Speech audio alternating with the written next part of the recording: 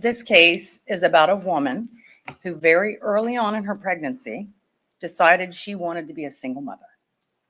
And she did not want the father of this child to have any visitation, her husband. And everything she did from that point on was to attain that goal. And she would stop at nothing to attain that goal. She tried several things in the system that you'll hear. The courts, law enforcement, Department of Children and Families, no one got on her side. And at the end, when there was no other option, she shoots him and kills him and claims self-defense.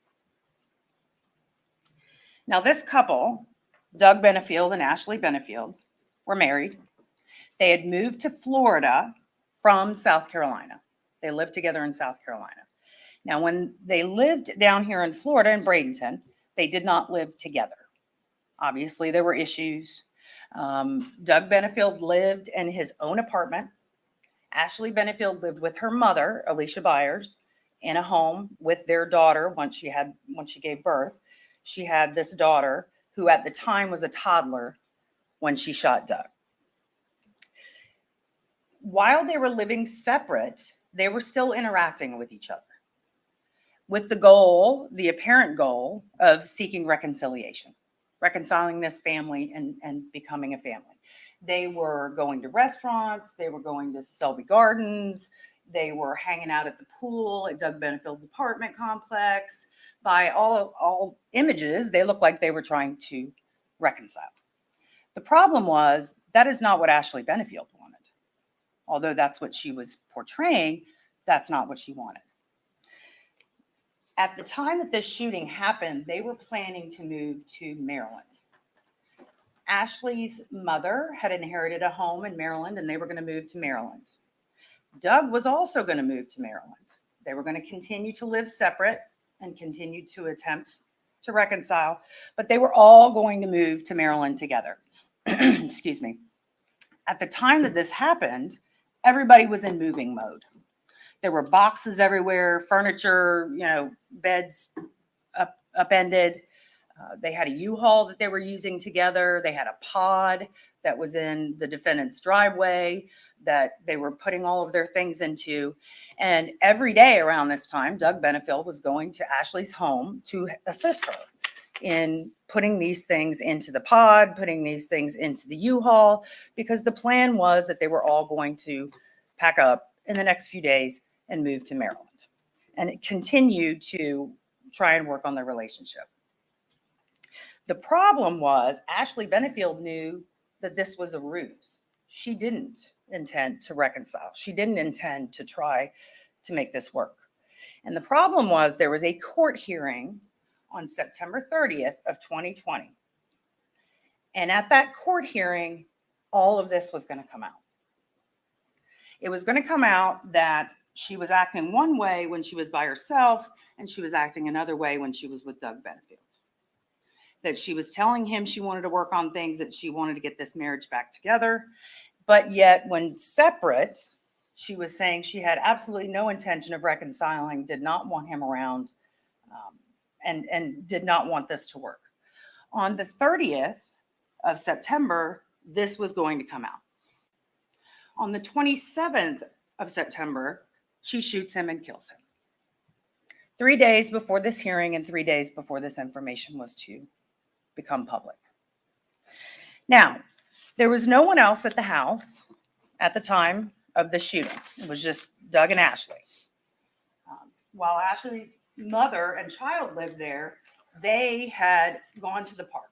As soon as Doug got to the house, Alicia Byers takes her granddaughter and they go to the park. So the only people at the house are the defendant and the victim. And you're going to hear three very important things about this shooting. Number one, Ashley Benefield was the only person that was armed. It was her gun. She had it from before. It's not like she took it away from Doug. It was her gun. And Doug Benefield was not armed. He had no gun, no knife, no club, no weapon of any kind. Number two, Ashley Benefield was not injured. Law enforcement took pictures of her right after the shooting. And then again, you'll hear in a few days, they took more pictures. Because sometimes law enforcement, they know that bruises sometimes don't show up right away, that it takes several days for these bruises to show up. So they took pictures several days later. And you'll see those pictures and you'll see that Ashley Benefield is not injured. She has some very superficial scratches on her midsection. Who knows where they came from? She had cats in the house, but who knows? But this is the only injury to her. And the third thing is the trajectory of the fatal bullet. Now, he was shot multiple times, but one of the bullets was fatal. The trajectory of that bullet was side to side. It was not straight on. Doug Benefield was not facing her, coming at her at the time that the fatal shot was fired. Now, as you go through this trial, it's a lot of information, a lot of timeline, but it's all very important to understand the tenor of this relationship between these two people. And it goes all the way back to when they met, back in 2016. That was the end of August 2016, they meet. They were both involved in some political event and they met. 13 days later, they married. Doug Benefield was 54 years old. Ashley Benefield was 24 years old. So there was a 30-year age gap between the two of them. They knew each other 13 days and they got married. Ashley Benefield was very into the ballet, had been an ex-dancer. Her dream was to start a ballet company. And lo and behold, her husband has the money and the connections to get this done. So he begins and she begins to put this ballet company together. And they do put a ballet company together. But before it can actually take off, it falls apart. Before they're married even a whole year, so in April of 2017, Doug Benefield has his vasectomy reversed because they want a child. Within weeks or months of the vasectomy reversal, the defendant is pregnant. So all within a year of being married, they have done a vasectomy reversal, gotten pregnant, started a ballet, and the ballet has crumbled. While Ashley is pregnant, she decides she's too sick from the pregnancy, morning sickness, and that she needs her mother to take care of her. Her mother's in Florida, in Bradenton, Florida. So during her pregnancy, she moves to Bradenton, Florida to live with her mother so her mother can take care of her during the sickness. The two never lived together again. This was the last time these two lived together. They continued a long-distance relationship when she first moved to Florida and continued trying to keep it together in communication. But about the same time as the ballet collapses, right about all of this time, Ashley Benefield starts complaints against the victim. Her complaints are things like, the main one was that Doug Benefield was poisoning her with heavy metals, and her unborn child was being poisoned, that there was poison in her tea, that he was giving her poison. There were also other complaints, domestic violence complaints, different types of complaints, but not once will you hear that she ever said he hit her. Not once did she ever say he choked her, kicked her, anything like that. Even though she's making these complaints, the victim, Doug Benefield, is still trying to make this work. And you're going to see some text messages and hear some things. He's still trying to make this work. But she is having none of it. So at about the time that she's ready to give birth, Doug Benefield contacts an attorney here in Florida, Sarasota, Florida, Stephanie Murphy, and asks her to help. And asks her to help him write a letter to her, to Ashley Benefield, to state that he wants to be a part of the birth and he wants to be a part of this child's life and to please keep in contact with him. Ashley never answers that letter. That letter is sent via email on March 15th of 2018, which was several weeks early. She wasn't due yet. And the next day, she is induced, her pregnancy is induced, and she gives birth to a daughter. She never tells Doug. He doesn't even know his child is born for weeks. And she never responds to the letter. The way that Doug knows that this child is born is that Ashley Benefield starts filing complaints again. And based on these complaints, he figures out, oh, my child's born. And now we have more complaints. The complaints revolved around the poisoning and the things that I talked about earlier. And she filed for what's called a violation of injunction, or I'm sorry, she filed for an injunction. An injunction is our legal way of saying restraining order. So when someone wants a restraining order, they have to go through a process and go to court, and the court has to decide, and you get a restraining order. So that was her process. She was trying to get a restraining order against Doug, and the allegations were what I said to you. At the same time, Doug Benefield had not seen his child, had not met his child. So he did a cross complaint to say, please let me have contact with my child. I've never even met my child. So this was set for a hearing. And it ended up going 2 days. It was long. It was a long process, a lot of witnesses in family court. And it ended up going 2 days. It began in July 30th, 2018, and it finished on September 17th, 2018. And at the conclusion of that hearing, the judge said, no. No, you are not getting a restraining order, and no, you cannot keep this man away from his child. And granted Doug Benefield immediate visitation with his daughter.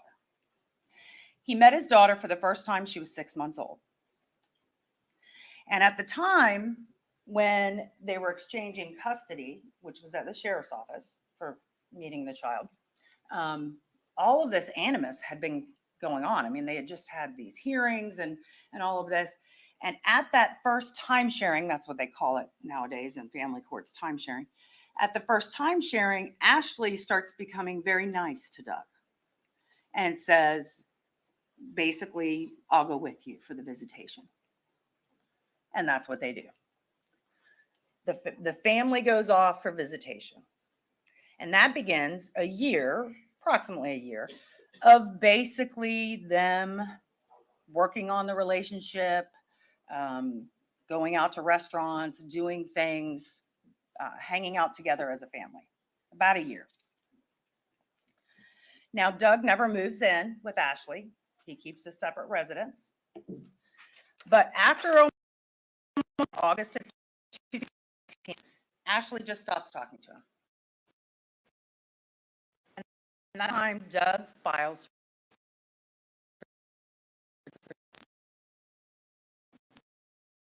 is that the defendant started off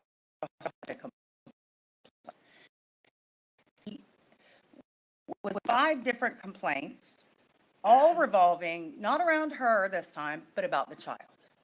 Because there's visitation with the child. So now these are using the child.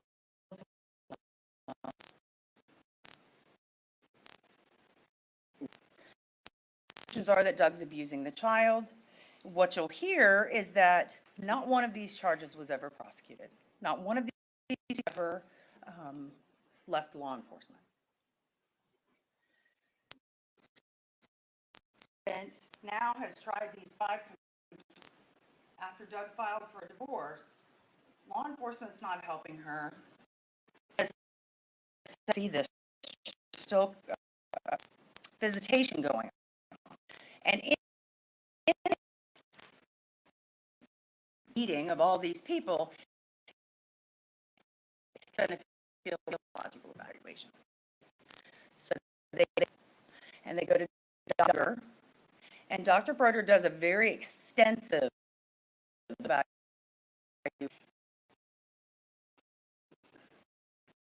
Separately, he meets with the child.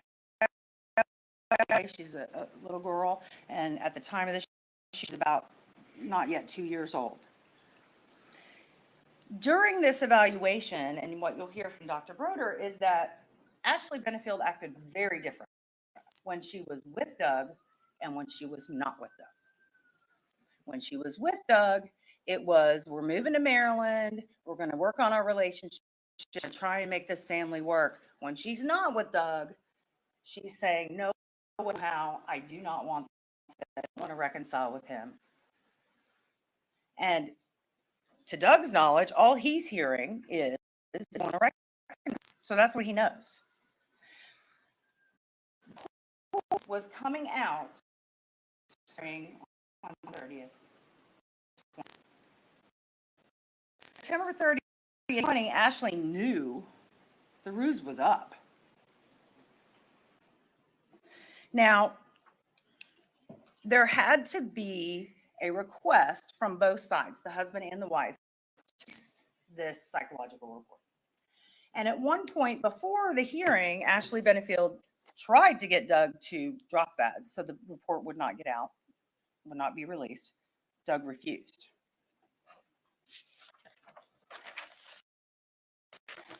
So that report was coming out on the 30th, and on the 27th, she kills him and claims self-defense. Now, you're probably going to hear a lot of information about Doug Benefield. Probably some negative things, not so nice things. I would just ask you to remember who and why. Just because someone speaks words does not make it true. So use your common sense as you go through this trial. This is a long story with a lot of information, but you'll see that this was a custody battle that this mother was going to win at all costs. And the cost was the life of Doug Benefield. And that is murder. Thank you. Mr. Taylor.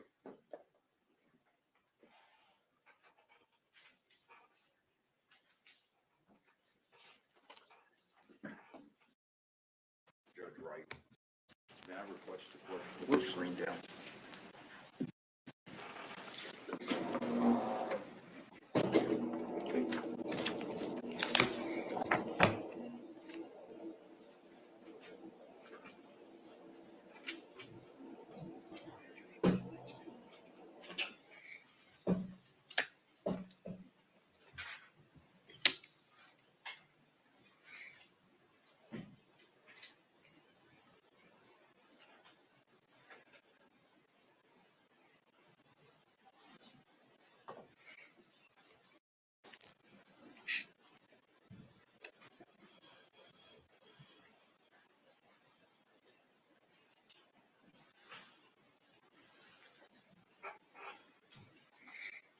This is the divide between generations.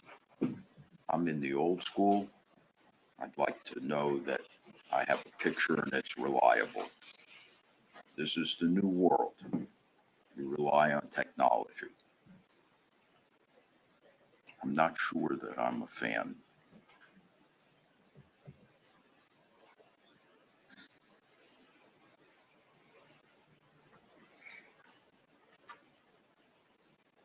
All right, here we go.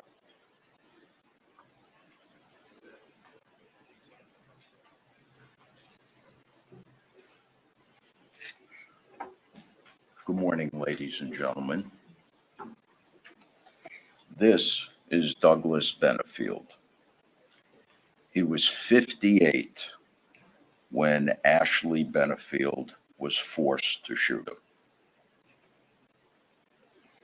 Can I see the second picture, please? I want you to note how he's built for a 58-year-old man. Now, despite being raised by a family who taught me that it was ill to speak about the dead in an unflattering sense, I'm going to have some strong words about Douglas Benefield, the alleged victim in this case. I say alleged victim because he was anything but that. The evidence is going to show that Douglas Benefield was a very disturbed man. Of that, I assure you, you'll have no doubt when the case is over. 30 years older than Ashley, he was obsessed with her, and he successfully portrayed himself as everything he was not in an effort to win her hand in marriage. Despite promoting himself as a religious and decent human being, Doug Benefield was a manipulative, cunning, and abusive man. Absolutely insisted on control. Among other things, you're going to learn during this trial that over the course of this 4-year relationship, Douglas Benefield did the following. He fired a handgun into the ceiling of their kitchen on an occasion to stop Ashley from talking.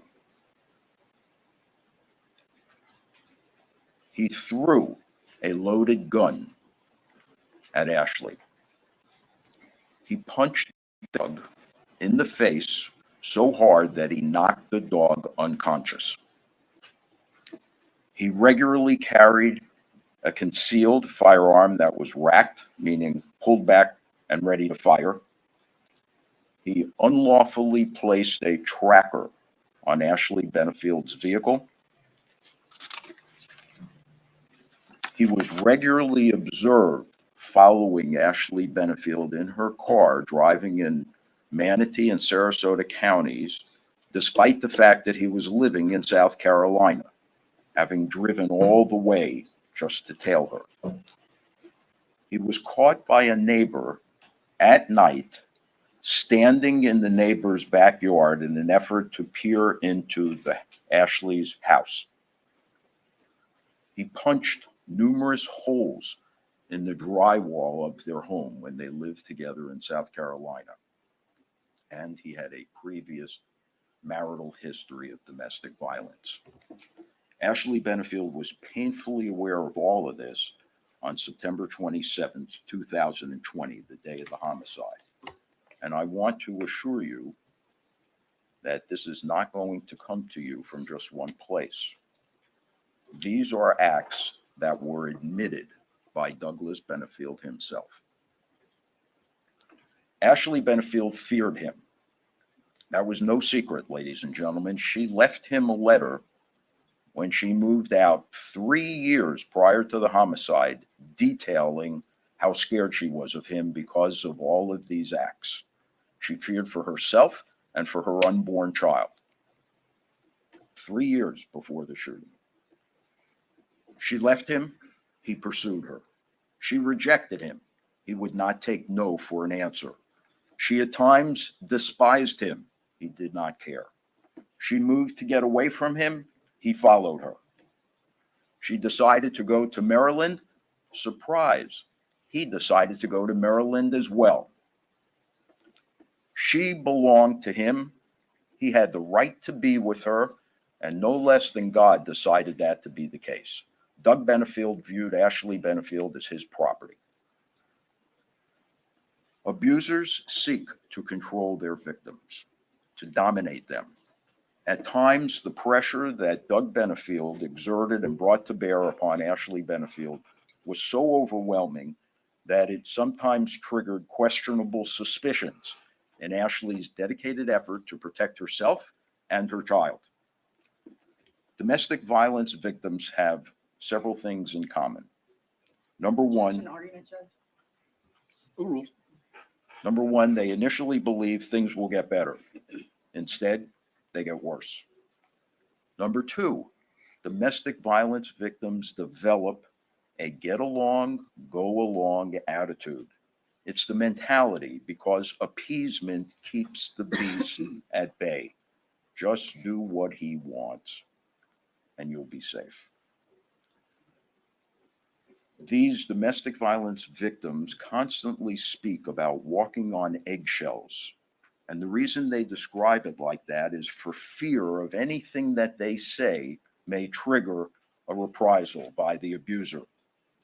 And if children are involved, everything is magnified. They become hyper vigilant.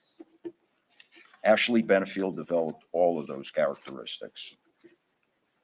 So on 9/27/2020, the day of the homicide, Doug arrives at the residence of Ashley Benefield.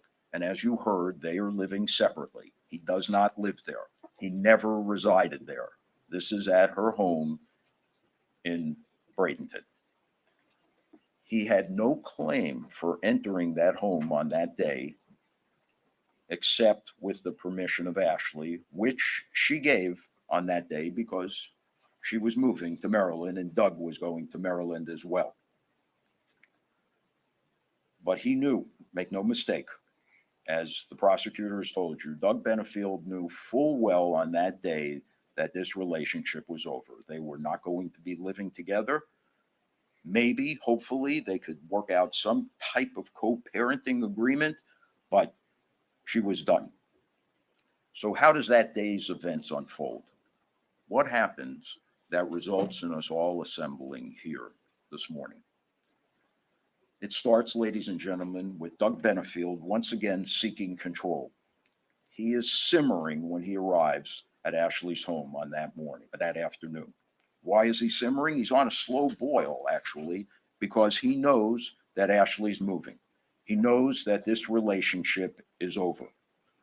And immediately there's a discussion about how they should pack the belongings, with Ashley taking the position that her belongings should be packed last. Why? Because Ashley's things are going to be unloaded first. And Doug will then continue on to wherever it is that he was going to reside.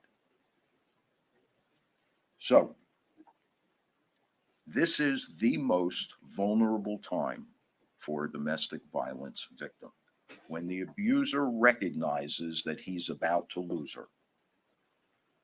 So what's his response to this? All right, classic tactics of an abuser, they are threats and intimidation on this afternoon as the two of them are trying to pack this U-Haul and this pod. In an effort to avoid confrontation with him, Ashley says, after a short while, gee, you know, I'm really pretty exhausted. Why don't we stop for the day? We can finish tomorrow. Doug ignores it. His response is to grow increasingly aggressive and hostile.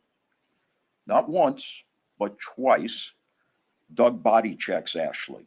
And by body check, I mean he passes her in the hallway, slams his shoulder into her shoulder, almost knocking her over.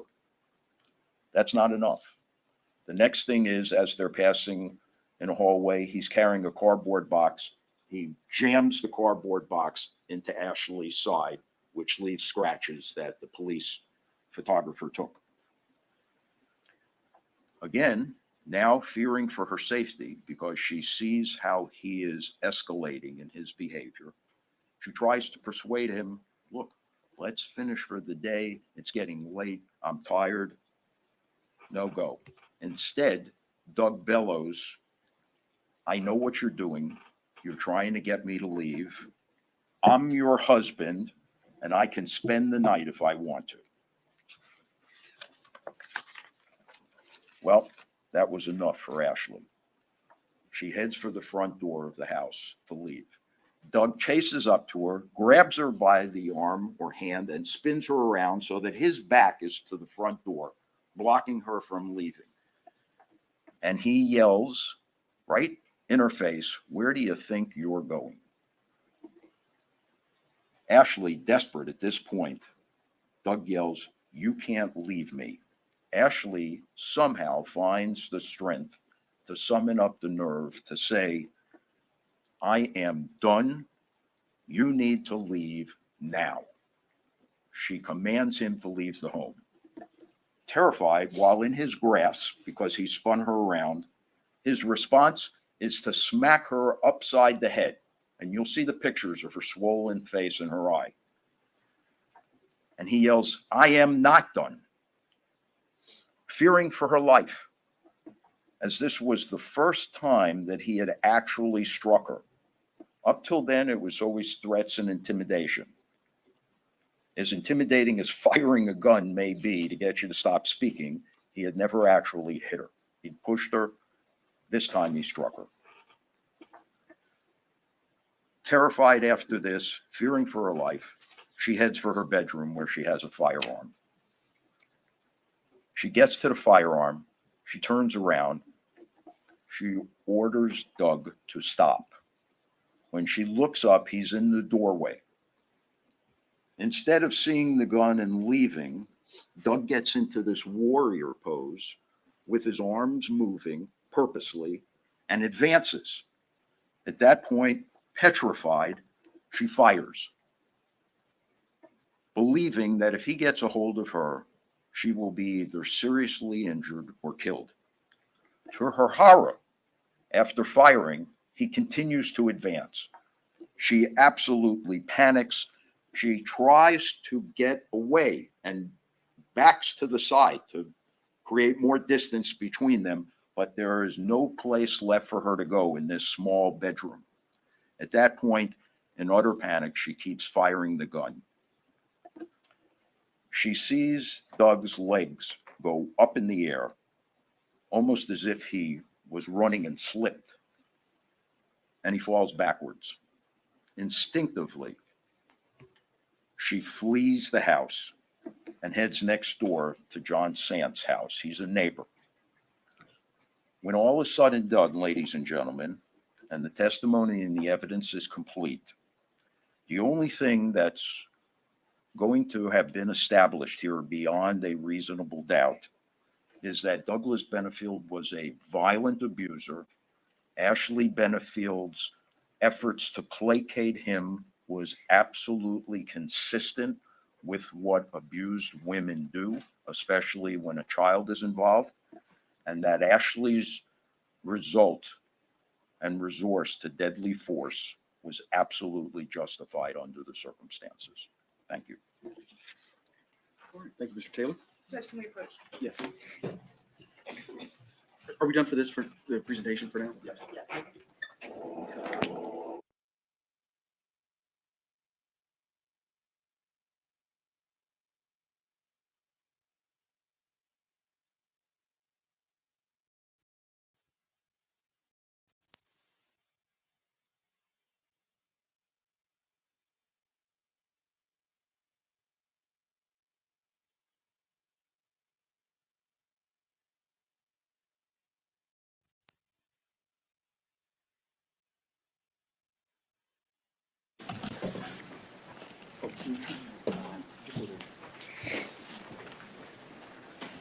All right, State, call your first witness. Tommie Benefield.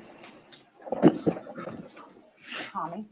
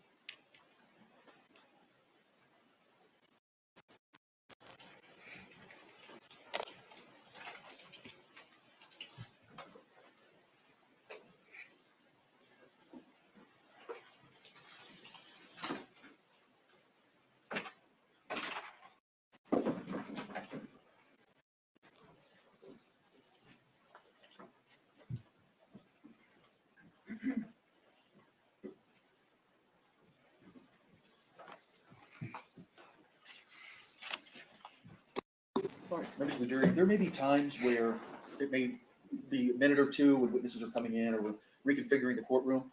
You're going to spend a lot of time sitting during this trial. So if you want, during these breaks, if you want to stand up, please feel free to do so, kind of stretch a little bit. There's not enough room for yoga poses and calisthenics, but sometimes it just helps to stand up on your feet and move your back a little bit. Please feel free to do that if you need to.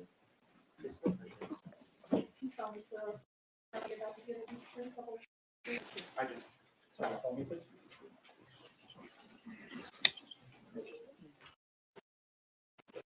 Hello, sir. Judge. My name is Judge Whyte. I'm going to be presiding over this case. Take yourself a chair. Get about 12 to 15 inches from that microphone. It adjusts up, down, left, right, however you need it. Speak in a loud, clear voice. We'll hear you. Good morning. Good morning, Suzanne. Please state your name. Tommie Douglas Benefield Jr. Can you spell those? Yes, ma'am. Tommie. Middle name Douglas Douglas. Last name Benefield Beefield and Jr. And what was your relationship to Doug? I'm Doug's first. How close and Doug? Doug and I were completely attached, connected all the way through his adult life at varying times, semi-annually, certainly quarterly, though the whole entire adult life. Okay. And how are you employed? I'm currently in Georgia, and I run a flight school in Vero Beach, Florida, this week, full-time job. Okay. And Put me into the Navy. I was a Navy pilot off air, and Doug stayed with me in the months prior to him going into the Navy. He went through aviation officer candidate school, went through flight school, and then flew for 3 years and 2 deployments off aircraft carriers like I did. Same aircraft carrier, USS Nimitz, as a matter of fact. okay. How old was Doug Benefield when he died? All right, he was 5 years younger than me. I'm 68 now. That was 4 years ago. 64. He was 59, I believe. About how tall was Doug? 5'9", 5'10" at the most. Approximately how much did he weigh at the time? My guess is 160, 165. He was slender and fairly small for a man. Okay. And before Doug moved to Florida, where did he live? Before he moved. Before he moved down here to Bradenton, Florida, where did he live? Okay, before I'm that? sorry. I had to pick a year at that point. I'm sorry. He had a home all the way up until his death in Mount Pleasant, South Carolina, just north of Charleston. 701 Preservation Place was the address. Okay. And he lived at that address before moving to Bradenton, Florida, correct? Yes, ma'am. And then he rented the house out when he moved to Bradenton for visitation of their daughter. Okay.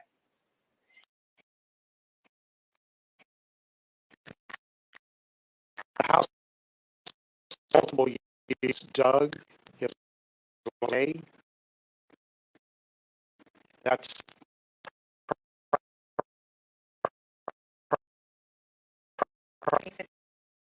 yes, died of a undiagnosed heart ailment, cardiac arrest. Okay. Is Hold on. oh, Lack of qualifications? Yes. Overruled on that basis. was Renee Eva Benefield's mother? Yes, ma'am. And I'm sorry, can you say that date again? Was 2015 that she died? I believe it's December 2nd, but I may have the day off, but not the month of 2015. 2015. And I want to ask you now, switch to Ashley. So about how long after Renee died did Doug meet Ashley? 9 months. When did you first meet Ashley? I met Ashley in the spring of 2017. I believe the date was either March 14th or April 14th. And did you know about Ashley before you met her? No, ma'am. Okay. How did your meeting come about? I was flying for Southwest Airlines as a captain at the time. They changed my schedule like they do many times in the airline world. And I ended up not overnighting in Baltimore, Maryland, and they sent me to Charleston, South Carolina. Because I was going to Charleston, I texted Doug and said, hey, I'll be in to Charleston tonight. I'd like to have dinner. And he said, great. Text. Sustained. During your conversations, did he mention the name Ashley? In the second text chain, which is entered. Sustained. I'm asking because I can answer the question, ma'am. When I arrived in Charleston, I texted Doug And his text to me specifically was, You, you can't speak about what Doug said to you, okay, but during the text messages, did he indicate to you there was a female involved? yes, that's the first mention of Ashley to me, that we were not going to have dinner at the airport and that I was to take Uber up to Mount Pleasant to meet them. And was that at their house? That was at Doug's house. Yes, ma'am. 701 Preservation Place. Doug's house at the time. And how long were you with them, the two of them together? 4 to 5 hours. We started at the house. We ended up going back to my hotel, getting a piece of medical technology, medical device that was a master trainer in that device. We had dinner together at a pizza restaurant across from the hotel, and then went back to my room in the hotel, the three of us, and certainly 4 to 5 hours that day. And during this time, did you have multiple conversations with both of them? We had conversations about everything, especially about how they met, Okay. starting at the house, ending at the hotel. And what did Ashley say about how they met? She talked about how they met at a political event, a meeting, where Doug and his business investors That's were. your personal knowledge. Defendant's statement. Yeah, overruled. You can go ahead. Both Ashley and Doug told me about how they met the first night at a political meeting, how Ashley had reached out to him before that meeting. They showed me text messages between them for the 10 days between the first meeting and her second meeting with him up in Charleston, Mount Pleasant.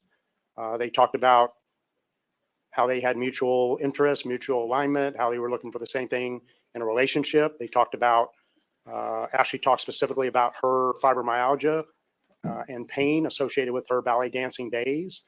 Ashley talked about her mother, her upbringing, about her father, about the separation there.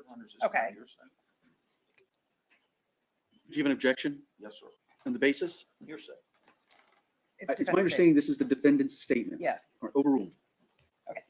Let me stop you there. So she said that her and Doug met at a political event. Yes, ma'am. And at the time that you were meeting with them, were they married? Yes, ma'am. Did Ashley indicate to you when they got married or how long they had been married? Yes, ma'am. 13 days from first meeting. That they got married 13 days after they met. Yes, ma'am. Did Ashley indicate where they got married? Yes, ma'am. Where was that? That was in Mount Pleasant or Charleston. Doug's best friend at the time, Tripp, married them. Okay. Did Ashley ever discuss with you that she carried a gun? Yes. And what did she say about that? She said that on their initial meeting, in the political meeting, that she and Doug's traveling partner in business went outside of Secret Service people, and she showed him the gun she was carrying at that event in her bra. And she talked to you about this during your meeting. Yes, ma'am. Now, I want to jump forward a little bit, but did you have any conversations that night about them wanting to have a child? Or was that a different time? I don't remember us talking about it that first night. No, ma'am. Okay. Do you remember a conversation with Doug and Ashley, specifically Ashley, about them wanting a child?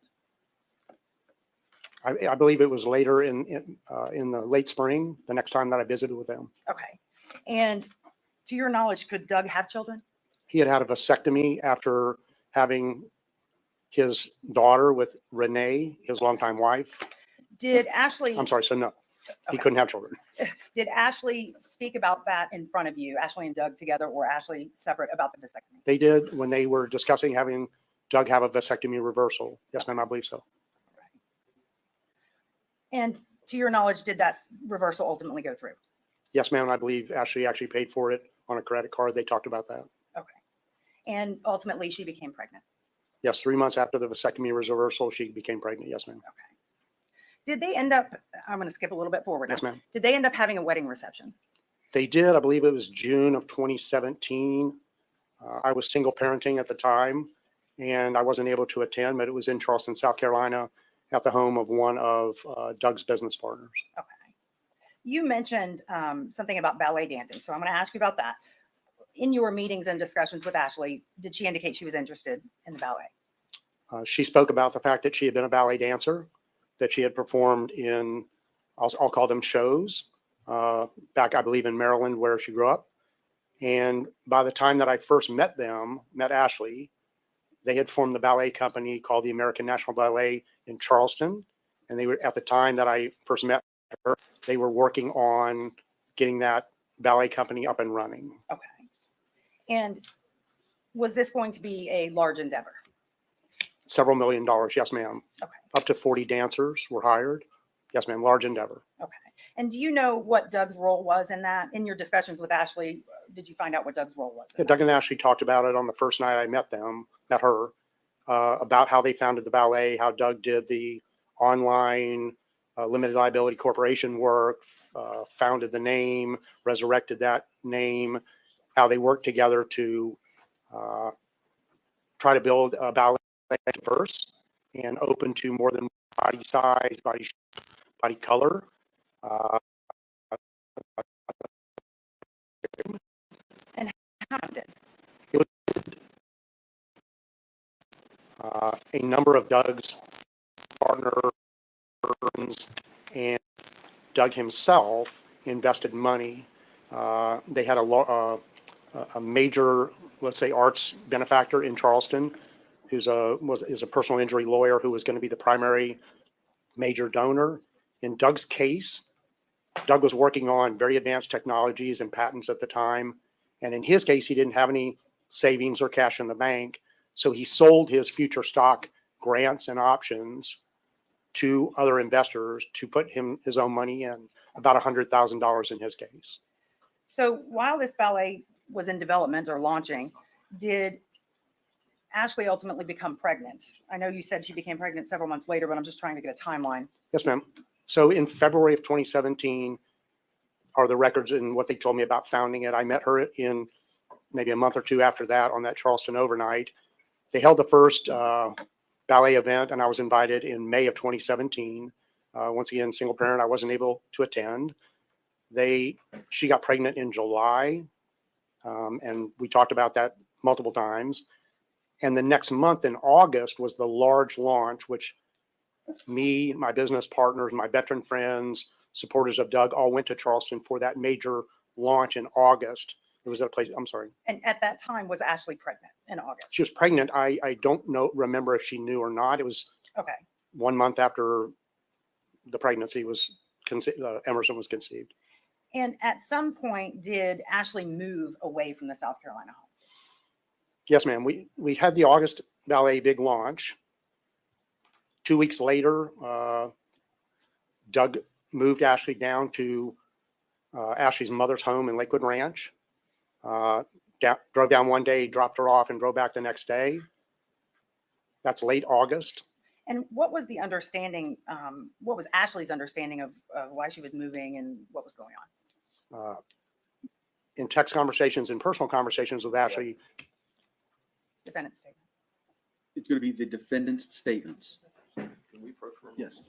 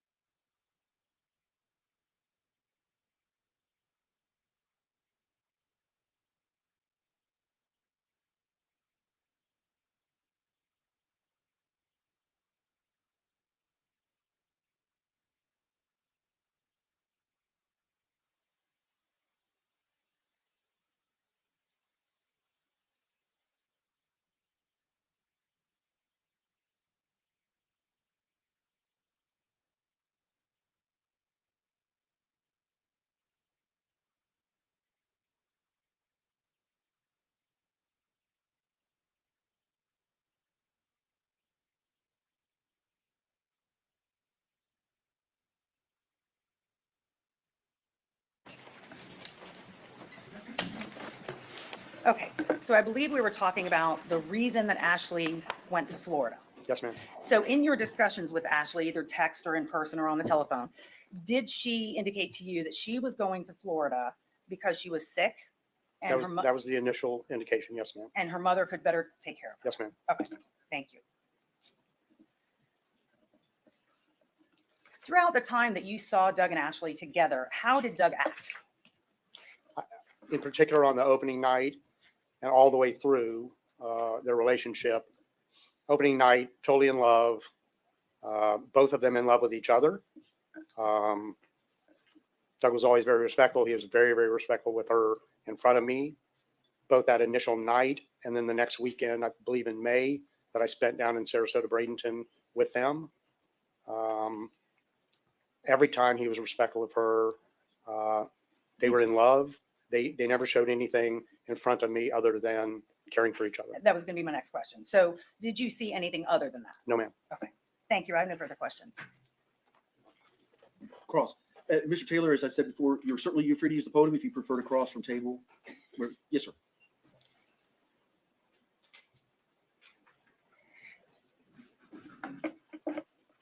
Morning, Mr. Benefield. Good morning, Mr. Taylor. You were a naval pilot, correct? Navy pilot, yes, sir.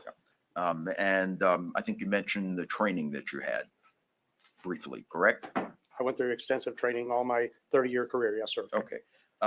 Some of that training included close quarters combat, did it not? No, sir, never. No hand-to-hand No, sir. training at all? No, sir. Do you remember having a conversation where you related information about close quarters combat? Yes, sir. I was in charge. I was the senior. Do you remember that conversation Which one, sir? I don't know which one about you're close speaking about. quarters combat? If it was in perspective of me running security and self-defense training for my airline, not the Navy. You received no such training in the Navy. No, sir, never. Did Doug admit to you firing the gun in the kitchen of their home? Can we? Yes.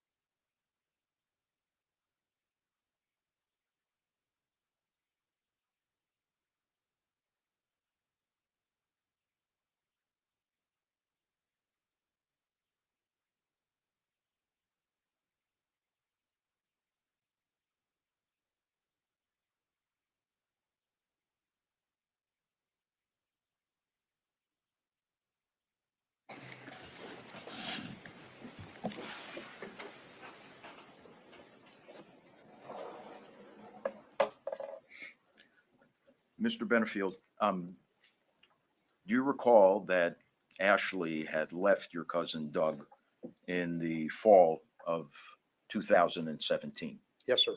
specifically September 18th of 2017. Yes, sir. I'm aware of that date and the events. Do you recall writing to Ashley Benefield in a text in May of 2018? I'm a fan of Objection. yours. Hearsay. It's his.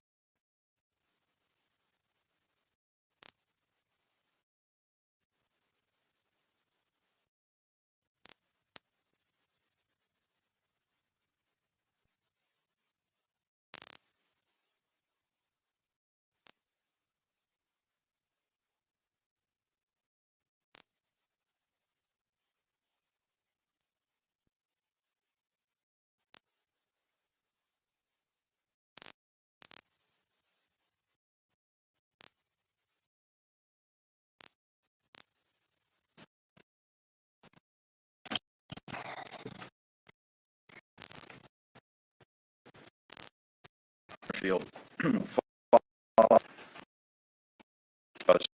September 18th of 2017. Were you a fan of Ashley in May? I don't remember specifically, but it may have been in our text messages from January through June, possibly. You expressing support for her? Support for her story of the case, yes, sir. Yeah. And did you tell her, in fact, at one point, she married the wrong Objection. Benefield?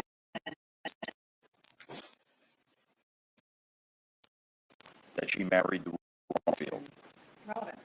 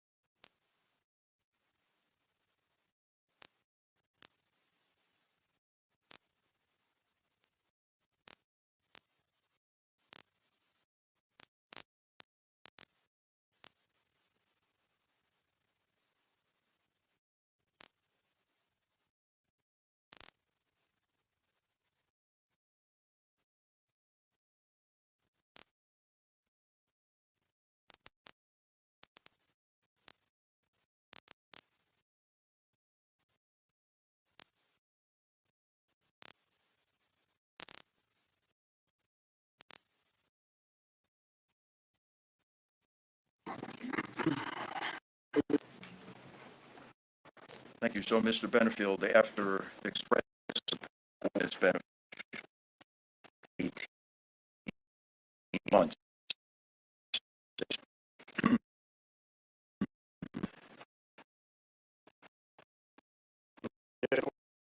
do you know the reason Ashley gave your cousin Doug as to what him? Objection.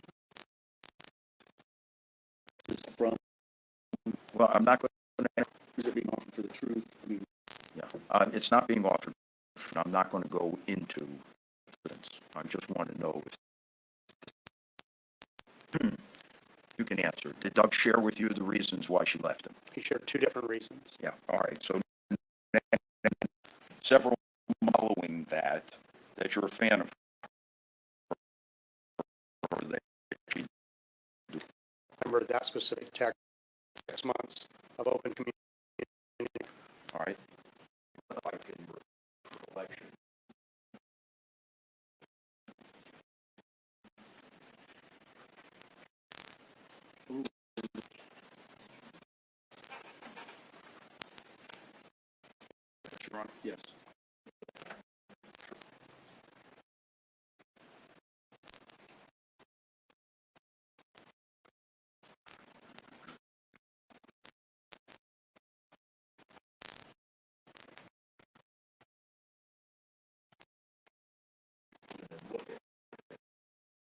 that refresh recollection as to whether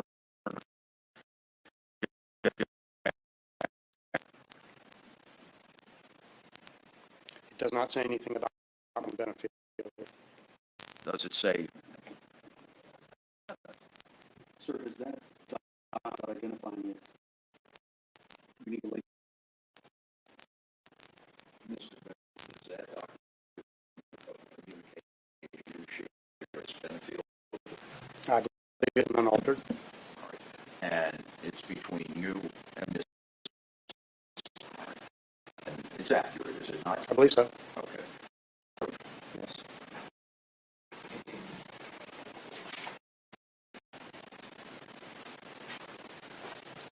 Okay, thank you. Objection. Benefield. Yeah, approach.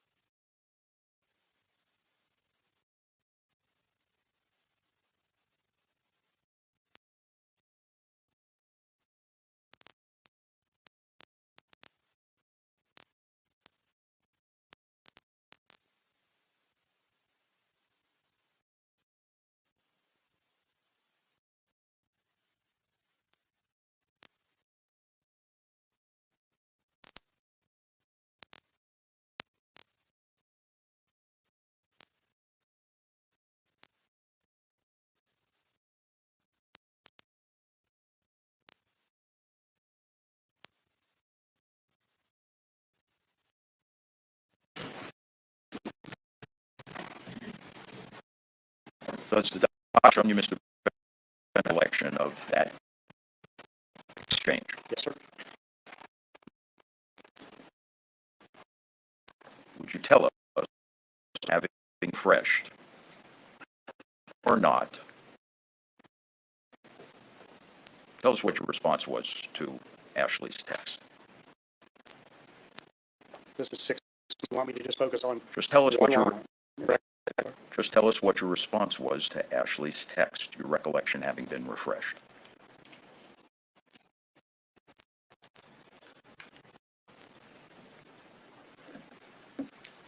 As in the text. Benefield, please tell us what your response to Ms. Benefield was now that your recollection is refreshed.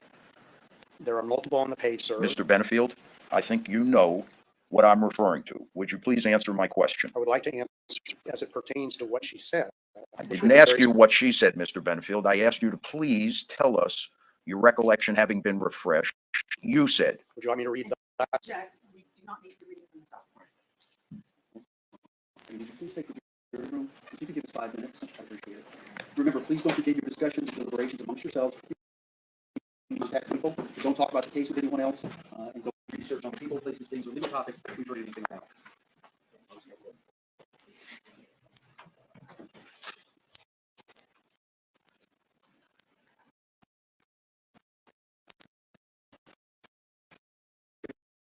Use the hallway. Yes, sir. Discuss the questions that have been asked of you with anyone, Yes, sir. including the attorneys. Yes, sir. And you're not to let anybody talk to you about anything that's going on inside the courtroom. Yes, sir. We're on the way. Yes, sir, I will do that. Should I leave the paper here? Yes, sir. Leave that there. Yes, sir.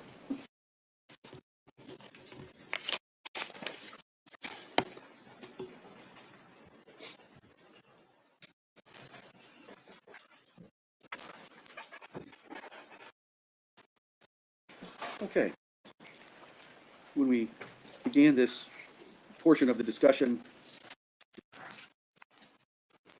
question was, did you tell married the wrong person, the wrong Benefield?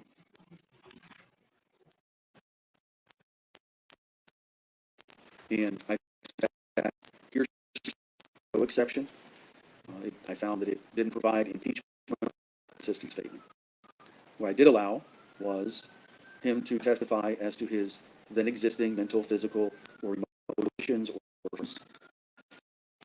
with the question being feel that she had married the wrong Benefield.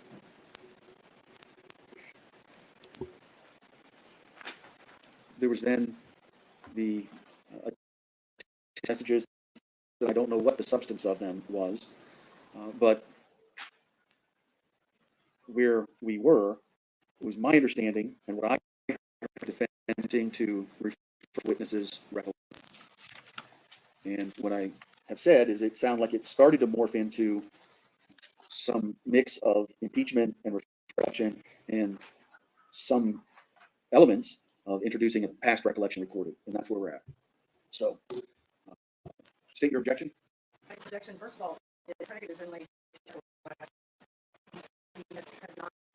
The question is paper collection and either past recorded or something of that nature. I think we're commingling the two different things, and if it refreshes his recollection, then he can be asked that question without reading the document. I read the document because it is extrinsic evidence if it's being used for impeachment.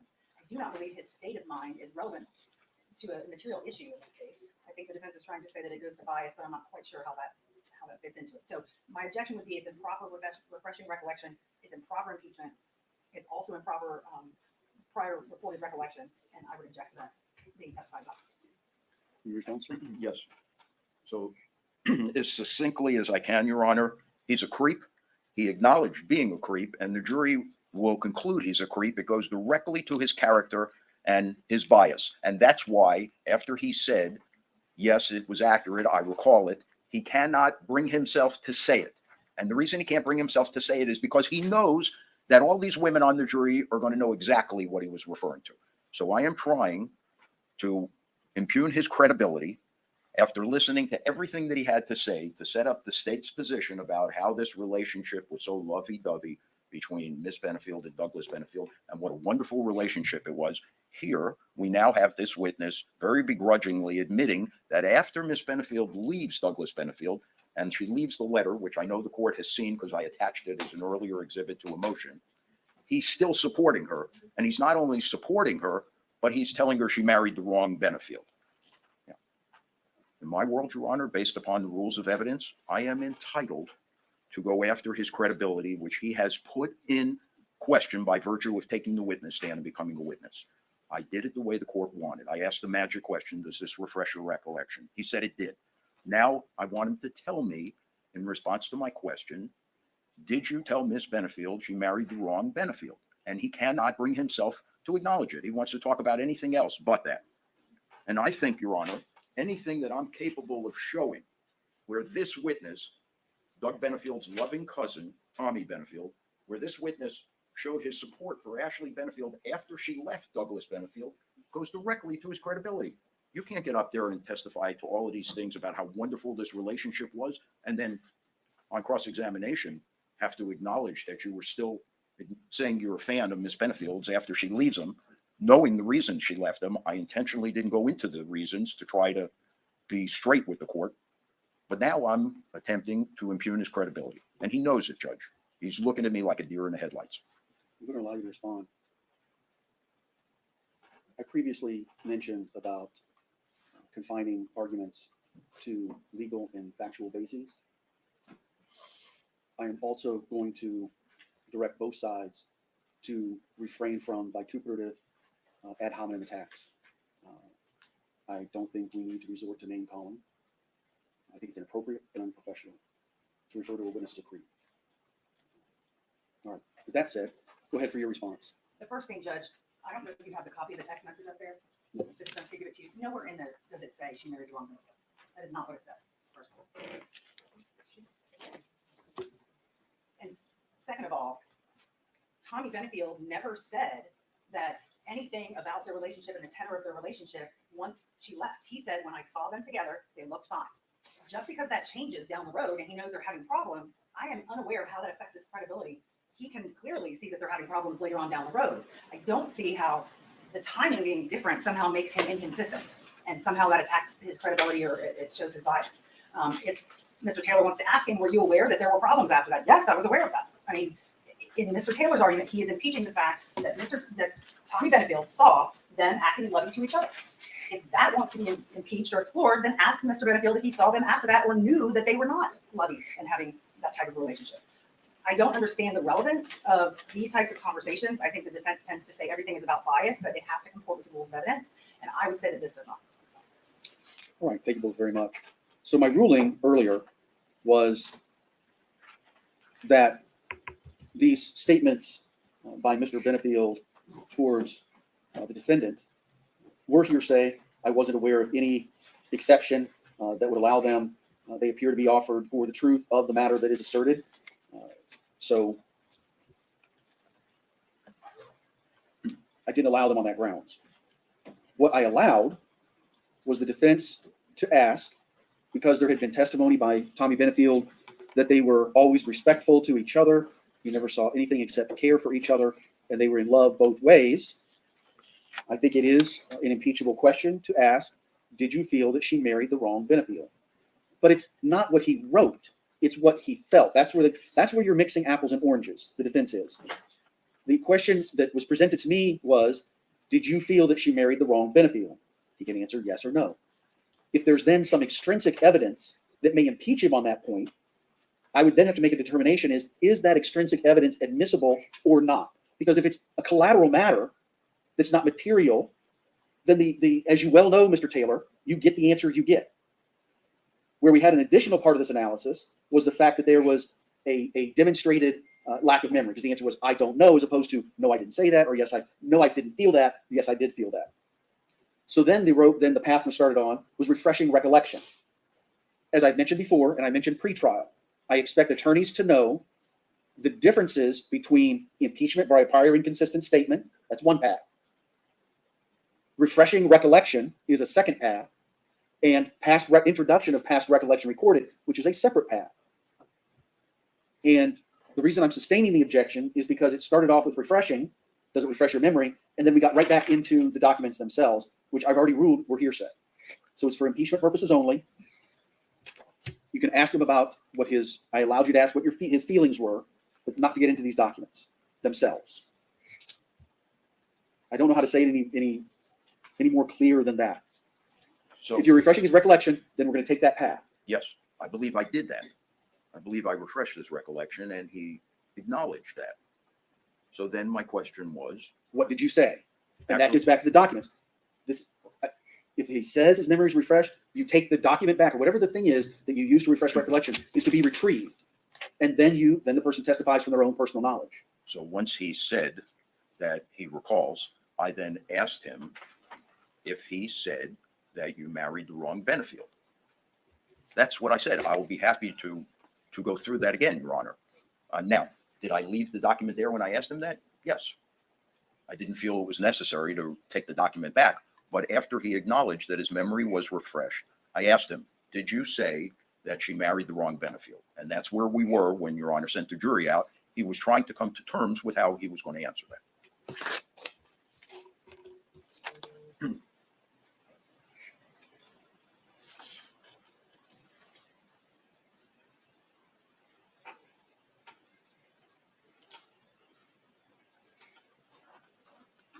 The other text, Your Honor, is just indicative of continued support for Ms. Benefield.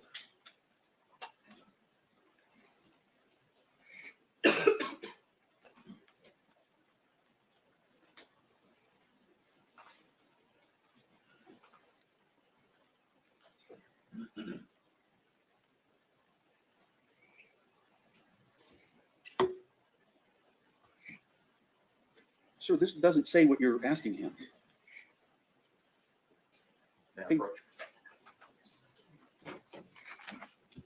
Thank you, wrong Benefield. Ms. Benefield says, that's very cool. You should be so proud of what you were doing. His response is, thank you, wrong Benefield. What that means, Your Honor, what that suggests is, thank you, you should have been with me. Sustained. I assure you, Judge, that any female will draw that conclusion immediately. That does not match what you're asking, sir. All right, are we ready to bring the jury back in? Do you want to treat this as your mid-morning break? You guys can take 5 minutes. Can I take 5 minutes, please? All right, am I going to be allowed to get an answer from him? I've sustained the objection. All right, so we'll take, I'm sorry, I just want to clarify your ruling. It's my understanding that you said he could ask how he felt. correct.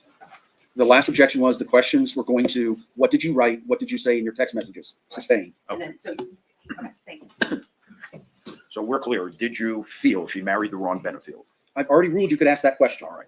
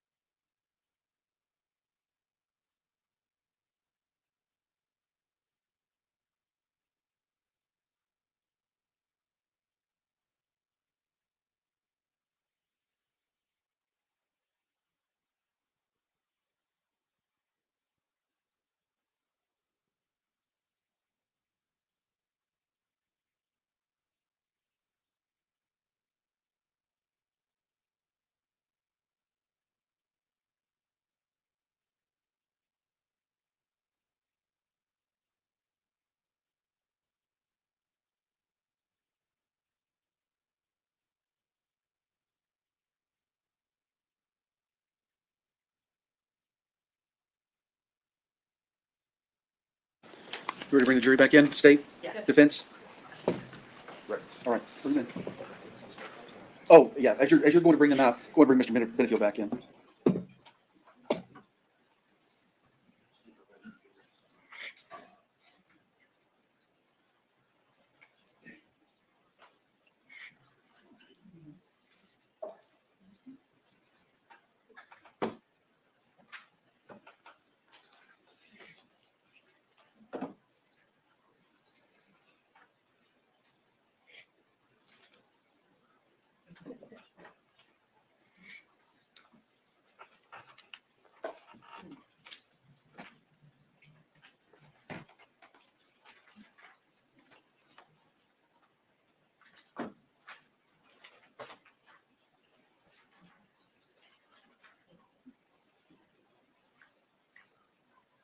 State, where's Mr. Benefield? I will find it. Okay. Sorry, I didn't realize It took a long time for him to get here earlier too, so we just need our witnesses ready to go. They did a room for the state attorney's office witnesses down there, because the press has this room. That's what I'm saying. Sorry? We have several witnesses outside, it's not a problem.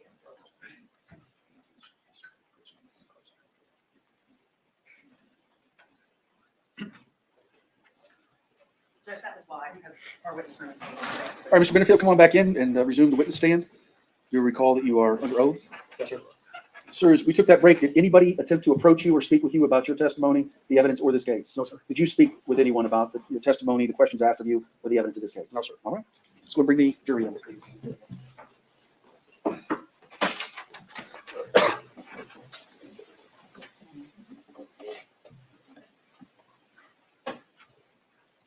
You all go ahead and have a seat. Whenever you find your spots, just sit on down. All right, everyone's gonna have a seat. Members of the jury, during that break, did anybody discuss the case amongst yourselves, discuss the case with anybody outside of the jury, or do any research on the people, places, things, or legal topics we've heard anything about? Everybody says no. All right, Mr. Taylor. Mr. Benefield, when we last were assembled, we were waiting for you to answer the question whether you felt Ashley had married the wrong Benefield. No, sir, I did not believe that. Was it a joke? It was an attempt to keep our communication open between us. We've established that you were aware that Ashley left Doug in September of 2017. Yes, sir. And we've also established that following that, you expressed your support of her. Yes, sir. All right, now I want to direct your attention specifically to the month of November of 2017. Were you aware of a domestic violence injunction that Ms. Benefield sought and obtained from South Carolina court? Yes, sir, at that time. And did you express to Ms. Benefield You ask the question. your support of her after she obtained that domestic violence injunction? Sustained. Did you support Ms. Benefield in November of 2017 following the issuance of a domestic violence injunction? Not specifically about that, sir. Do you recall expressing your support on Saturday, November 4th, 2017? I don't remember that specifically, sir. May I approach the witness, Your Honor? Yes. Mr. Benfield, I'm going to show you a document, see if this refreshes your recollection.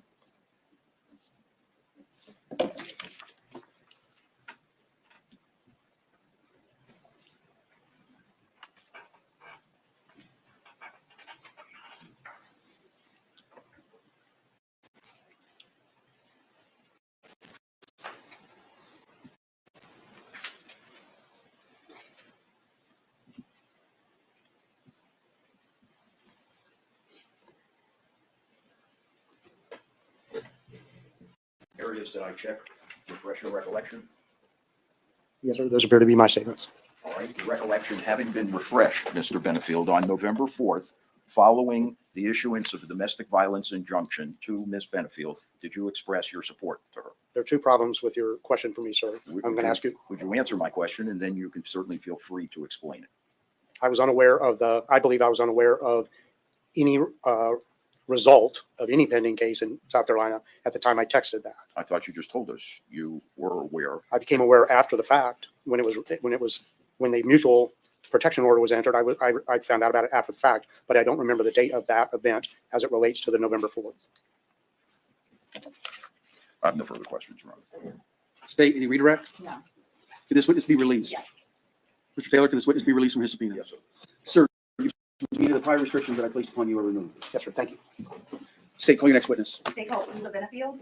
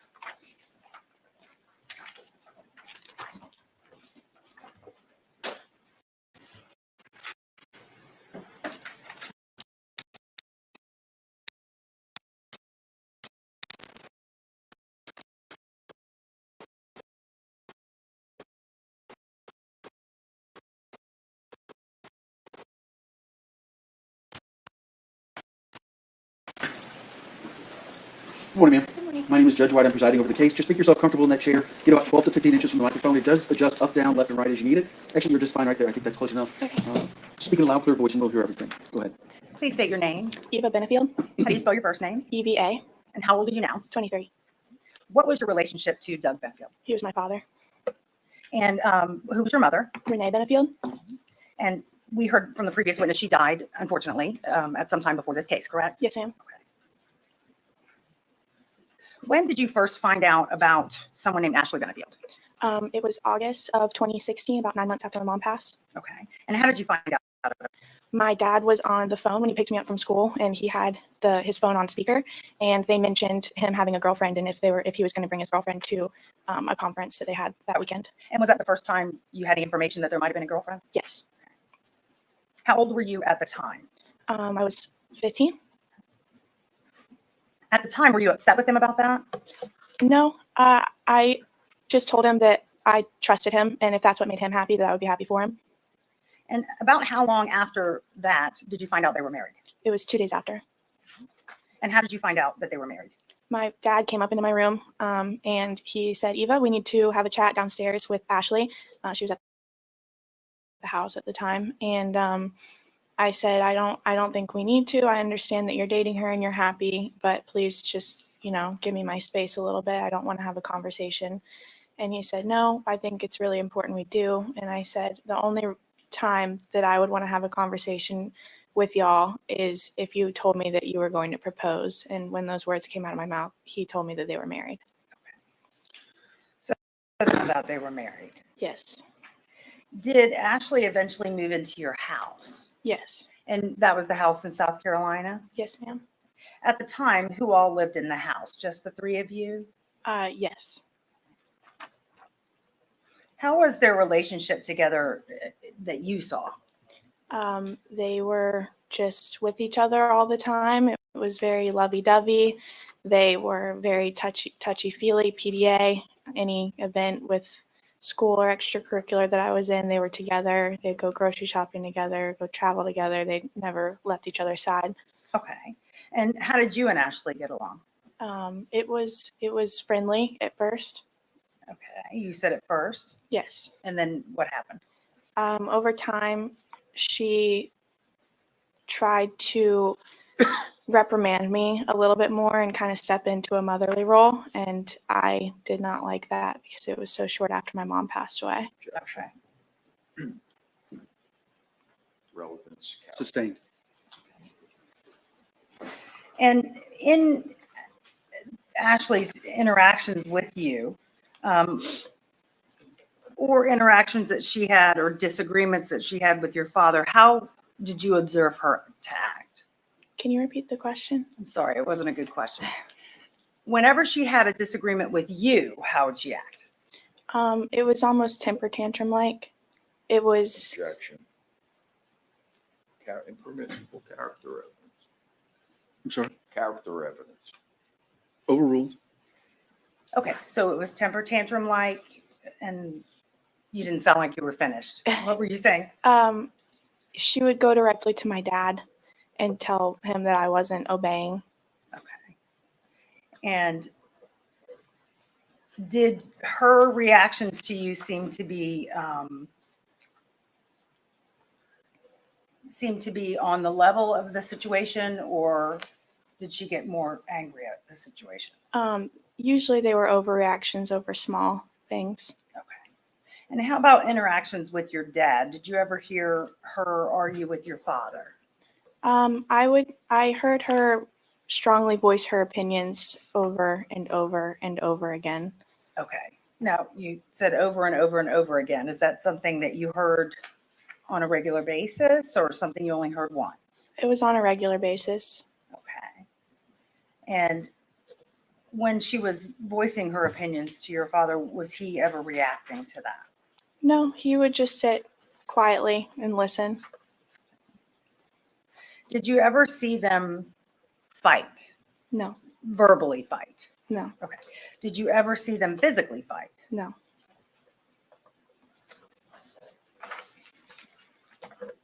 How often would you say that Ashley's father would disagree within your hearing? Never. Okay.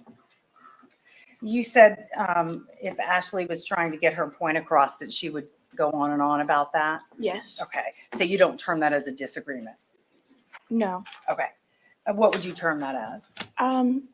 My dad just listened to her voice her concerns.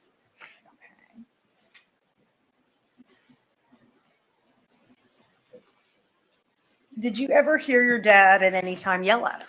No. Did you ever hear your dad do something or say something that was controlling to her? No. Did you ever see or hear your dad threaten her? Objection, leading. Overruled. Did you ever see or hear your dad threaten her? No. Did you ever see or hear your dad get physical with her? No. No further questions. Cross. Yes.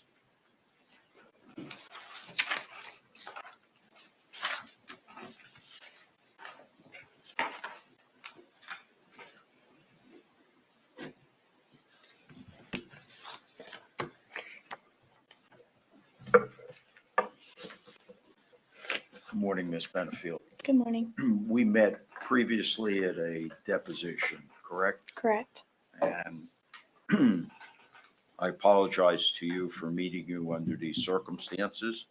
I'm required to ask you a few questions based on the testimony that you've given us.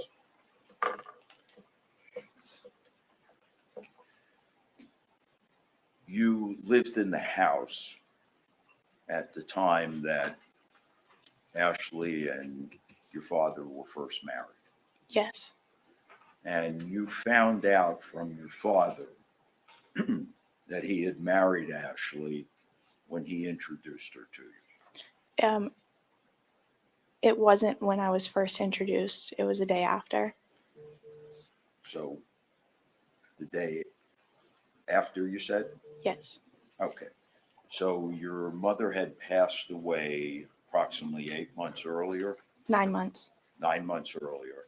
And your father, with no advance knowledge, came and introduced you to his new wife.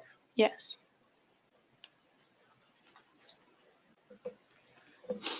There was a hole in the ceiling of the kitchen in your home, correct? Correct. You know what that hole was, how it got there? Objection. Calls for hearsay. I don't know if it will or not. I would prefer the question not be asked. Okay. Can we approach? Yes.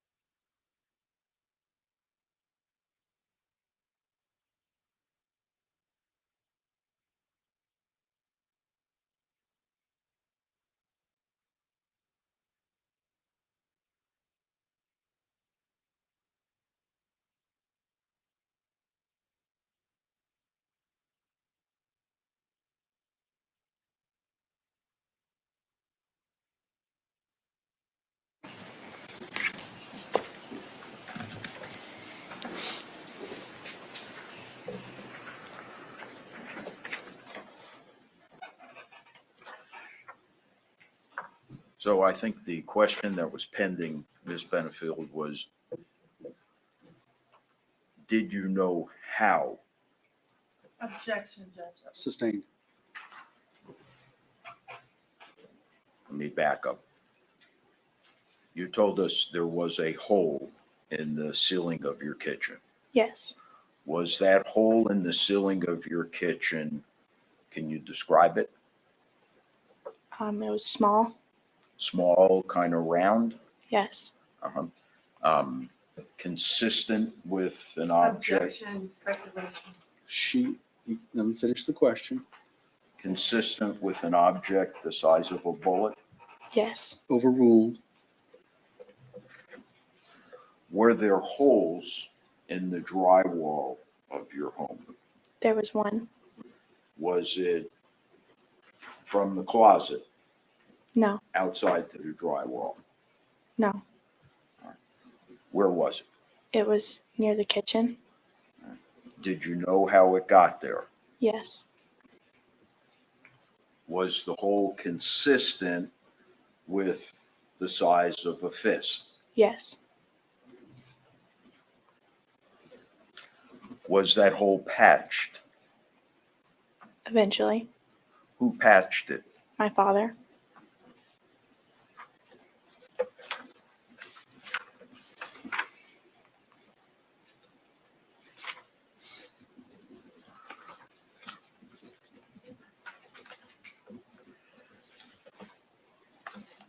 Did you know that your father studied close quarters defense in the Navy? Yes.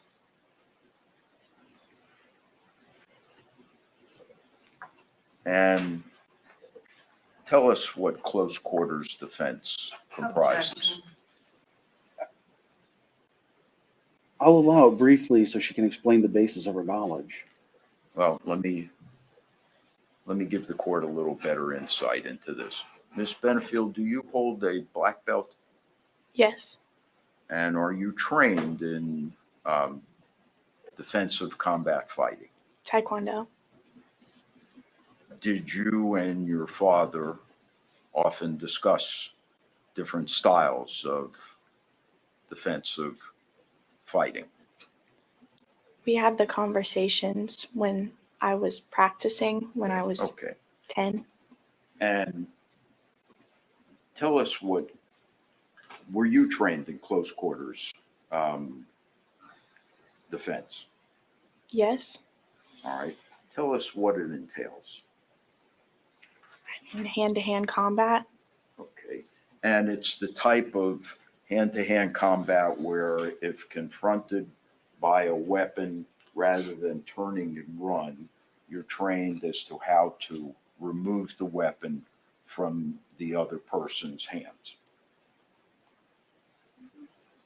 Well, you're told to first ask for no conflict, and then if they proceed, yes. Yeah. In other words, your objective is to take the weapon away. If there's a weapon involved, yes.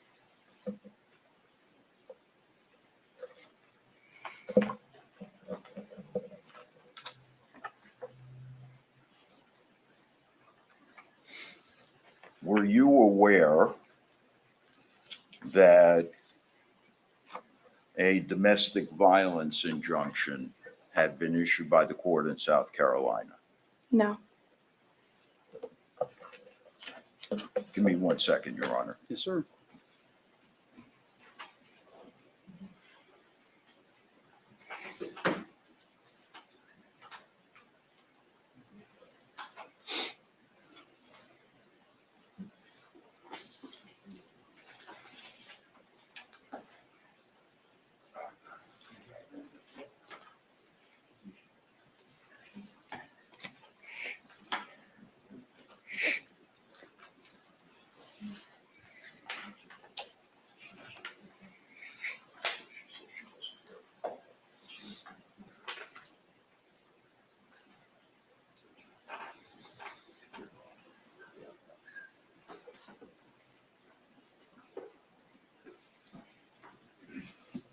One last question, Ms.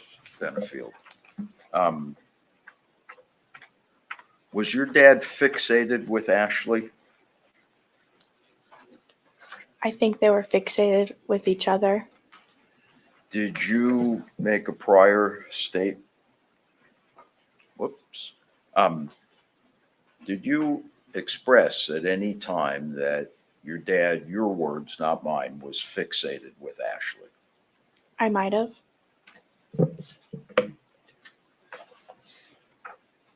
Give me just a moment, Judge.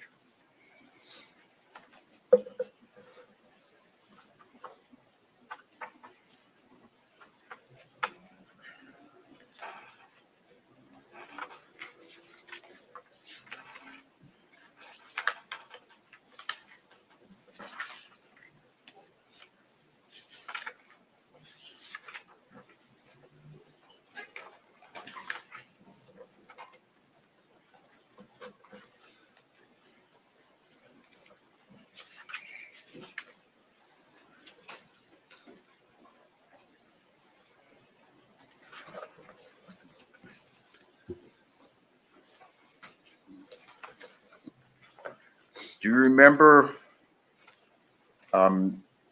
having your deposition taken? Yes. Proper impeachment rejection. I need page and line, Um, and I don't have a copy of it. Yeah, I was just first asking her the question. Do you remember sitting for a deposition? Yes. Let me pass to you this document and see if it refreshes your recollection. Can we approach? Maybe approach. Approach.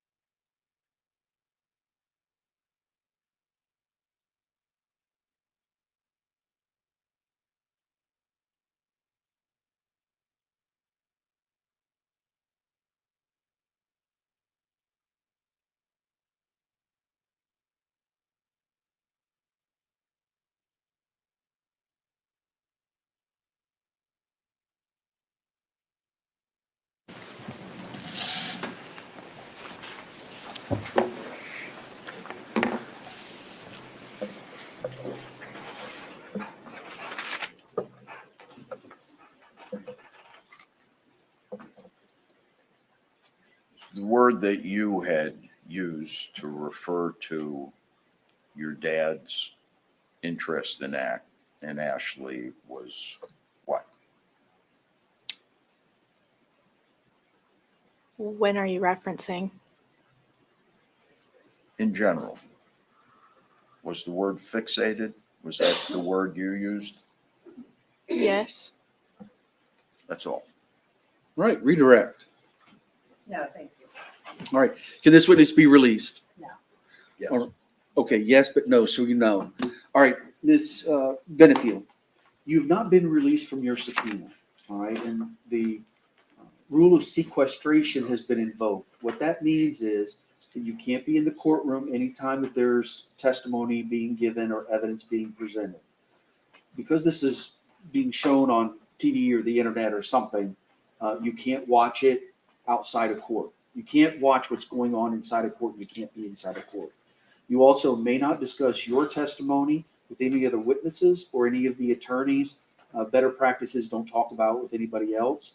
And none of the other witnesses nor the attorneys can talk with you about what's going on in court. Do you understand all of that? Yes, sir. All right. And again, you're not released from your subpoena, so you need to remain available. Okay. All right. But for now, you're excused. Thank you.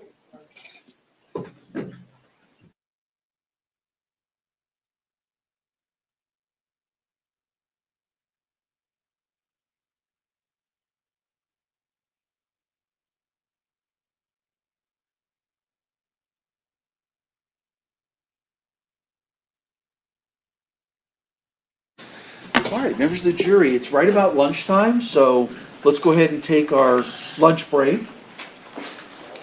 It's just a couple of minutes before 12. In order to give you time to go and find what you want and everything, I'm going to ask you to be back in that jury assembly room downstairs at about 1:10. All right, so it'll give you about an hour and 10 minutes if you want to go somewhere. Certainly, there's plenty of places. If you haven't been in downtown Bradenton for a while, there's plenty of places up and down Main Street, 12th Street, all the way down to the water. There's some places on 13th, also some places a little bit south. Please leave your notes here. Do not discuss the case with anyone else outside of the jury or amongst yourselves. Please don't do any research on the people, places, things, or legal topics we've heard anything about. Remember also, it's kind of a small town. Sometimes it happens where jurors are sitting in one booth and somebody on the other side of that booth you hear talking about the case, or you heard names that sound familiar or things that sound familiar. Remember, they may not know you're there. Just, hey, I'm on the jury. I need you to stop. If they don't, I need you to report it to the deputies as soon as you get back. All right, you're free to go.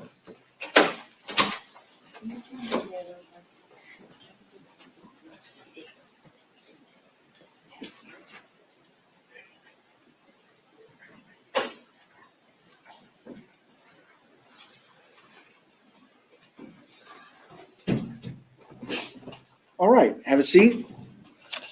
Before I let you all go, State, you had just mentioned that despite Eva Benfield not being released, you want her to remain in the courtroom. Yes, pursuant to Marcy's law and pursuant to the earlier discussion. All right, did you want to be heard?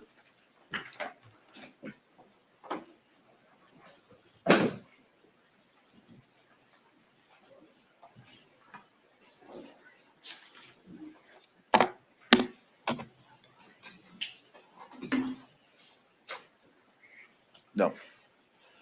Okay, then she'll be allowed to remain in the courtroom as the next of kin. Okay, thank you. All right, same with you all. I don't foresee, I mean, you said you exchanged witness lists, so you know who's going to be coming in the afternoon. Are there any that, because this morning we had talked about 4 different people, so 2 have testified. Whenever we get back, if there's any particular issues about any folks in the afternoon, let me know. Okay. All right? And we're behind, so I'm not sure exactly when those other people will be coming up. So. All right. We'll see you guys back here at 1:10. Thank you. And we anticipate the jury coming back in at 1:15. Correct. Exactly.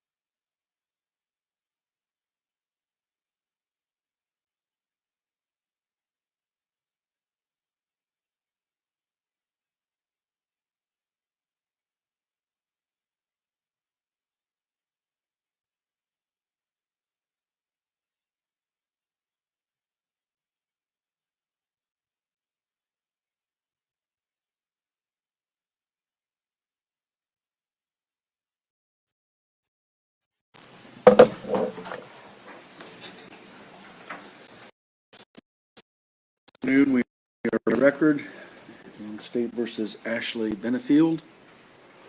After our lunch break,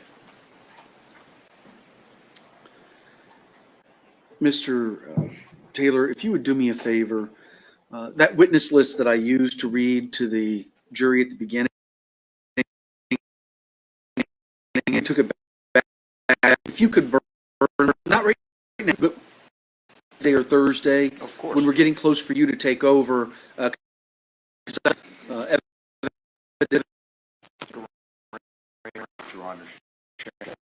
So much, I appreciate it. Judge, we'll need the system with Mr. Sant, please. All right. I don't know if you're sorry.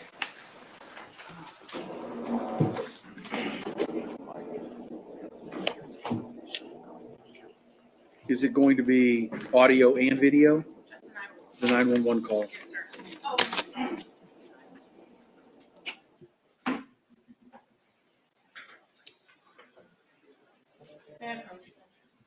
Yes, ma'am. Those are for Me. the jury. If you'll double check that there's 9 there, sir. Okay, And then this is one for you. thank you. And we gave one to the court reporter. Perfect.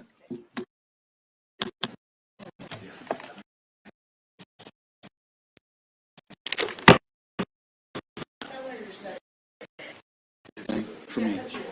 Sorry, I didn't know if I gave you an extra.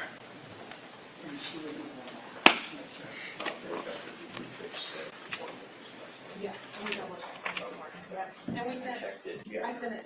Yeah.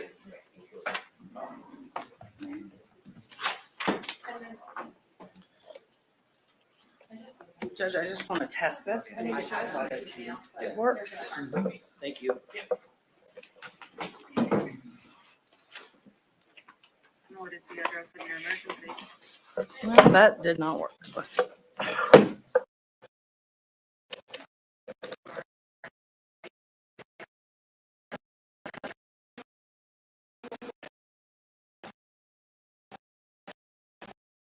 I think we would need 2.2 and 2. 2.6. Yes, sir. I haven't done it. Okay.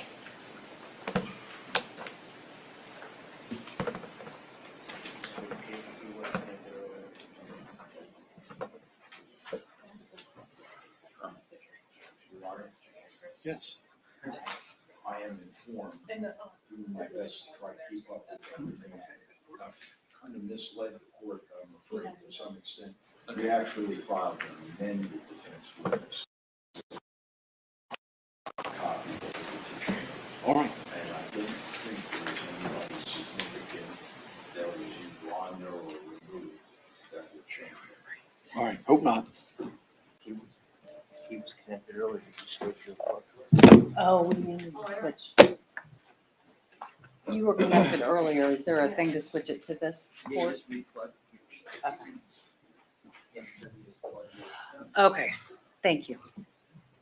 Couldn't figure out why it wasn't working.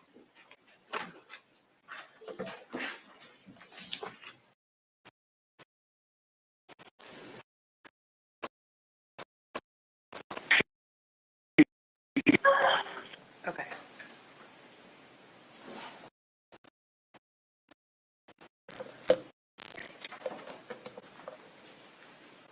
So we don't need to lower the line.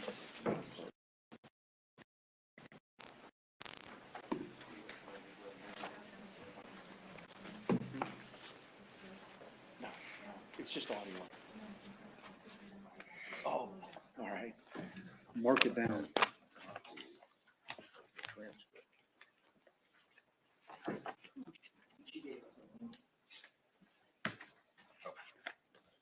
All right, Stady, you ready to call them in?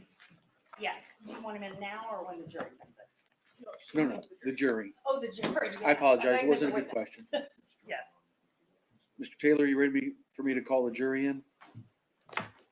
Ready? Also,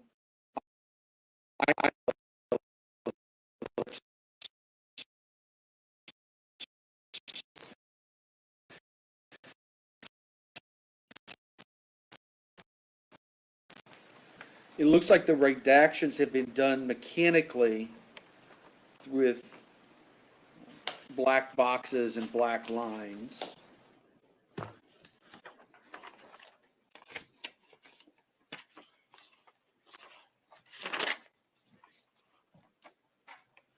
Have you had a chance to review the redacted transcripts? We have, Judge, we're in agreement. All right, so everybody's okay with it? Yes, sir. Bring 'em in.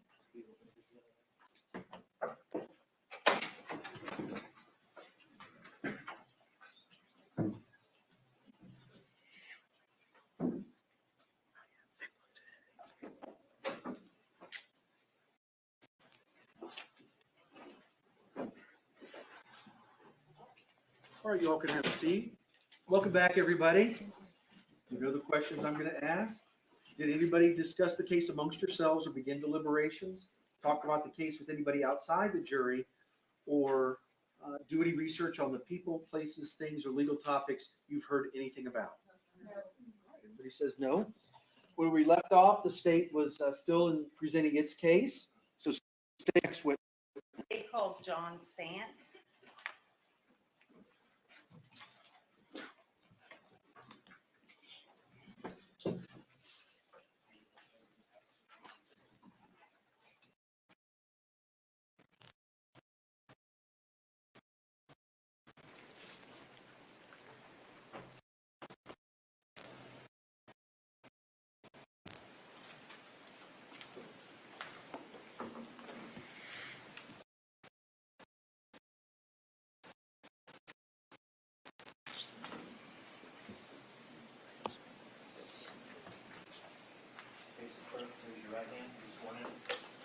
Do you solemnly swear or affirm the testimony you're about to give be the truth, the whole truth, and nothing but the truth? Call me, please.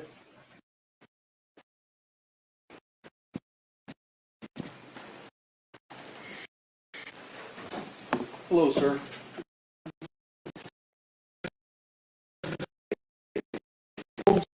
Need some assisting devices? It might help. All right. All right. Certainly, here's a pair that you can use.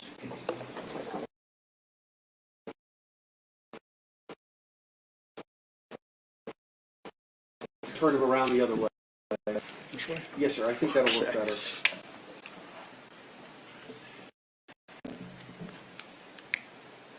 And the deputy will show you how to adjust it. Oh, did I scare you? It's too loud? Okay, sorry about that. There's the volume control. Okay. Make sure to keep it focused. All right. That's I fine. apologize about that. I didn't mean to. No, that's all right. It's okay. Sir, my name is Judge Whyte. I'm presiding over this case. Just make yourself comfortable in that seat. Get a 18 months to 2 years. Okay. And do you remember a day when Ashley came to your house? Yes. Okay. Do you remember what day of the week that was? It was on a Sunday. And what time of day was it? Light out, dark out? It was still light, but it was probably early evening. It was between football games. Okay, so it was between the football games on a Sunday? Right. All right. Still light out? What do you remember about Ashley coming over? From the very beginning. Right.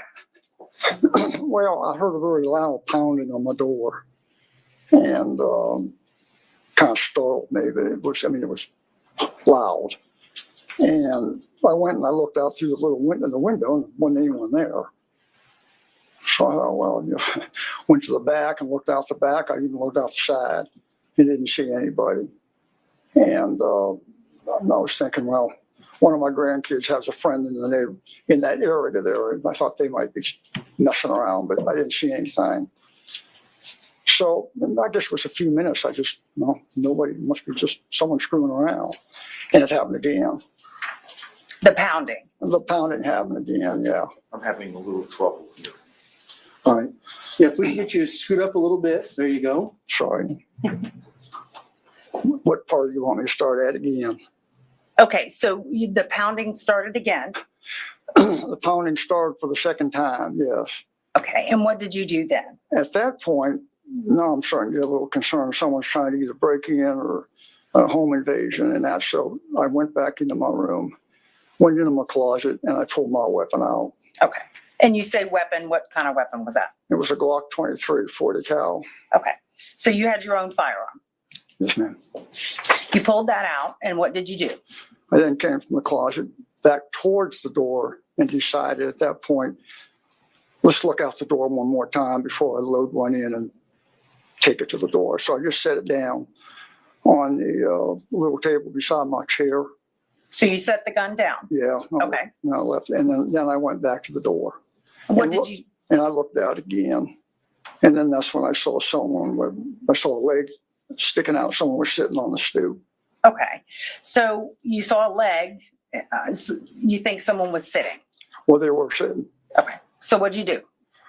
Well, then I kind of noticed who the leg belonged to, or I thought I did. And I went and I opened the door. And did you know who it was when you saw the person? I assumed who it was when I looked out the window. When you opened the door, could you see who it was? Well, by the time I got the door open, she was standing up. So you saw who it was. Yes, And who was it? it was Ashley. Okay.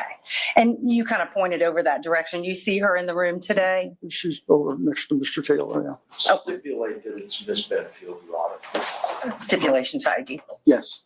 Okay. And what did Ashley say when you opened the door?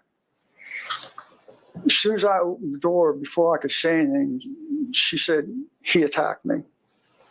And is that all she said? At that point, I said, who? He said, Doug. He attacked me and I shot him. Okay.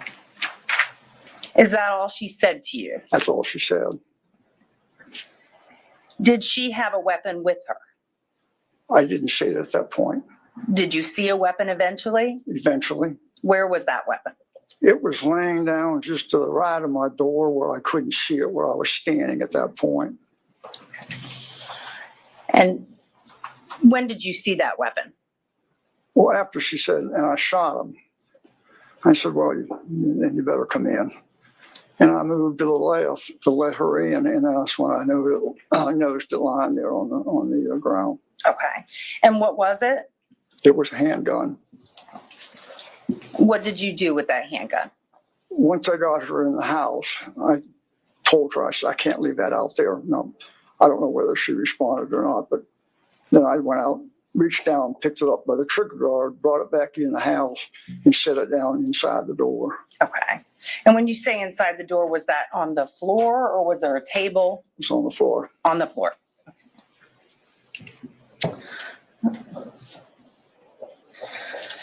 So once you brought her into the house, where did you go?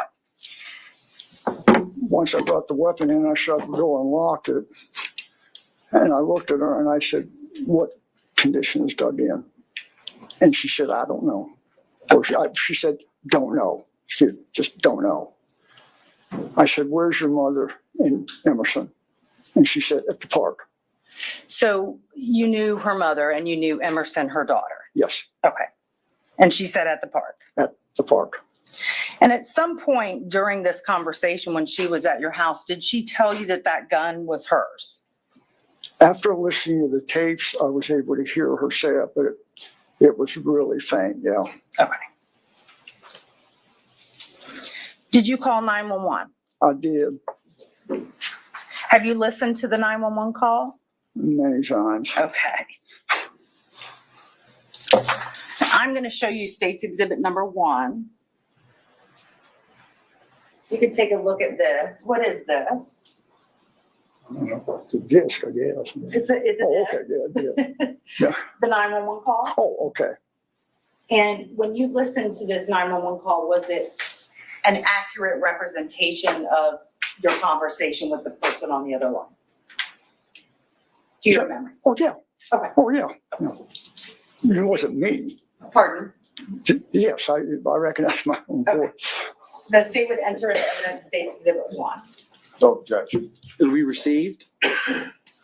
What was Ashley's mood when she was there? I'm sorry, Ashley's what? Ashley's mood?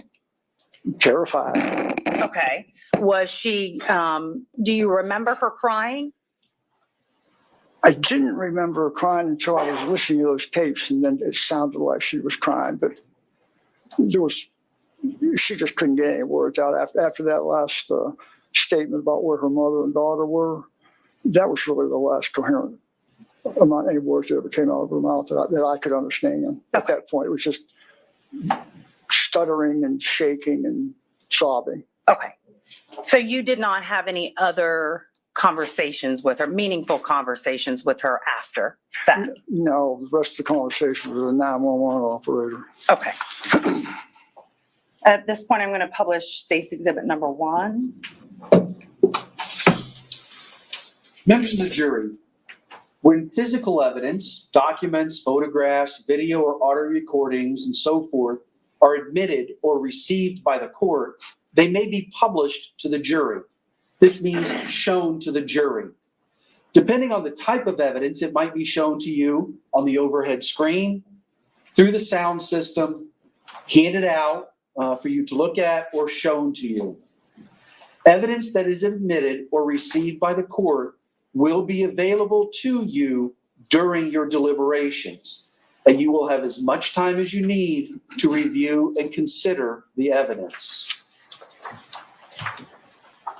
Members of the jury, you are about to listen to an audio recording.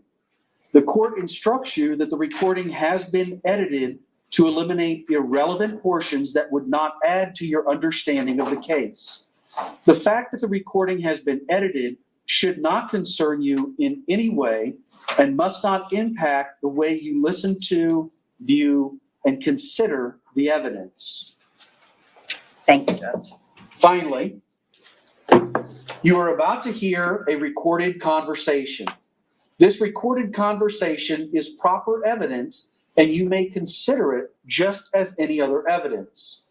You are also going to be furnished a transcript of the recorded conversation. The recording is the evidence, and the transcript is being provided to you only as a guide to help you follow along as you listen to the recording. The transcripts are not evidence of what was actually said or who said it. If you notice any difference between what you hear on the recording and what you read in the transcript, you must rely on what you hear and not what you have read. Also,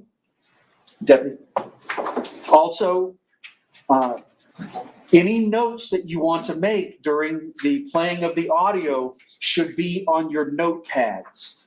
Once we have played this audio for you, the transcript, as I said, is not evidence.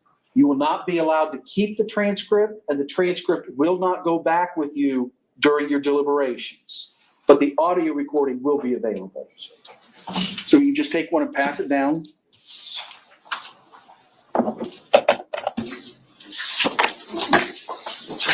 Help yourself, sir. Yeah, if you want some water.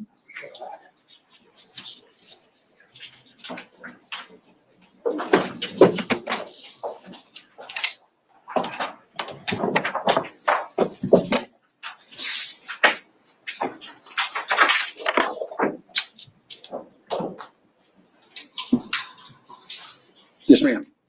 Thank you. Trinity County 911, what is the address of your emergency? Hi, my address is 11327 White Rock Terrace. Okay, can you repeat that for me to make sure I have it correctly? The house next door, honey, what's your address? Okay, it's right next door to me. She just came over. Her strange husband attacked her, and she says she shot him. Now, we've not gone over there yet. Okay, what's his name? Who? What is his name?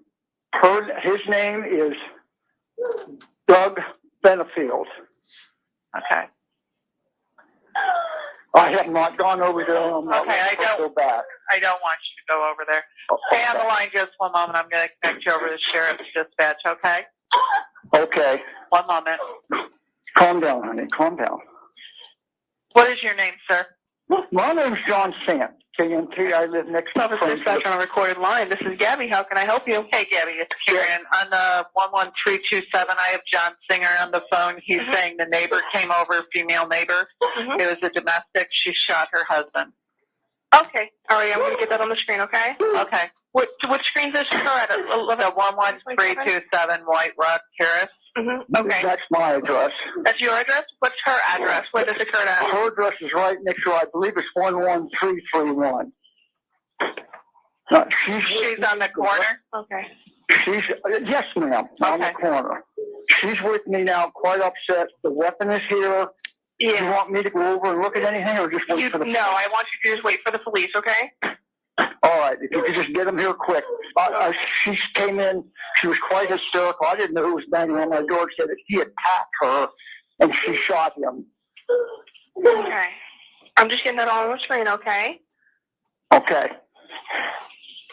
I know, honey. Come on. I know. Go ahead, ma'am. Where is the gun? Is it with her or is it just? I have it right here, ma'am. It's sitting on the floor inside the door. My door's locked, so in case he isn't, he can't get up. I'm also armed if he does come over and try to harm her, just so everybody knows. Okay. I'm kind of concerned with her mother and the little girl might get back there and find this whatever happened. Don't go out there, honey. Come on. I know. Come on, honey. Sit down. I know. Yeah.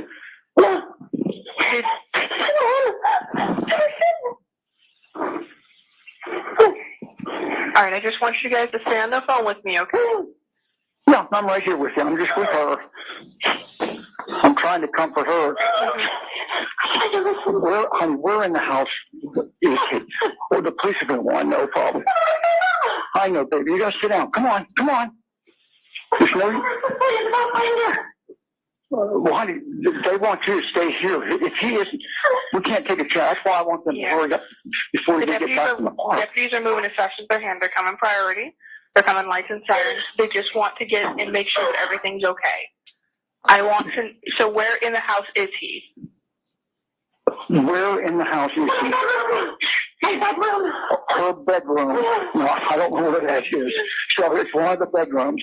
It's a lot like mine, so I'm going to assume when you go into the, is the garage door open? When you go into the garage, it's going to be on the left? Yeah, on the left. Okay.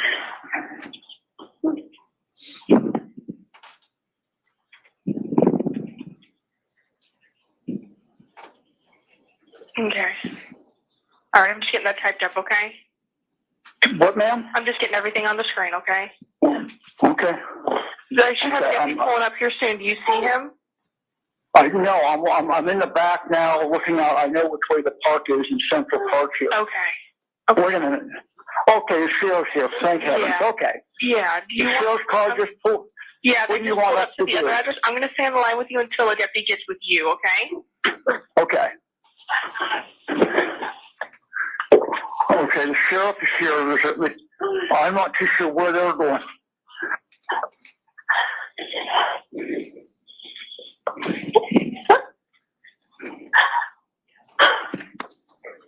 I'm just staying on the line with you. The deputies. I'm right here. I haven't left yet. Yeah. I just see it's a SUV sitting out there in front of my neighbor's house, right in front of my house.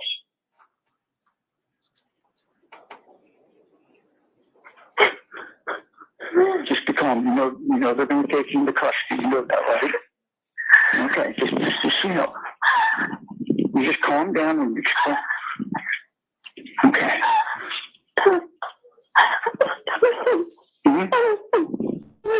I know.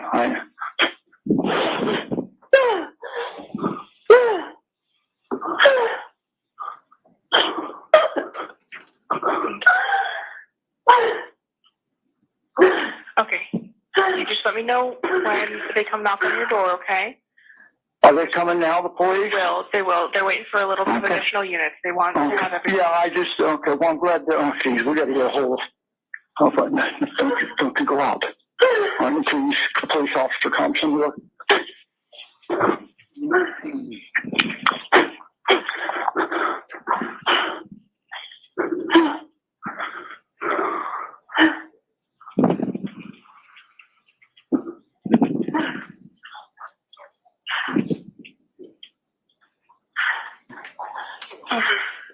They're going to let me know what they want me to tell you, okay?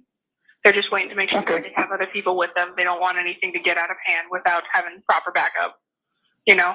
Yeah. Well, like I said, the weapon's here. Mm-hmm. I just want them to know that exactly where it's just sitting right inside the door. It's on the floor. And And I did reach out when she ran in and picked it up off my front patio and brought it in. I wasn't going to leave it outside.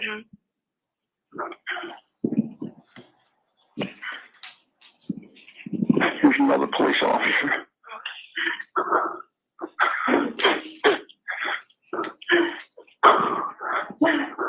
Is it just inside the front door or the back door? Say that again? Is it just inside the front door or like the back door patio area? I'm by the front door. She came in the front. I'm sitting here staring at an officer right now. Okay. Looks like he's talking to one of the other cars. Neither one of them are moving. Yeah. I'll let you know when it's time, when to come out, okay? Okay. Hey, is that your weapon or his? Okay. Okay. That's why. Let me get my. Okay, just calm down, man. Okay. Now the deputies want her to go outside with her hands up, nothing in them. Okay? You want her to go out? Yes. They want her to come out with not Out of my house? Yes. Does he know she's in my house? Yes. Okay. All right. Okay. All right. So we're gonna have to go out. Okay. And they want you to stay inside. Now, Okay. put your hands where you can see them. Okay. All right. Where's she at? Just start walking out front. They're outside. I don't see him anywhere. She sure isn't her. Just start walking out. They're not going to do anything. They just want to make sure that everything's safe and that they're safe, okay? Can I take her out? She's really upset. No, they want you to stay inside. It says female Well, only. you stay inside on your hand? I don't see it. Now, are they at the right house? We've told them multiple times which house to be at. Yeah, 11327. I'm right in front of that SUV that does not have its light. Hold up right there, honey. Where are they at? There's a police officer over on the, with the flashing. Okay, one of them sees her now. Yeah, just keep her walking out. Okay? Honey, do they see you? They're probably giving her instructions, okay? Okay. Now, I need a police officer to come and get this weapon. Yeah, they're going to come and get the weapon. They just wanted to make Okay, sure. here they come now. Oh.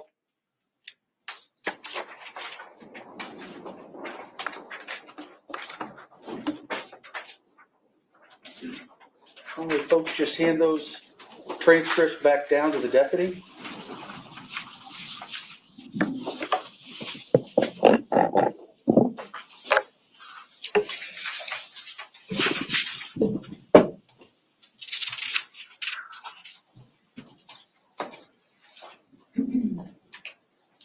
You may resume your question. At any time during this interaction with Ashley, did she appear to have any injuries? No, Did you see any blood on her? no, Did she complain of any injuries? no. How about her clothing? Did you notice, was her clothing ripped or anything wrong with her clothing? Not that I know, no. Okay.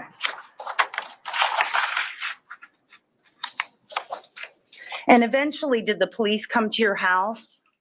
And talk to me? Yes. Yes, they did. And did they recover that firearm that she had brought over that you left? They did it while I was outside, because when I went back in, it was gone. Okay. I assumed they took it. Okay. So maybe you didn't see them take it, but No. it was gone. No. Okay. Thank you. I have no further questions. The defense may have some questions for you. Okay. Cross.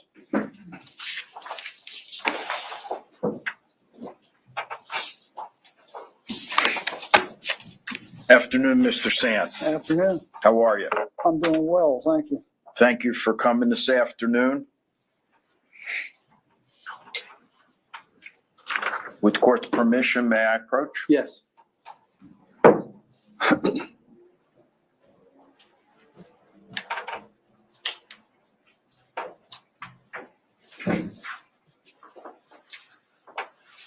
Mr. Sant, I've passed you a photograph.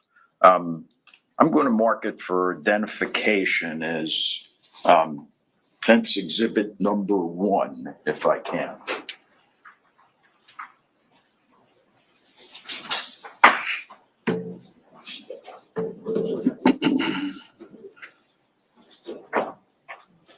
And Mr. Sant, Yes, I don't mean to keep startling you. I apologize. that's okay. Can I please have that transcript? No, the transcript.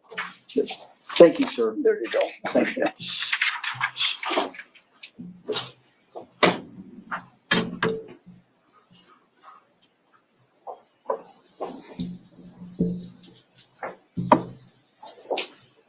Mr. Sant, can you identify that? Well, it looks like my house and Alicia's house at the time. Yes, sir. And they lived in the house right next door to you, I believe you said. The one with the red dot on it. Yes. It was the corner house, correct? Yeah, right, And it's got a red dot on it? right. All right. Is it an accurate representation of your house in comparison and in position to where Ms. Benefield lived? Yeah. Would you do me the favor, may I, Your Honor? Yes. Would you put a check mark on the roof of your house? My house. Yes, All right. your house that's depicted in that picture. Okay, we're going to help the jury see how this took place.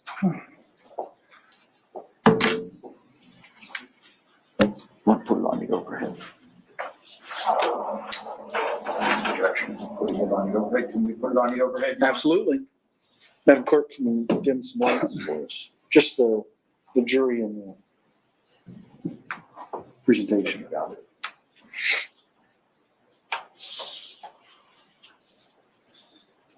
Is this just a demonstrative aid? Yes, sir.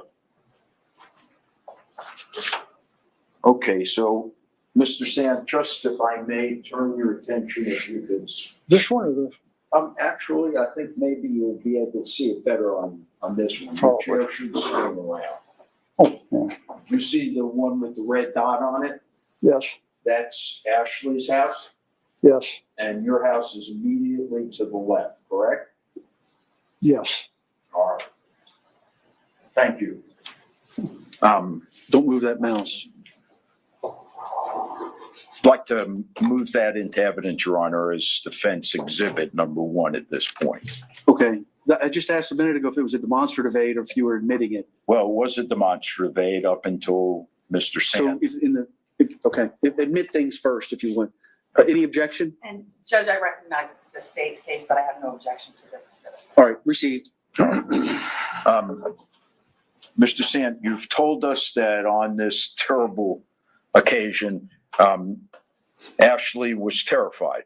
Yes, I think you said, I don't want to put words in your mouth. I think you said she was stuttering and shaking. yes, Pretty hysterical. yeah, yes. All right. Now, Mr. Sant, you're pretty familiar with firearms, are you? Somewhat. I use them. I go to firing ranges now. I'm no expert, but Was there anything about that firearm on that day that you noticed that was unusual? first thing I noticed is when I saw it, there was a spent cartridge stuck between the slide and the entrance to the chamber. A spent cartridge, meaning a fired cartridge? I'm sorry. Yes, it was empty. Okay, and it was stuck where?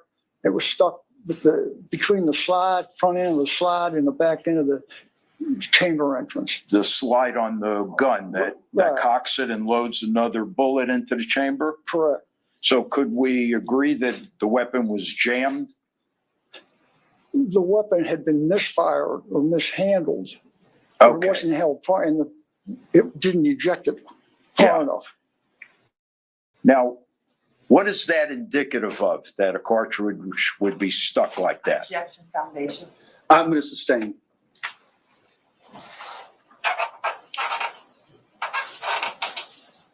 Mr. Sant, do you have experience to the extent of being familiar with weapons and what would cause a cartridge to get stuck in the manner that it was on this gun on that day? Yes. May I, Your Honor? Do you want to be heard? No. Go ahead. Thank you. What is that indicative of, Mr. Sant? In my experience, was the weapon wasn't held properly when that particular cartridge was fired.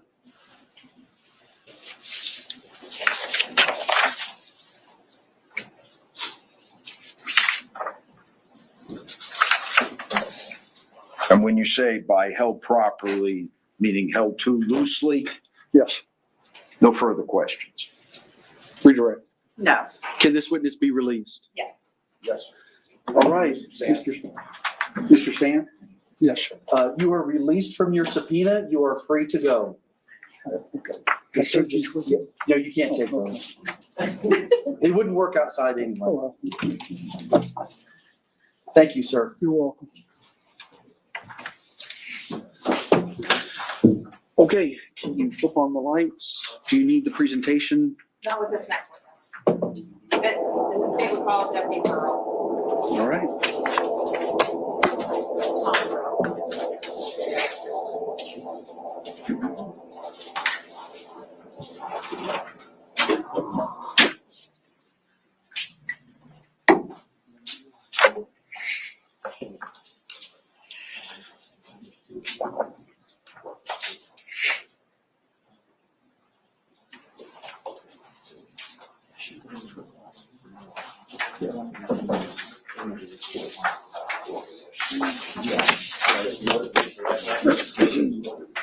Do you solemnly swear or affirm the testimony you're about to give will be the truth, the whole truth, and nothing but the truth?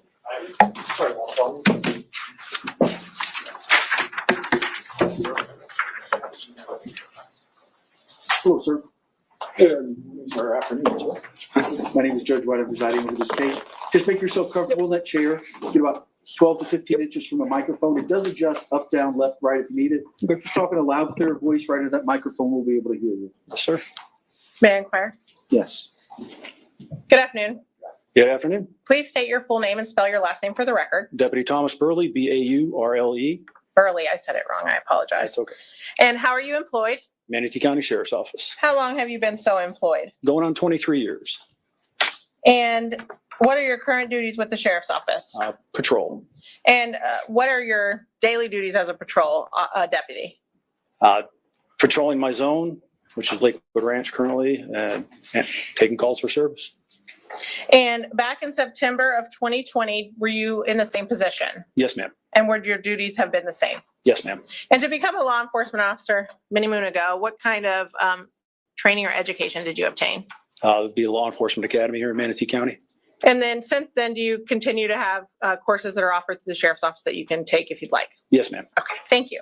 I want to draw your attention to September 27th, 2020. Do you recall if you were working days or nights then? I was working second shift, which would be 3 p.m. to 3 a.m. And you said your zone now is in Lakewood Ranch. Yes, ma'am. Correct me if I'm wrong. Our counties, the sheriff divides the whole county up into zones. Correct. Okay. And what zone is that you're in now? My zone is North 80, which is Lakewood Ranch, which covers from State Road 70 to University Parkway, from I-75 to Lorraine Road. And so on September 27th of 2020, what zone were you in if it was something North else? 80. North 80. Yes, ma'am. And during your shift that day, did you respond to 11327 White Rock Terrace? Yes, ma'am. And what was the nature of the call? It came out originally as a 911 call that a female had come to the neighbor's house and she had a gun with her. And when you hear a call such as that, does it affect how you respond to the scene? Yes, ma'am. And how does it do that? It's dependent on the situation. Sometimes it's priority lights and sirens. Sometimes it's a normal response. And how about once you arrive at the scene, does it affect how you would react when you got to the scene? Yes, ma'am. Per protocol, we park a minimum few houses away from the actual caller's address. And is that based on the fact that there was a firearm? Correct. Thank you. And did you do that in this case? Yes, ma'am. And do you know how long it took you to arrive since you were in your same zone? If you had to guess. That's an adjacent. That's North 70. It's an Oh, I'm adjacent sorry. zone. I would guess probably 15 minutes. And I think I didn't ask the right questions earlier. You were in zone North 80 then. Correct. Where was this call? North 70. Thank you, sir. Yes. I messed that up. And when you arrived, what did you do? Again, per protocol, I parked a few houses away. I observed a vehicle parked on the opposite side of the street directly across from the 911 caller's residence. So I took up a position behind that vehicle because I was the only deputy on scene at the time. I was waiting there behind the vehicle for additional deputies to arrive on scene. And did they arrive? Yes, ma'am. And how long were you there, you think, by yourself? Well, a minute maybe. And once the additional deputies arrive, what happens? The second deputy arrived was Deputy Vreeland, which that was his zone. Dispatch still had the 911 caller on the phone. So we had the Deputy Vreeland told dispatch to have the 911 caller tell the female to come out with her hands up. And did she do that? Yes, ma'am, she did. And were you able to observe her at that time? Yes, ma'am. And did you make any observations about her person? Just she was visibly upset. And did you see any injuries? Not that I observed, no. And did you notice anything about her clothes? Was it ripped or No, ma'am. She was wearing a sports bra, shorts, and sneakers. And they seem to be intact? Seem to be intact, yes, ma'am. Thank you. Was she saying anything when she exited the home? No, ma'am. What happened to her once she exited? Deputy Vreeland proceeded forward to the middle of the road and placed her into handcuffs. And being as my car was the closest, we brought her to my car, placed her in the back seat of my car. And why would... Judge, can we approach for a moment? Yes.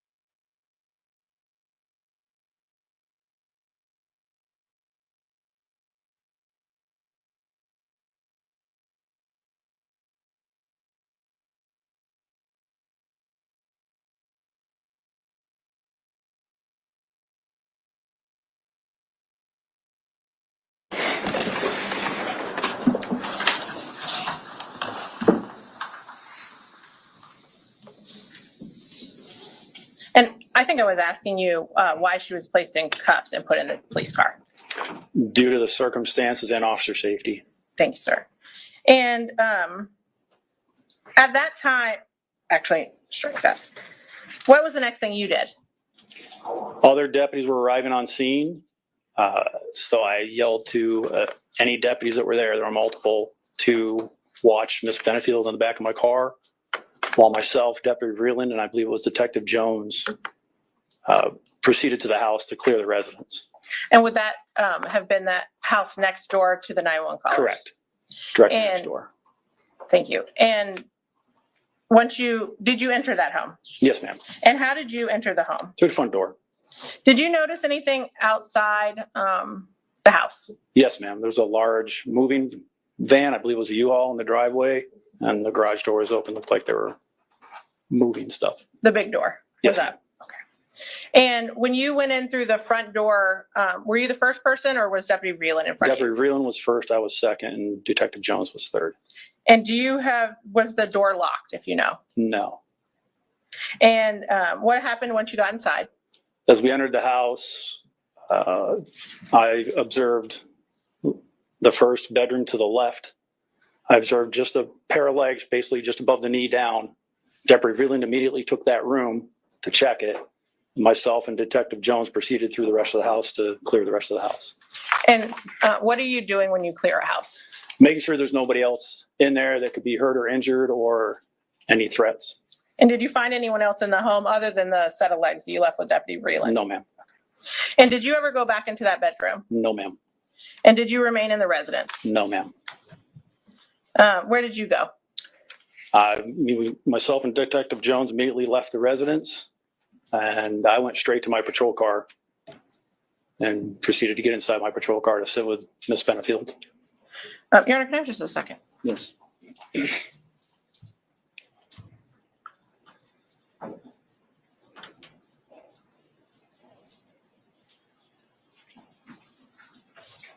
At some point, did you ask, what was EMS on scene when you were on scene? There was so much going on. I don't know if they had arrived while we were in clearing the house or they arrived right after. I'm not sure exactly when they arrived. Okay, but at some point they were there. Yes, ma'am. And did you ask them to check Miss Benefield to make sure Yes, she ma'am. was okay? And did she require any medical treatment? No. What was the next thing that you did? Sat in my car with Miss Benefield and waited till I was directed what to do. And were you eventually given some direction? Yes, I was advised to transport her down to the main sheriff's office in Bradenton for interviews with And that's the detectives. one by the mall? Yes, ma'am. And once you got there, how long is that ride? 20 to 30 minutes. Once you got there, what did you do? Once upon my arrival, escorted Miss Benefield up to the entrance where I believe it was Detective Justin Warren was there, and I believe one of Miss Benefield's attorneys was there as well. And did you conduct any further investigation in this case? No, ma'am. Thank you, sir. I don't have any questions for the defense. Any more questions? Cross? Yes, sir.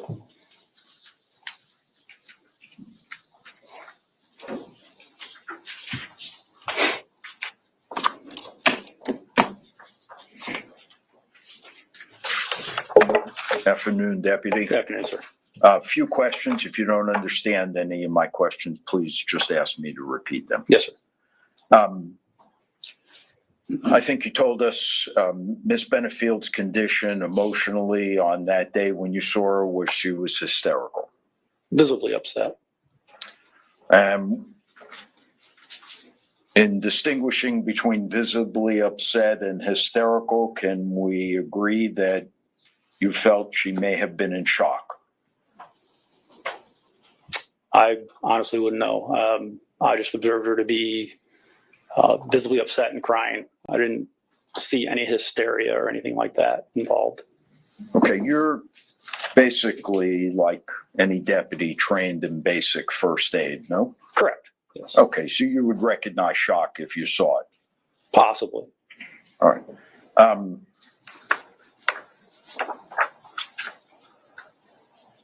Do you recall giving a deposition in this case, Deputy Brawl, on August 20th, 2021? Yes, sir.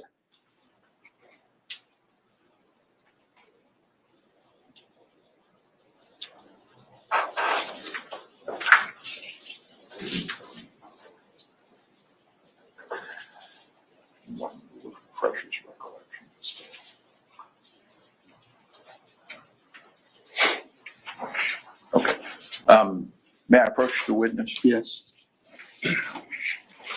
Two hands to you and see Sure. I have a copy as well. if that refreshes your recollection at all.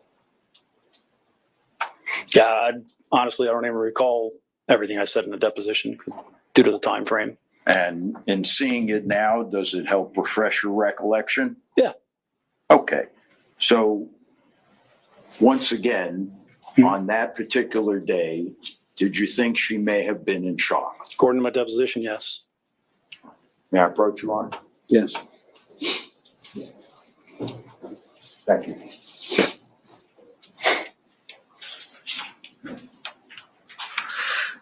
You told us that when she was initially placed in your squad car, she had on a sports bra. That's what I would say it was, yes. Yeah, no, that's fine. My question runs to whether or not at some point following that, a request was made and a deputy brought a cover shirt for Miss Benefield to wear. I don't recall a request being made. I just recall Deputy Reeling bringing out a shirt and pair of shoes. I don't know who made that request. She put the shirt on. I believe so, yes.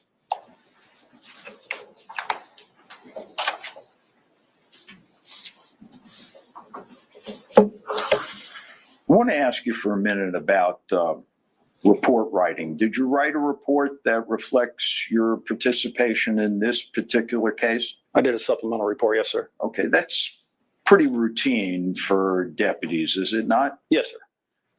In fact, Deputy Burl, would it be a fair statement to say that in Police Academy, they actually train you in report writing and how important it is? Yes, sir. Okay. And that would be because, can you even give us an estimation of how many calls you might respond to in a month? It'd be very hard. Okay. And by documenting significant things in your report, you don't have to rely on your memory 8 months, 2 years, 3 years down the road. Most of the time, yeah. As with any call, sometimes you remember things after the fact. Of course. So I want to ask you if you independently recall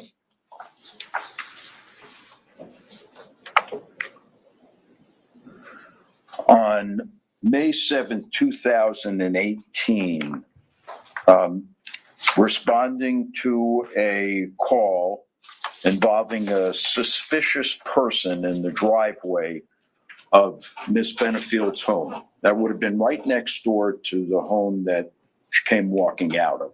I have no recollection of that, sir. May I approach the witness, Your Honor?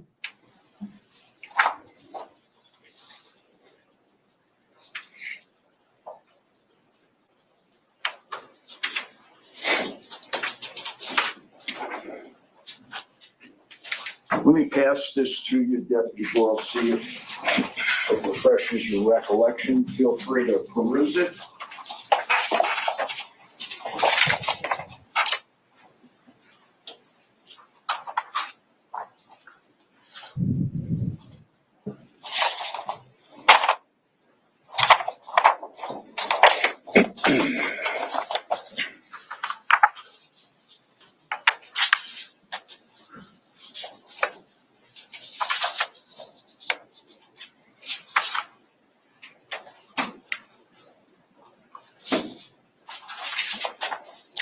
I don't recall this one, sir. Is that your It's name? got my name on it, Okay. but I don't recall it. You don't doubt that it's a No, I don't doubt it's mine. report that was authored by You you? know, sometimes the system gets mixed up, our electronic report writing system. Yeah. Still happens today. Sometimes you go to write a report and somebody else's, another deputy's name inadvertently Sure. ends up as the primary on that. If you don't catch it, it stays that way. Yeah. At least as we sit here now, you don't have any reason to suspect that's the case, as opposed to it being an It's earlier, possible. let me finish. Okay. As opposed to it being an earlier report that you compiled that you just don't have any memory of this far forward. It's possible. Okay. So with the court's permission, if that memorializes your perception of that call on that day, I want to ask you a couple of questions, if I may. Again, I don't recall this, so I think I can answer questions related to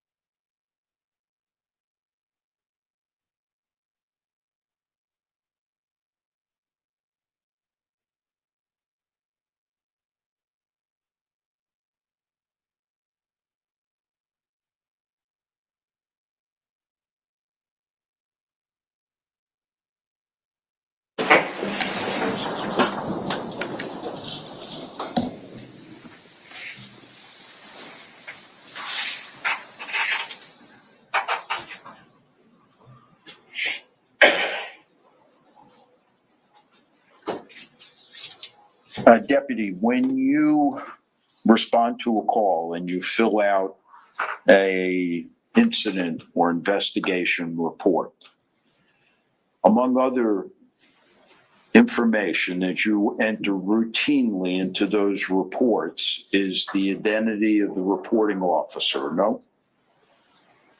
No. Again, as I previously stated, if you're one of the responding deputies, sometimes that was an old system. We're on a new system, still does the same thing. Sometimes it can inadvertently put one of the other deputies on there as the primary. So if you don't catch it, the report goes through with that other deputy's name on it. So it's all electronic. Now, that's 2 times you've explained that. Mhm. So are you telling us that that is the standard practice, that dispatch makes a mistake? It's and not dispatch, deputies sir. Don't catch it? It's not dispatch, it's It just a would mistake. be the exception. Could we agree? It could possibly, it can happen, and it does Okay. happen, So yes. now, let me ask my question to you again. Okay. Among the other information that goes into an incident report, does it identify the deputy who is making the report? Usually, yes. All right. Does this identify the deputy that was making the report? It identifies me. Now, what I would like to ask you, Deputy Burl, is who the complainant was. That's another piece of information that's inserted in a report, is it not? Correct.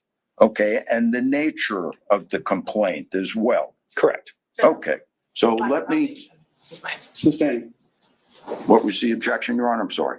lack of foundation. Does this report that you've seen include the information that we just discussed, the nature of the call and who the complainant was? Yes. All right. Now, without leaving it to your memory, Okay, if you could approach, please.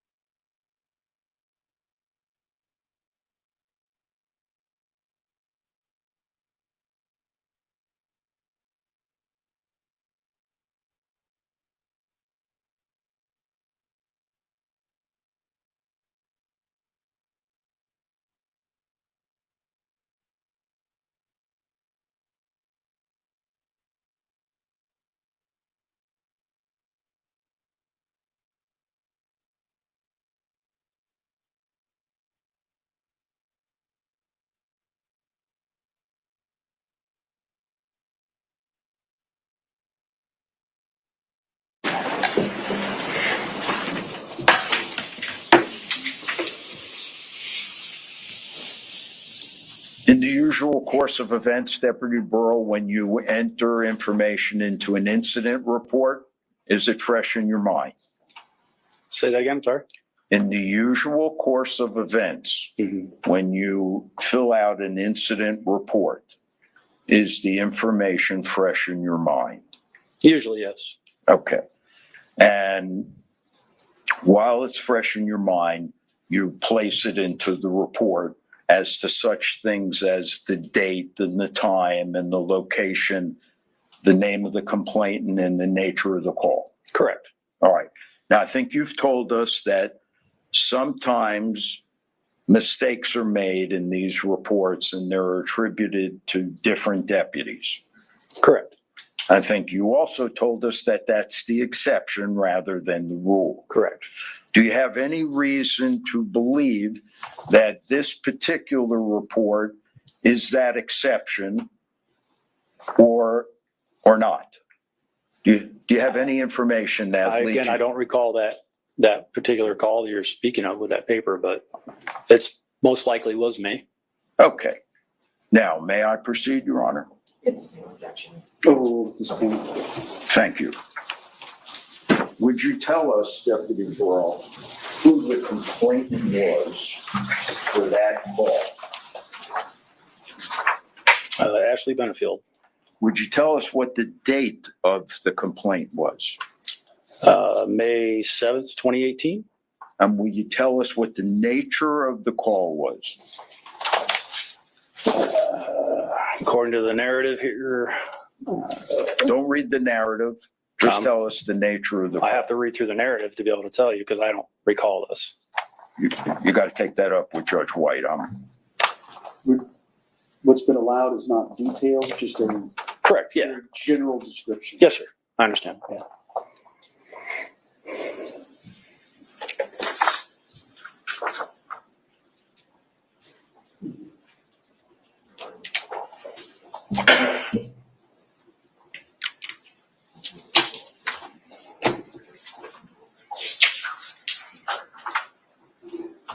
Okay, and the nature of the call?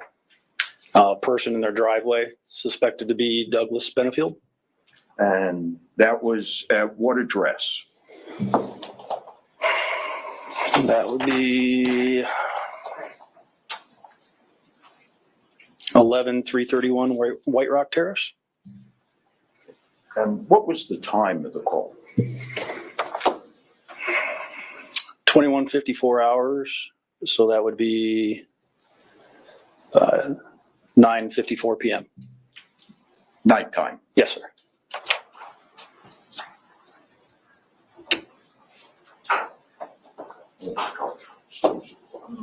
All right, Your Honor, I have another report, but we have an objection.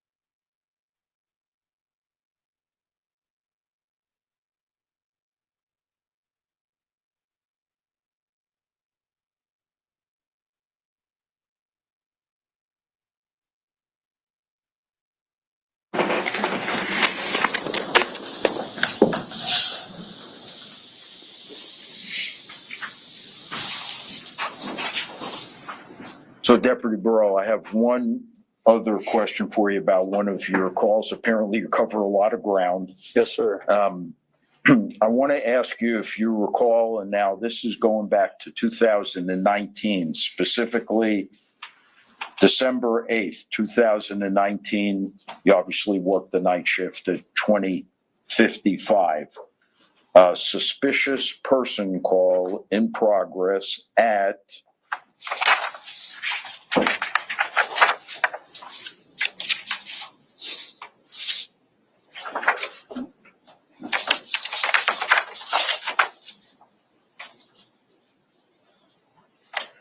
11332 White Rock Terrace in Bradenton.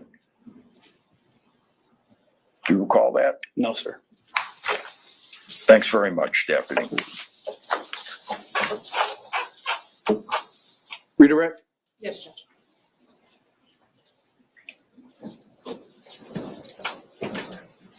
I don't have anything, Judge. Thank you. All right, can this witness be released? Yes. Defense? Yes, he can be. Keep him, all right. Sir, you're released from your subpoena, you're free to go. Wait, Your Honor, I'm sorry. We may need to recall. We need to still go. Sir, you are not released from your subpoena. The rule of sequestration has been invoked, so you're not to discuss your testimony, the questions asked, or the testimony given here in the courtroom with anyone, including the attorneys, or any other witness, or anyone else.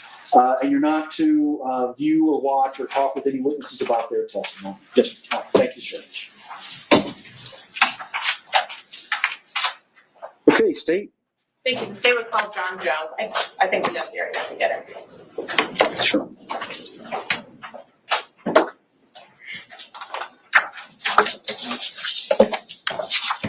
Oh, and Judge, I will need the system for this one. Please.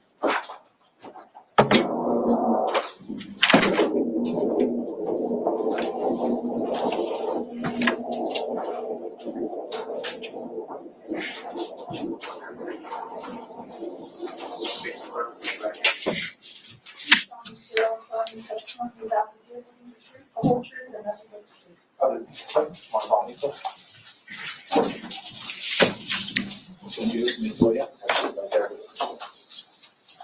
Hello, sir. Hello, sir. How are you? Good. My name is Judge Whyte, presiding over the case. Just make yourself comfortable in that chair. Get about 12 to 15 inches from the microphone and adjust up, down, left, right, however you need it. If you're speaking a loud, clear voice, we'll be able to hear everything. If we hear you breathing, you know you're too close. Yes, sir. May I inquire? Yes, ma'am. Good afternoon. Good afternoon. Please state your full name and spell your last name for the record. John Jones, Jones. And how are you employed? I'm a detective with Manatee County Sheriff's Office And how long have you been so employed? since September of 2014. And what are your current duties at the sheriff's office? I am a property detective currently. And does that mean you investigate property crimes? Yes, Okay. And back in September of 2020, were you in that same unit or a different unit? a different unit, And what was that unit? the Violent Crimes Task Force.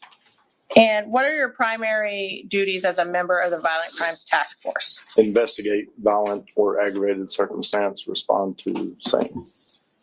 And when you, what kind of education did you obtain to become a law enforcement officer? Went through the basic law enforcement academy at Valencia in Orlando. And since then, have you continued to take classes through the sheriff's office? Yes, And do you take some on providing first responder aid as a first responder? yes. Thank you. I want to draw your attention to September 27th, 2020.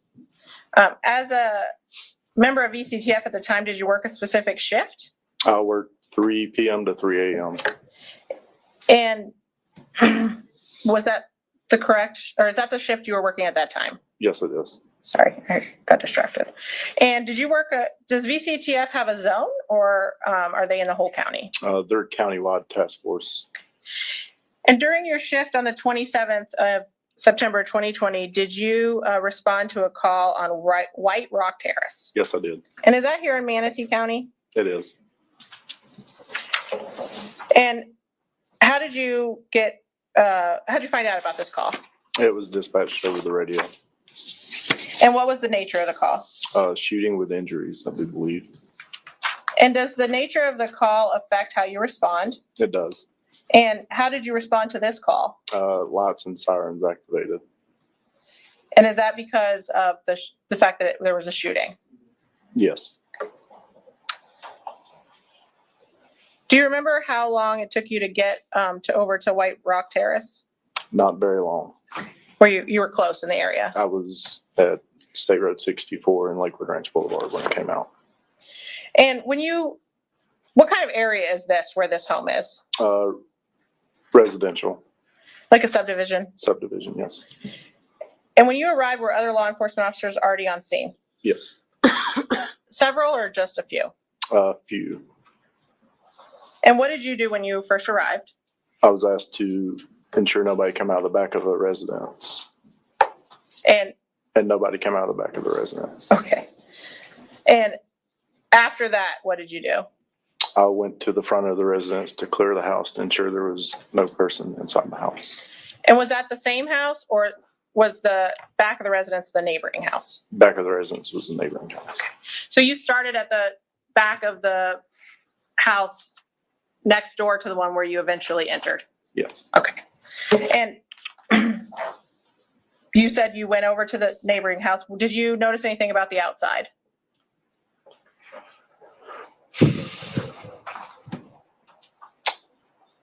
Can't recall. That's fine. And do you recall how you entered that house? Yes, through the front door of Thank the you. residence. And what was the purpose for going in there? To ensure that there was no person inside that was armed and to render aid to anybody inside. And did you find anyone inside the home? I did. And who was it? Or was it a man or a woman? It was a man.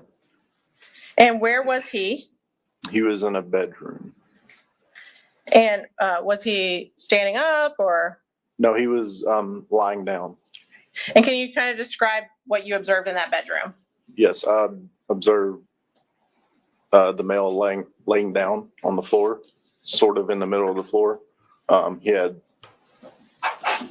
a gunshot wound to his right about here, and then another one down by his leg.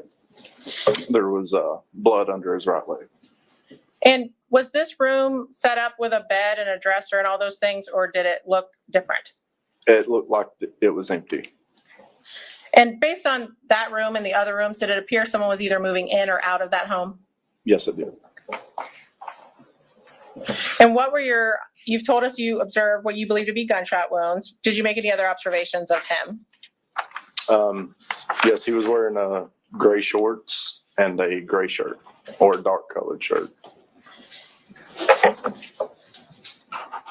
Your Honor, may I approach? Yes. I'm going to show you what's been pre-marked as states 2 and 3. You take a look and tell me if you recognize those items. Yes. I'm just going to leave them for 1 second. Other than, how do you recognize them? This is the shirt that the defendant or a victim was wearing. And that states 2, and as to states 3. These are the shorts the victim was wearing. And other than having been repackaged for trial, do they appear to be in the same or substantially the same condition when you saw them? Yes. Your Honor, at this time, the state would ask to enter and publish states 2 and 3. No objection. Received. And, Checker, I'm just gonna hold this up. This is states 2. This is the shirt the victim you found was wearing. Yes. And it appears to have been cut. Do you know how that happened? Yes, I cut it And what was the purpose of cutting it? to check for injuries. And then this is states 3. These are the shorts that he was wearing? Yes. Okay. And they're also cut. Did you do that? I did not. Do you know how that would have occurred? Likely by emergency medical services. Is that normal for EMS staff to remove clothing like you did the shirt? Yes. As to these shorts in states 3, can you look at them and tell me what the size is? Men's 30. Thank you. And as to the shirt in stage 2, can you look at that and tell me what the size is? My glasses, hold on a minute. Size small. Thank you, sir.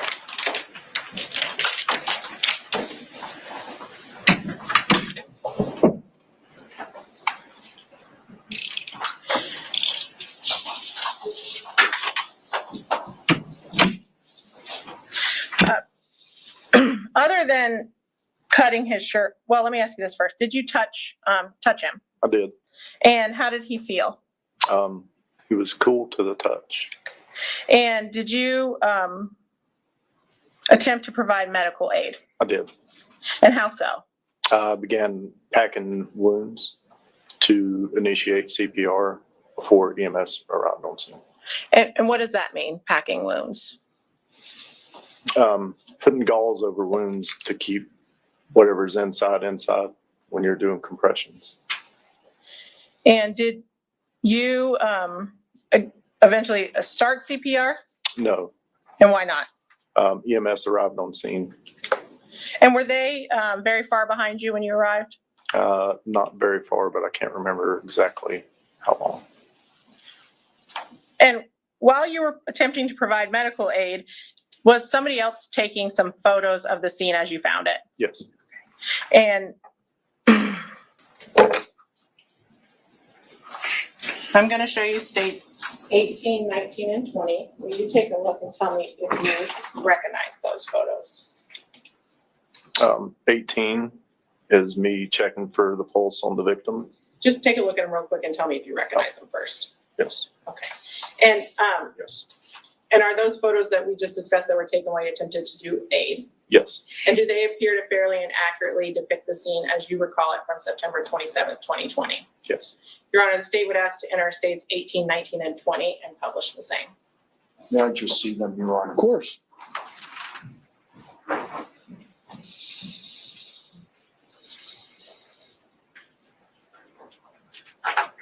No objection. States 18, 19, and 20 will be received.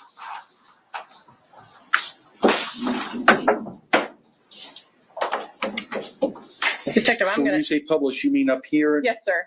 All right. Get the lights, please.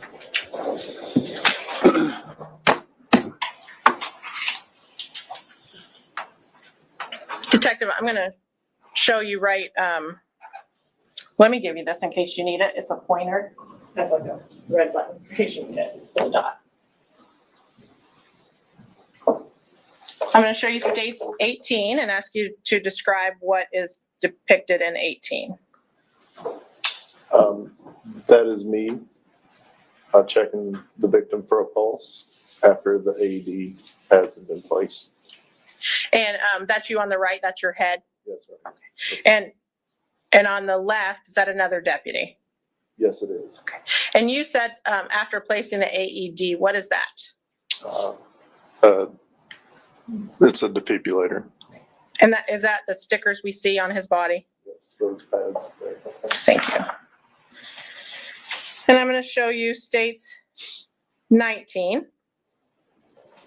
States 19. Yes. Is this the victim as you found him? Yes, it is. And those are the shorts we just saw. Yes. Thank you. And then states 20. Yes. Is this the position you found when you found him? Is this the same position he was in? Yes. Okay. And in the right top right of this picture, there appears to be something tan. Do you know what that is? Appear that it's a mattress stood up against the wall. Thank you. Thank you, Detective. Did you make any other observations of evidence in that bedroom? Yes. And what was that? There were 4 spent shell casings and 1 projectile in the room. And a projectile, is that what I might call a bullet? Yes. Okay. And did you see anything, I'm sorry, did you do anything else in the house after EMS took over aid? No, we exited the residence and it was secured pending a search warrant. And did you conduct any other investigation in this case? No, I did not. Judge, can I have just a moment? Of course. I don't have any other questions. Thank you, Detective. Yes, ma'am. Cross? Couple brief questions. Deputy Jones, good afternoon. Afternoon, sir. You were not, or you were the first deputy that made contact with Mr. Benefield. I was one of the first. I couldn't tell you I was the first, but I was one of the first in the house, yes. Were any other deputies in contact with Mr. Benefield prior to yourself? Not to my knowledge, no. All right. Had Mr. Benefield been moved at any time? Not to my knowledge, no. Did you ever witness anyone moving him? Yes. Other deputies EMS. and the EMS? Just EMS. Just EMS? Yes, sir.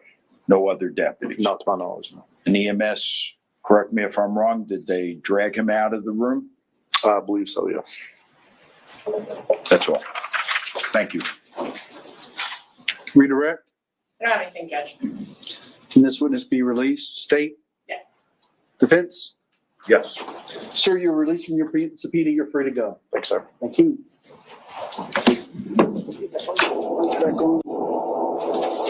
All right, state? I should have asked this already. Can we publish those? No, I don't. Just publish them to the jury while we're calling the next witness. What, 18, 19, and 20? Sure, 2 and 3. Yes. Thank you. Sorry, I should have asked them.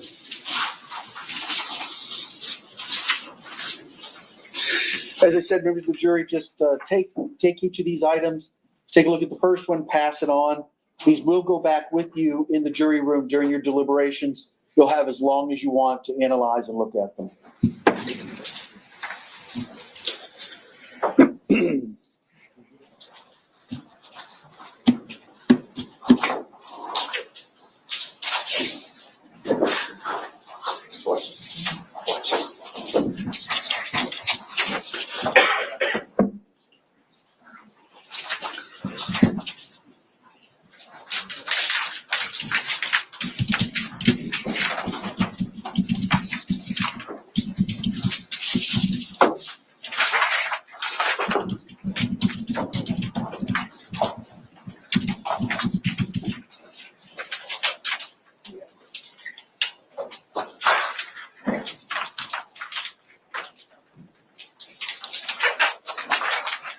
Announce your next witness, please. The state would call Detective Tyler Ackerman.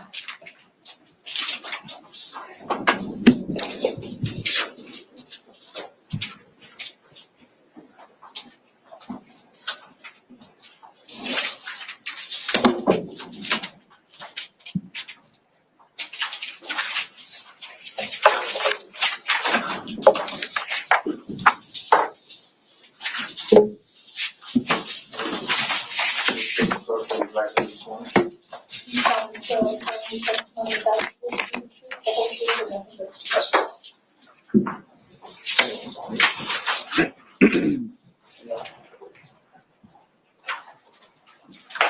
Cool, sir. Sir. As the deputy said, just make yourself comfortable in that chair. Get about 12 to 15 inches from that microphone. It does adjust up, down, left, right as you need it. So just, yeah, there you go. And just talk in a loud, clear voice right into the microphone. Yes, sir.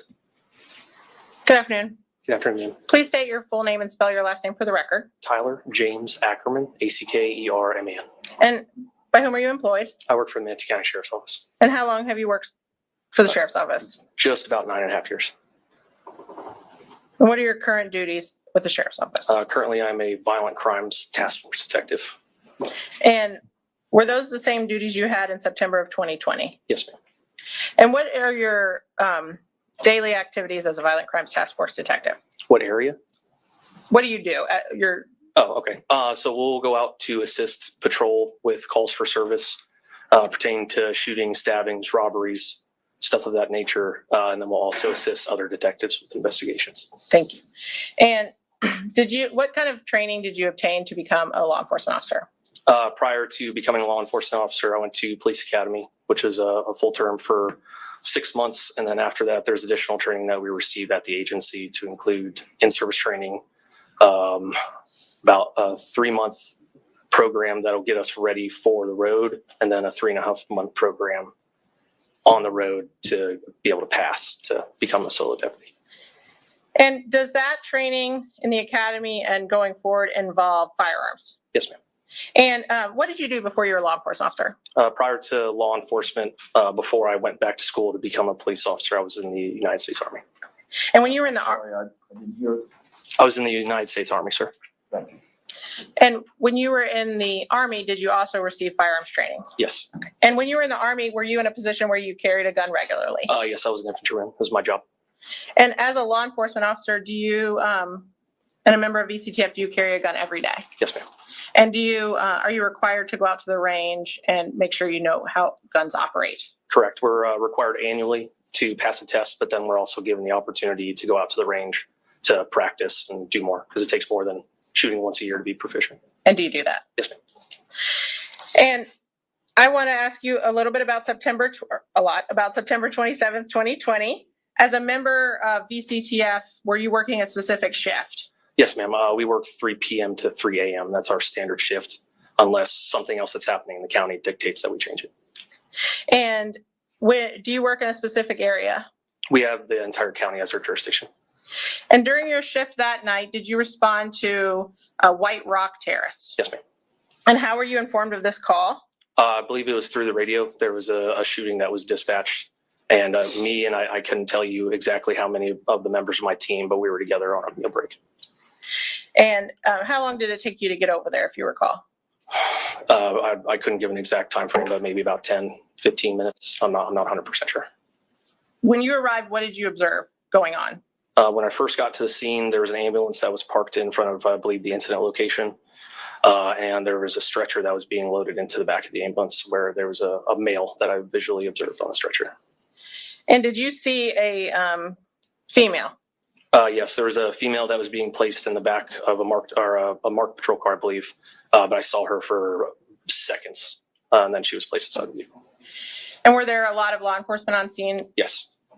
And what, if anything, were you tasked with doing?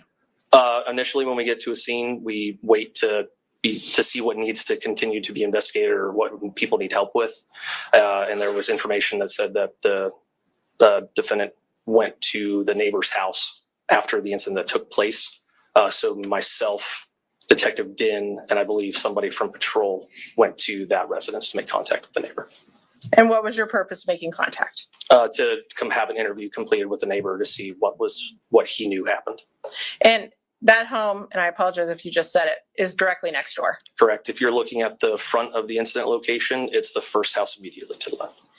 And what happened when you got over there? When we went over there, Detective Din completed the interview with the neighbor. And then after the interview, we collected a multi-waiver for the house. And what is that? Multi-waiver is a form that's two-sided, and it has multiple different agreements that we can have. So if we go to a scene for this particular case, the multi-waiver is something that we collect from the person to get consent to enter and search their house with their permission, in lieu of having a search warrant written sent to a judge. And was Mr. Sant okay with you entering his house? Yeah, I believe so. Yes, I believe he signed it, but I have not seen the multi-waiver in 4 years. So. Okay. And were you listening in on the interview? And I don't want you to tell me what was said between Detective Din and Mr. Sant. I was there for a portion of the interview, but not the entire thing. Was something that you heard in the interview, did it cause you to go do something else? Yes, ma'am. Okay. And what was that? To collect a firearm that was inside the residence. Okay. And did you enter Mr. Sant's home? Yes, ma'am. And did you locate the firearm? Yes. And where was it?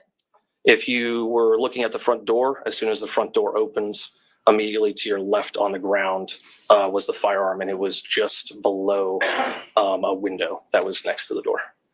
And what, if any, observations did you make about the firearm?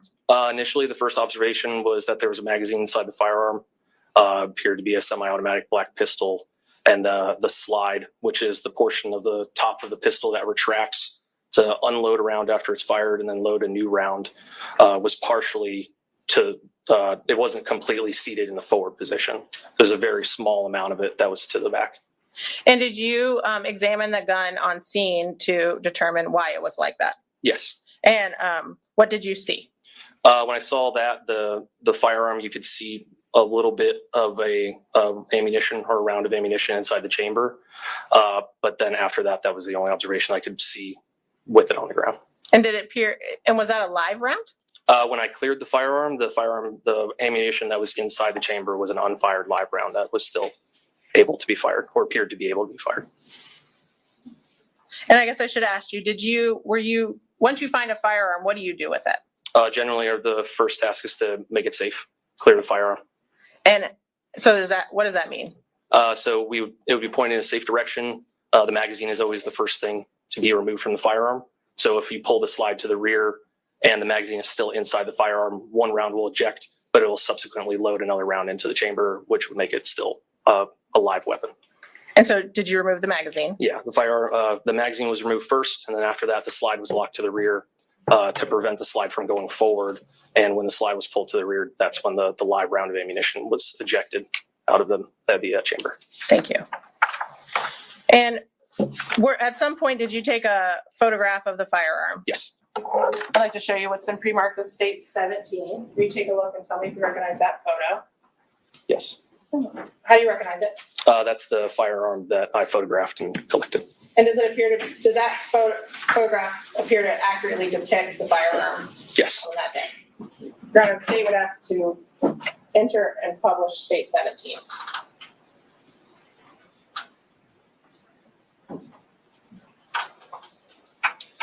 Mr. Taylor, is there any objection to the admission of state 17? No, sir. Received. And Your Honor, once I'm done, can I just have it passed? Okay. Thank you. Once you made the firearm safe, what'd you do with it? After that, it was placed in a new property bag. And then did you take it to property and evidence yourself? No, ma'am. And what'd you do with it? I waited with the firearm until CST, I believe it was CST Conlin, arrived to the neighbor's house and took custody of the firearm. And a CST, what is that? Crime scene technician, ma'am. And were you asked to conduct any further investigation in this case? No. Anything else for him? I don't have any other questions. Thank you, Detective. Thank you. All right, if we could go ahead and publish state 17. Mr. Taylor, hold on one second. They're publishing state 17. Thank you.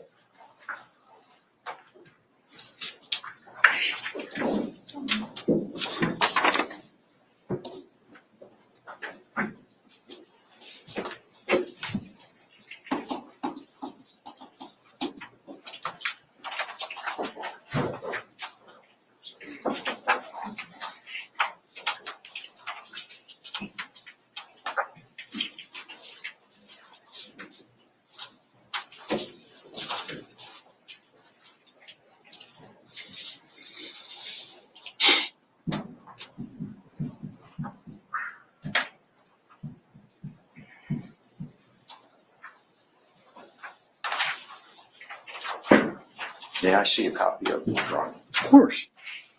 You can see the actual exhibit.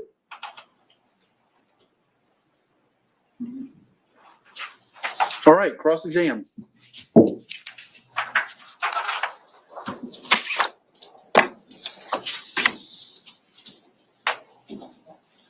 Afternoon, Detective. Good afternoon, sir. I think we can agree that your testimony pretty much revolved around the firearm. Yes, sir. You have experience with firearms. Yes, sir. There's various reasons why a handgun such as this might jam, correct? Might jam, but what was with the firearm was not consistent with a jam, sir. The firearm was just slightly out of battery, which means that the slide was not locked to the rear. And that's the exclusive reason for it to have been in the condition that it was, you think? There's multiple reasons why the slide wouldn't go to the complete forward position, That's what I but want. what was with the firearm was not would be consistent with the jam. That's all I'm saying. Okay, so let's concentrate on the slide. Yes, sir. Are there various reasons why the slide would have been in that position? Yes. Is one of those reasons, Detective, someone who is not holding the gun firmly enough? One of them can be if the way that the firearm reacts with recoil, especially with a pistol, is when the firearm is shot, it has to be firmly held in place for the slide to actually be able to use its own force to push back, eject around, and load a new one, sir. Okay, and as a relative expert with firearms, you go to the range regularly, I would assume? Pretty decently, sir. All right, and you make certain when you fire a pistol that you are holding it firmly enough so that that doesn't happen? I do, yes. Okay, that comes with practice, Yes, and that comes with knowledge of the firearms. I would say so.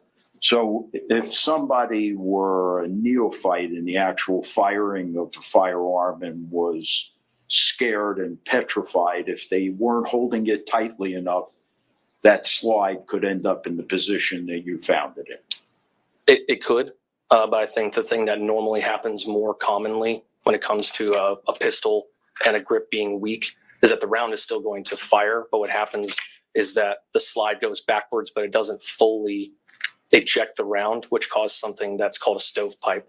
So the best way that I can explain that is that the firearm wants to load a new round of ammunition into the chamber, but the old round has to come out first. So what happens as the chamber is coming back, it actually goes forward, and then the shell casing that it wanted to eject gets stuck in that slide, so it can't go forward anymore. Okay. And one of the other ways would be, as we discussed, It could be, sir. Yeah. It could be ammunition, a spring, various things. failure to hold it tightly. Yes, sir. Thank you. No further questions. Redirect? No, Judge, thank you. Can this witness be released? Yes, Judge. Sir? Mr. Taylor? Can the witness be released from his subpoena? Yes. All right, sir, you're released from your subpoena. You're free to go. Thank you. Thank you. No, maybe I don't need to. Go ahead. All right. Okay. Yes, you're fine. No, it has nothing to do with you. All right, members of the jury, it's about 3:00, so I think it's a good time to take about 10 or 15 minutes, let you stretch your legs. I'm going to let you go back to the jury room. Please remember, just leave your notes here. Please remember, don't begin discussing the case or anything about it amongst yourselves. You are free to use your phones if you need to send or receive text messages or calls or email. That's just fine. But don't communicate with anyone outside the jury about the case. And please don't do any research on the people, places, things, or legal topics we've heard anything about. And we'll call you back out in just a few minutes after we get a break.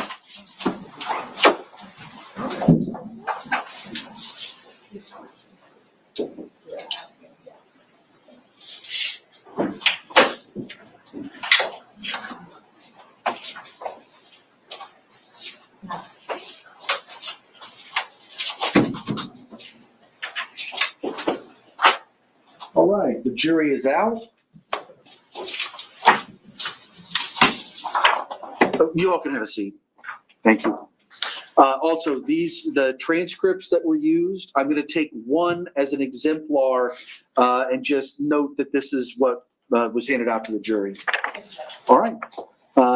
10 minutes, 15 at the latest? Yes, All right. Stretch, move around. All right, we'll be off the record till then.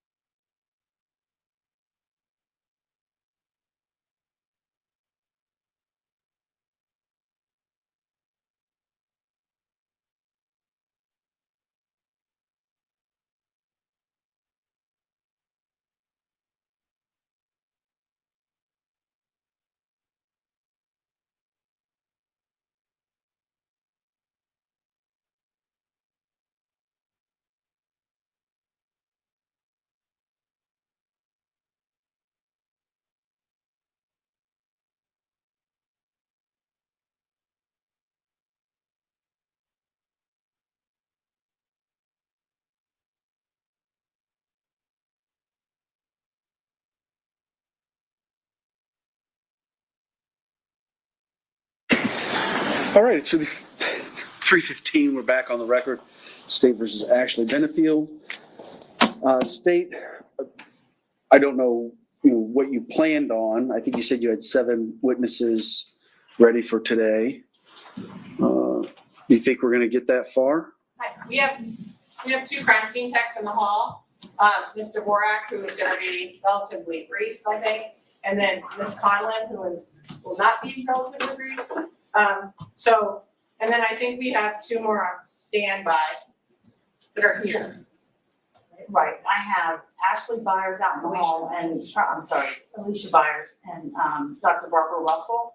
I don't anticipate their testimony is going to be very long at all from the state side. So I was hoping to get them done today if possible, so they don't have to come back tomorrow.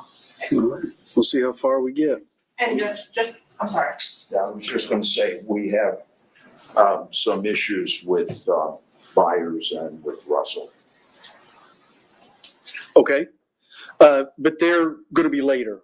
After the 2 crime scene techs. Well, let's get through the 2 crime scene techs to guarantee we get through those.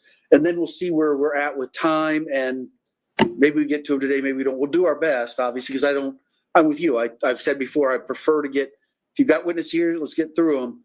But maybe if we don't get there, that'll give you time to put whatever arguments you want on the record. Sure. Just while we're talking about testimony, we have 8 witnesses scheduled for tomorrow.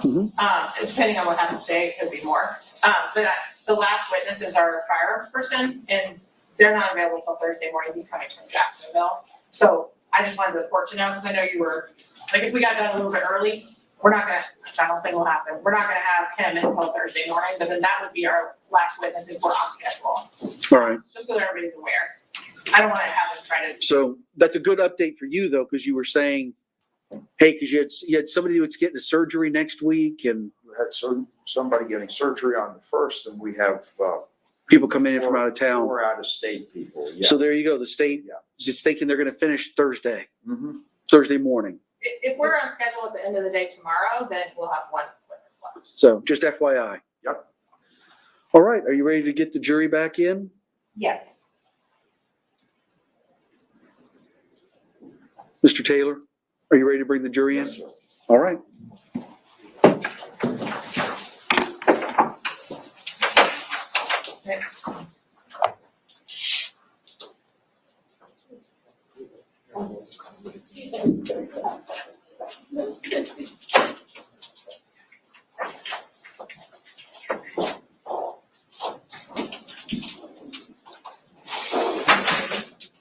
All right, welcome back. You all can have a seat. So I had gone up to my office, and when I came back down on this floor, I realized, well, it's cold today. So again, I apologize. It's set somewhere else. So just keep in mind I see some of you shivering throughout the rest of the trial. Please dress in layers so you're ready for kind of like going on that trip up north sometimes in the spring. You're never quite sure what to take, so be prepared. While you were outside, did anybody discuss amongst yourselves anything about this case or begin your deliberations? Did anybody discuss anything about the case with anybody outside of this group? Did anybody do any research on people, places, things, or legal topics you've heard anything about? All right, everybody says no. When we took that break, the state was in the midst of presenting its case, so they're going to resume from there and call their next witness. The state would call Megan Dorak.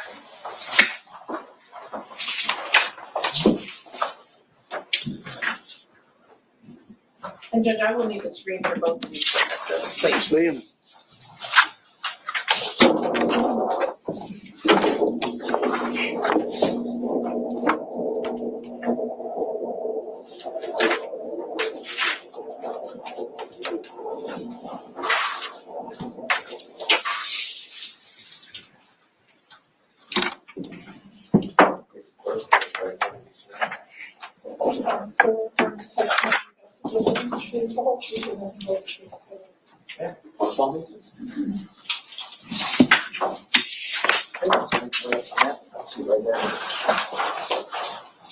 Hello, ma'am. Good morning.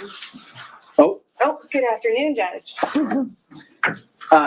Welcome. My name is Judge Whyte. I'll be presiding over the case. Make yourself comfortable in that chair. Get about 12 to 15 inches from the microphone. There you go. Adjust however you need to. Speak in a nice, clear voice right into that microphone. We'll hear everything. Thanks, sir. Good afternoon. Good afternoon. Please state your full name and spell your last name for the record. Megan Dorak, last name spelled D as in David, V as in Victor, Orack. And by whom are you employed? Manatee County Sheriff's Office, And how long have you been so employed? 12 years. And what are your current duties with the sheriff's office? I am a crime scene tech, How long have you been a crime scene technician? 6 years. And what did you do prior to becoming a crime scene technician? I was a 911 dispatcher. And as a crime scene tech, when you changed over from dispatch to crime scene, did you have to go through some training? Yes, I did. And can you tell the jury about that? We do an in-house training. It's usually 3 to 6 months. We have certain criteria that we need to get checked off on by our own training officers as well as the unit manager. And he deems it appropriate when we're able to respond to calls and process evidence on our own. And were you working as a crime scene tech in September of 2020? Yes, ma'am. And were you asked, I'm going to draw your attention specifically to September 27th, 2020. Were you asked to assist in a homicide call that day? Yes, ma'am. And what time were you called? About 20 minutes to 9. And what were you asked to do? I was asked to respond to our CID interview area, which is at our main operations center, to meet with detectives and obtain photographs. And what is CID? Criminal Investigative Division. And do you know what time did you do that? Yes, I did. And do you know what time you arrived? I arrived at approximately 9:21 that evening. And were you already said, I think you were asked to take photographs. Yes, ma'am. And who was that of? Ashley Benefield. And did you do that? Yes, ma'am, I did. And what's the process for taking pictures of someone? In this circumstance, we take overall photographs of the person as they are when we first see them, taking identification photos from the front of their face, the sides, and then we take photographs in various forms of them being stood fast in front of us. So we just go in clips from the top all the way down. So we do a face shot to her chest, middle area, and then legs, and then down to the feet. And so that's what we did first. And then once you do that, what's the next thing you do? The next thing we do, because I was also requested to, collect her clothing as items of evidence. And so we will start by removing an item of clothing. We're also checking for further injuries at that time or any marks that need to be identified and photographed. So we started doing that. May I approach her? Yes, ma'am. I'm going to show you states 21 through 30. Will you take a look at them and tell me if you recognize them?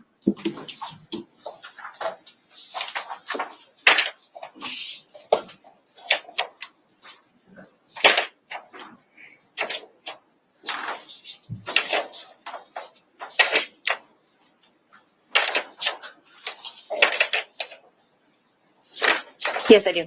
And how do you recognize them? These are the photographs I obtained that evening. And do they fairly and accurately depict Miss Benefield as you photographed her on September 27th, 2020? Yes, ma'am. Your Honor, at this time, the state would ask to enter and publish states 21 through 30. Any objection? None. Will be received. Thank you.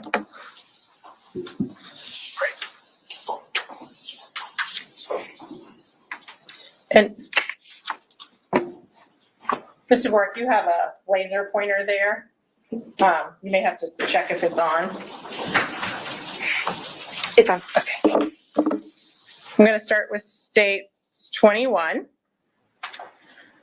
And so if you'll just kind of, for the record, let me tell us what we're seeing in this picture. Sure. This is a front identification picture, as we call them, of the subject that we're photographing. Just like an ID photo that you would take on your driver's license. And did you, when you were taking these photos, is that the time in which you're looking for any injuries? Yes. And did you observe any injuries on Miss Benefield's face? No. And I'll show you states 22. This is her right side? Yes, ma'am. Okay. And states 23 would be the opposite side, left. Yes, ma'am. Okay. And did you observe any injuries on either of those sides or her face? No, ma'am. And so then you said you kind of just go down the body front and back. Yes, ma'am. I'm going to show you states 24. Will you tell me what we're seeing here? This is the mid torso from her breast line down to her pelvic hip area, with obviously her arms crossed in front of her person. And states 25. Her shin, just above her shins and down to her ankles that are covered by shoes. Thank you. And states 26. And this is a rear view of that same photograph. And did you, when you were taking these photos, did you observe any injuries on her arms or legs?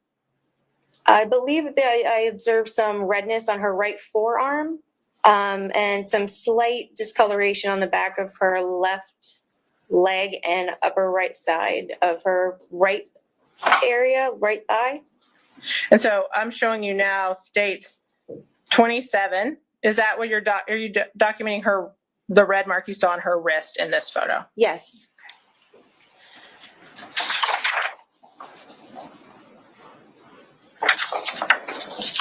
And you said at some point, or that you did not observe any injuries to her face or head. I'll overrule. Thank you. I believe you just testified that you didn't observe any injuries on her face or head. Is that correct? I did not see any. But did you document her left ear? I did. And I'm going to show you states 28. Is this her left ear? Yes, ma'am. And why did you document her left ear? Her attorney that was present at that evening with her in the room advised me that she had. Hearsay. I think it's Is it effect on offer for the truth? No, it's effect on the listener. All right, overruled. Go ahead. Her attorney that was in the room advised me that she had seen some redness on the defendant's ear. And so I did take it for posterity reasons, photographs of that ear. Thank you. And then once you took these overall photos that we just saw and documented those, the scratch on her wrist, did you have her remove her t-shirt? I did. And did you observe any injuries once she removed her t-shirt? Yes, ma'am. And what was that? I noticed a scratch, a little vertical scratch under her right breast area, and then more scratches above her right hip. I'm going to show you states 29. It's been cropped just for modesty purposes, but can you kind of orient us to where this is on Miss Benefield's body? Looking straight forward at Miss Benefield, this would be just under the right breast area, just under the bra line. And go ahead. And right then here is the scratch I was referring to. Thank you. And states 30, are these the scratches you mentioned on her hip? Yes, so this would be the side of her right hip. And I'm going to show you the picture. Up there, they kind of look brown, but were they in fact brown? No, ma'am, they were red. Thank you. And you said that's her right hip? Yes, ma'am. Thank you.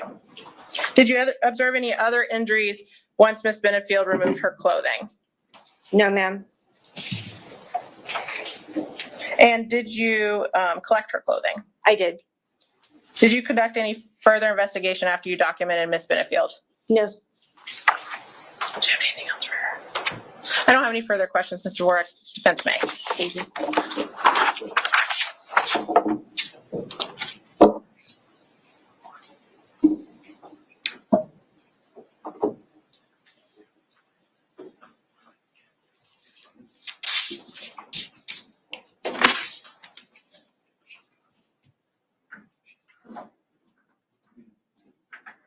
Cross? Yes, sir.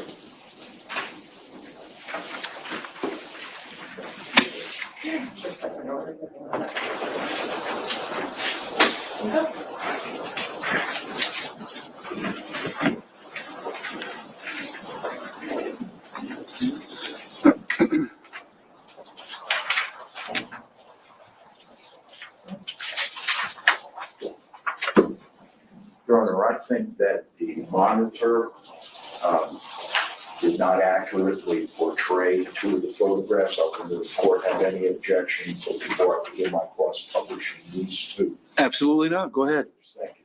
Just hand him to the deputy. Yes.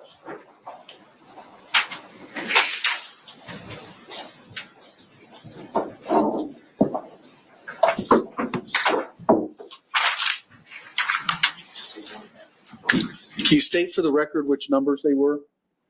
It would have been 29 and 30, Judge. 29 and 30. Thank you.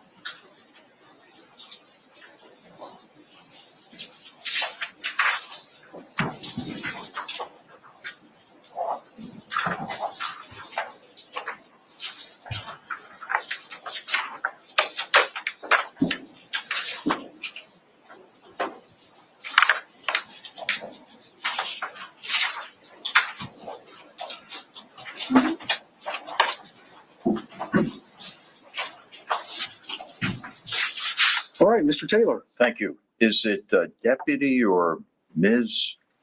Crime scene, Dorak or Mrs. Okay. Are you a licensed deputy or No, I'm not a certified. I'm classified as civilian. civilian? Okay, that works for the sheriff's department Yes, sir. as a crime scene technician. Yes, sir. Okay. So you, of course, filled out a report of the things that you did on that particular day, did you not? Yes. And among other things, as you've explained to us here this afternoon, Ms. Dorvik, you also collected, did you not, DNA swabs? I did. Okay, will you tell us what DNA swabs are?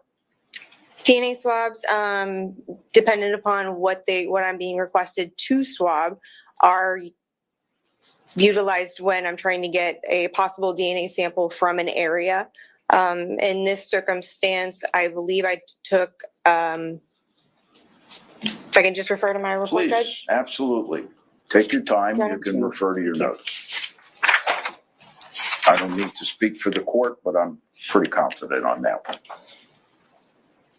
I did take a buccal swab. We call it a buccal swab standard from the defendant. And then for this particular case, I took touch DNA swabs, which meaning I was swabbing specific areas that the defendant's counsel had advised me that I needed to swab in accordance to find maybe possibly some of Mr. Benefield's DNA. I believe I swabbed several areas in reference to that. Okay, and would those areas that you swabbed include Ms. Benefield's hands? Let's see. I did swab her forearm and wrist areas, both from the left and the right. Mm-hmm. Now, I think you referred to that as touch DNA. Yes. In other words, trying to break this down in its simplest terms, it would indicate when the results came back whether or not a particular individual may have touched Ashley Benefield in those areas that you swabbed. Objection. If she can answer, overruled. You may answer. It is possible, yes. Okay.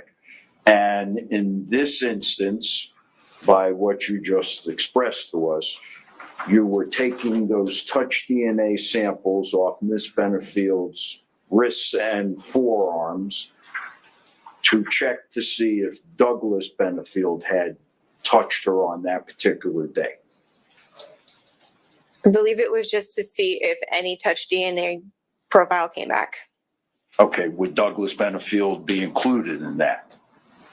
I don't know for certain. I did not send off the swab, so I'm not sure who they were actually putting a profile against or running it against to. Okay, so you swab it, it's sent off to the lab?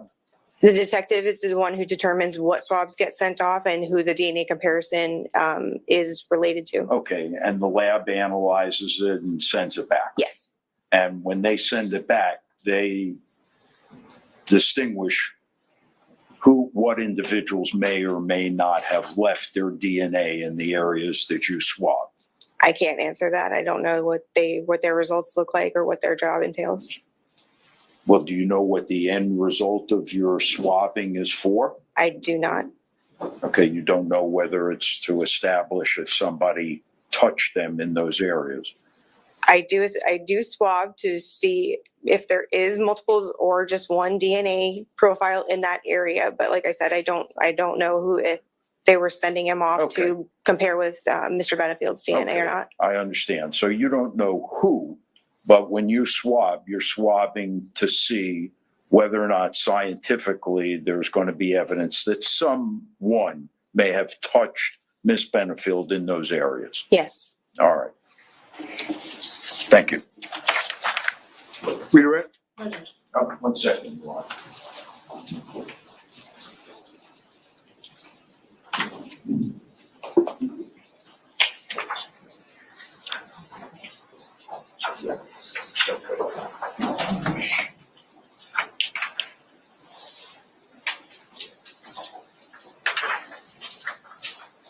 Storbeck, you have your report with you? I do.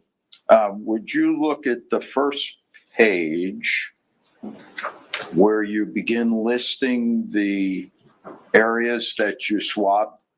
Yes. Does it not at the bottom also say that you swabbed the suspect's right hand and left hand? Yes, it does. I Not the apologize. I suspects. missed that. Miss Yes. Benefield's right hand and left hand. Yes, it does. Okay, so you did the right hand, the left hand, the right wrist, the left wrist, the right forearm, and the left forearm. Yes, the forearms and wrist were one swab individually on both arms. And then, yes, I did swab both her right hand and her left hand individually. And what do you do with the swabs after you've completed your task? They are sealed with evidence tape and they are signed on the seal to ensure that the seal is not broken. And then I place them into our property and evidence division, to which the detective deems that they need to be sent off or not. Who's the lead detective on this case? Detective Justin Warren. All right, thank you very much. You're welcome. All right, can the witness be released? State? Yes. We have her under subpoena, Your Honor. I'm going to have to ask that you remain under. All right, ma'am. You're not released from your trial subpoena. The rule of sequestration has been invoked. So you're not to discuss your testimony or the questions asked of you with the attorneys or anyone else, any other witnesses. You're not to talk with any witnesses about their testimony or other evidence. You're not to watch or hear anything about the proceedings until you're released from your subpoena or the jury has been discharged. Yes, sir. All right, you can go.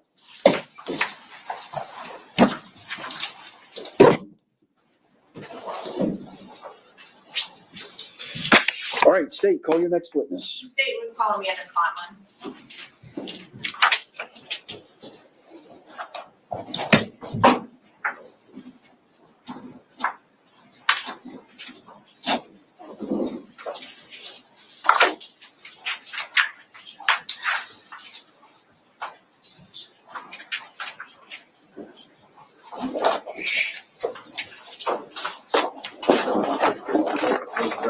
You solemnly swear or affirm the testimony you're about to give to be the truth, the whole truth, and nothing but the truth.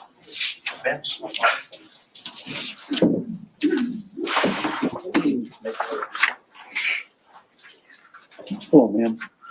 As the deputy said, just make yourself comfortable in that chair. Get about to 12 to 15 inches from that microphone. It adjusts up, down, left, right, however you need. Speak in a loud, clear voice right into it, and you should be able to hear everything. We hear you breathing, you know you're too close. Okay. All right? Thank you. All right, Ms. Friel. Thank you. Good afternoon.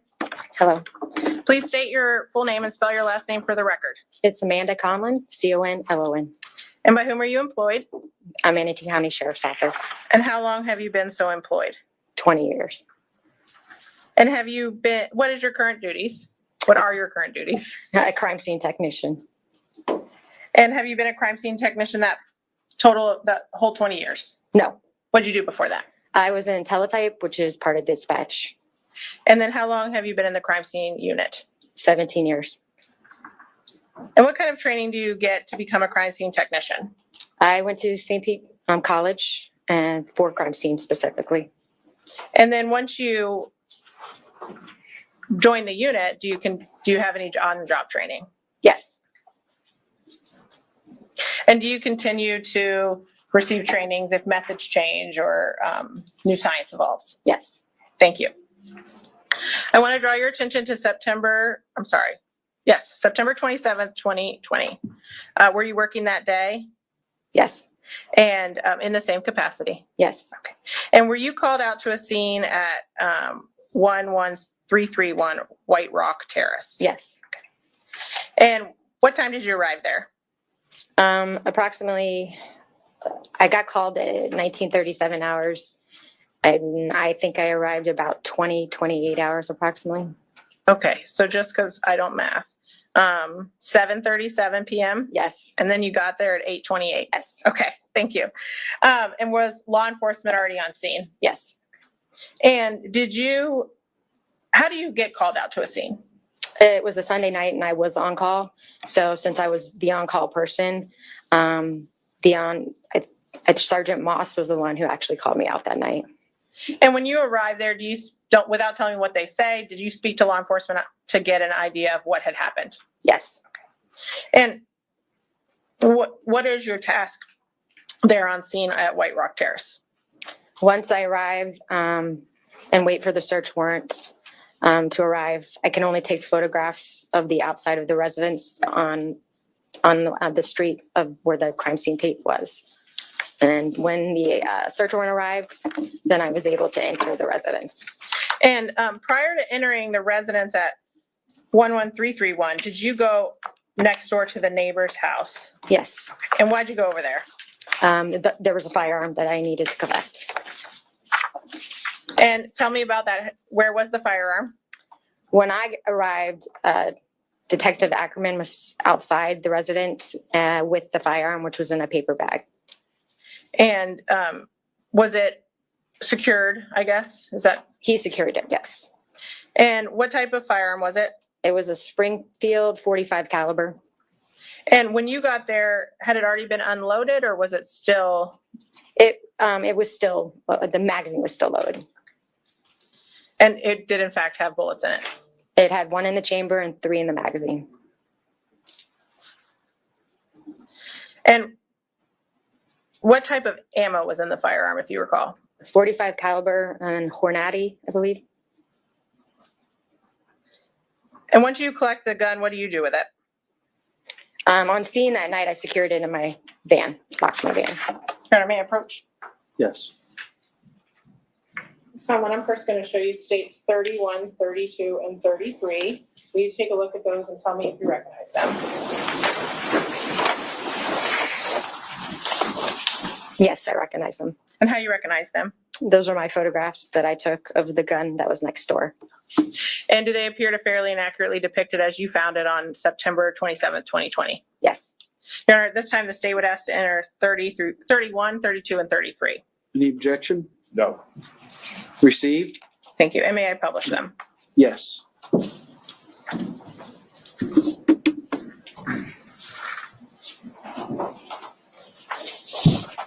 Ms. Conlin, there's a pointer there. I don't think you'll need it at this point, but if you do, I'm going to show you first states 31. What's the purpose of this picture?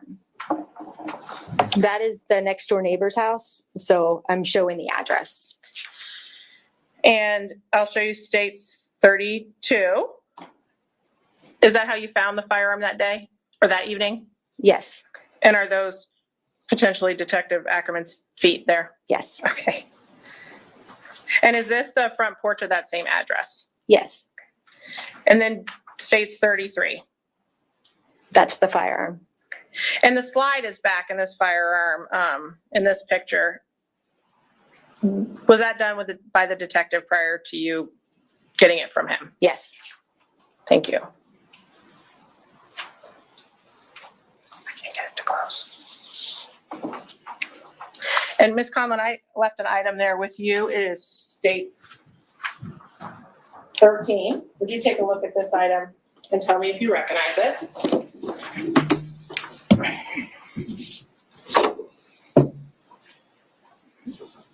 Yes, I do. And how do you recognize it?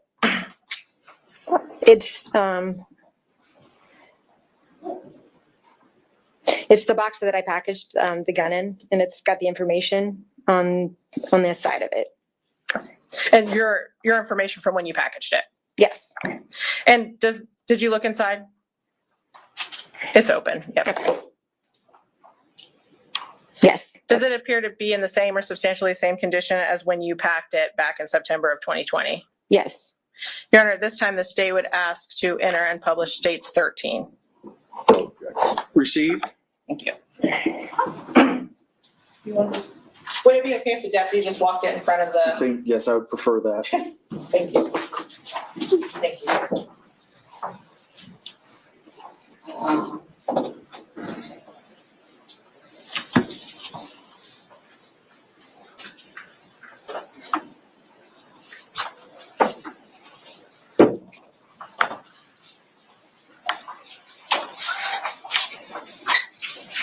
Thank you, Deputy.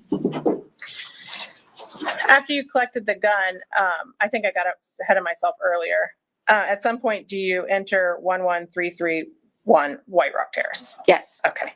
And what is your, what do you do when you are processing this scene? You said you'd already taken outside photos? Yes. And so what's the next step?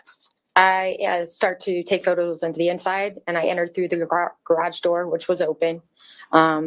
I entered then into a hallway where there was a laundry room on the left side of me. And then as I continued down the hallway, there was 2 bedrooms on my left side.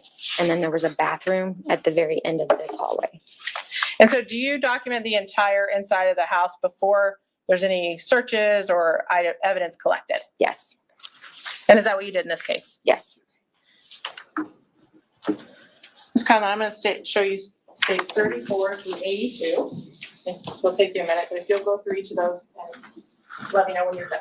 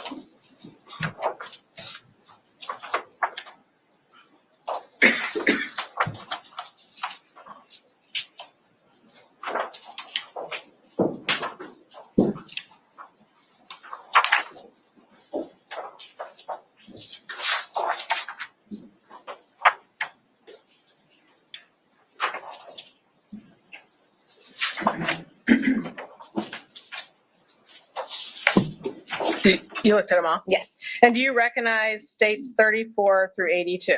I do. And how do you recognize them? Those are the photographs I took that night. And do they appear to fairly and accurately depict the home as it was when you documented it and then collected evidence back in September of 2020? Yes. And I'm also going to show you state 16. It's laying there. You kind of were describing the layout. Mhm. Do you recognize that? Yes. And how do you recognize it? It's the residence. And does it depict the portion of the residence we are going to discuss this afternoon? Yes. Your Honor, this time the state would ask to enter states 16 and states 34 through 82. Any objection? None. They'll all be received. Thank you, Your Honor. And may I publish? Yes, ma'am. And Ms. Conlin, would that sketch, if I had blown it up, assist you in describing the house as we walk through it? Yes. And can you take a look at this blow up and tell me if it is an accurate depiction of state 16? Yes. Thank you.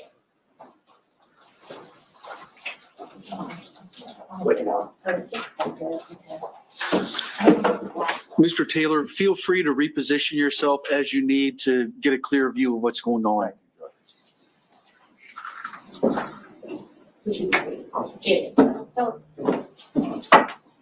Perfect. Thank you, sir. Okay, Ms. Conlin, we're gonna, you have a pointer there. So we're gonna kind of walk through this house, through your pictures and this sketch if you don't mind. Okay, so you said you entered through the garage. Will you just point out for the jury where that is in this picture? Or the sketch, sorry. Right there. Okay. And then you already said you went in through a laundry room. So if you just kind of point to where you walked through. And I walked through here. Okay. And I'm gonna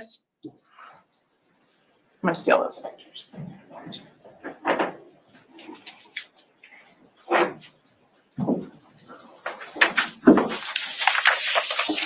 I'm gonna start with states 34. What is this picture? This is the driveway of the residence. And this is the 1331, right? Correct. Okay. And that's a U-Haul truck. Correct. Okay. And then this is states 35. What is this? This is still the driveway. And this is one of the storage pods and the U-Haul. And then you said you went in through the garage. Correct. This is states 36. Where are you standing in this photo? When you take this photo, sorry. I'm standing right in the entranceway of the garage. And then states 37. What do we see here? Still the garage. And what is that doorway that's depicted in the middle of states 37? So that's the hallway. And then once I enter that hallway, the laundry room's right there on the left-hand side. And states 38, is this laundry room you were just discussing? Yes.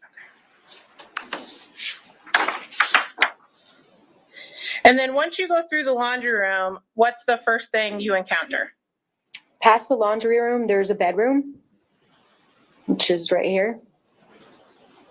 And did you enter that bedroom and document it with a photo? Yes, I did. And that's states 39. Is this that bedroom that on the sketch is labeled child's bedroom? Yes. And were there things in this bedroom that indicated to you that potentially a child lived in that bedroom? Yes. Such as? There was a small mattress and there were some items in the closet. Now, after you went in there, where's the next area you go? I'm continuing down the hallway and there's the second bedroom. And we're going to come back to that one. Eventually, do you go through into the living room area? Yes. So once I get to the end of the hallway, then I start my photos around here in the kitchen. And this is states 40. What area are we looking at here? You're in the living room right now. And this, we're going to have dueling laser pointers. This here, what door is that? That's the front door. Okay. So that's on the right side of this picture? Correct. Okay, thank you. And then here, is that the same front door on the left side of this picture states 41? Yes. Okay. And what are you depicting here? The dining room. And then in states 42, where are you standing now when you take states 42? So I'm standing in the living room and I'm closest to the kitchen, like right in this area. Thank you. And did you document the kitchen? Yes. Okay. And where is this was this a pantry in states 43? Yes. Okay. And where is it? It's right there. And then this is this sketch is only the part of the house that we're going to talk about today. Is that right? Correct. Where is there something past the kitchen and those bathrooms there? Yes, there's a master bedroom and bathroom in this area. And did you go back and document that room? I did. Did you find anything of evidence in that room? No, I didn't. Thank you. Once you walked through the whole home and you said you had gone into that bedroom we called Miss Benefield's bedroom on the sketch, do you also document any evidence that you find? Yes. Okay. So I'm going to show you states 44. Can you tell us what we're seeing here and then show us where this would be on that sketch? So that's blood, and that's the entranceway of this bedroom right here. So it would be going this way. And the, just to be clear, the wood part would be the bedroom and the tile would be the hallway? Correct. And then, is this the same entranceway from a different angle? Yes. And were you made aware of what that smear was from, or that blood mark? Yes. And what was it? It was from the victim being dragged out to be worked on. And did it go all the way, did it start in that bedroom? Yes. And where did it end? It ended at the front door. And I'll show you states 46. I think it's a little more clear, but this is the bedroom. Correct. Thank you. And then what bedroom is this? This is once again the same bedroom. And this is 47. And we'll call this Miss Benefield's bedroom if that's okay with you. Okay. And so what are we looking at here? I've started to take my photographs like in a 360 inside the bedroom. So I'm documenting right now the blood that's right there in the middle. And I'm just gonna, can you just kind of mark it on there? Circle it, I guess. There you go. Yeah. Thank you. And that states 47. Oh.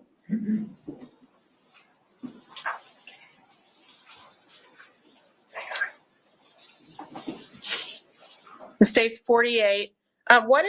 There's some, would you call them bifold doors there? Yes. And what is that we're looking at the base of? That's the closet. And then this is states 49. Is that the same closet? Yes. Thank you. And then you said you did a 360 view. Does that mean you take pictures of the whole room? Yes, corner to corner, as best I can. Thank you. And this is states 50. What are you documenting here? Once again, the room, I'm just standing at a different corner, and then I'm starting to focus in on the casings that are in the room. And after you've gone through these pictures, do you later mark items of evidence in a certain way? Yes. And how do you, I'm sorry, go ahead. Yes, I will come back and place evidence markers down by anything that I think is evidence. And did you do that in this room? I did. I'm going to show you states 51. This is the same bedroom? Yes. Okay. So what markers do we see here? You're seeing 1 through 6. And do you then also kind of zoom in or get closer pictures of what each item you're documenting? Yes. And so we'll start with, this is states 52. That's that same room we've been seeing, right? Yes. Okay. And in states 51, we can see that next to the room is marker number 1. Yes. Okay. So it's just kind of hidden in this picture. Is that right? Yes. Okay. So if I'm capable, I'm going to try to zoom in. What are you documenting in state 1? I'm starting to get close-ups of the evidence markers and the casings that are next to them. Okay. And so at at markers 1, 2, and 3 here in states 52, what are those 3 items? They're casings.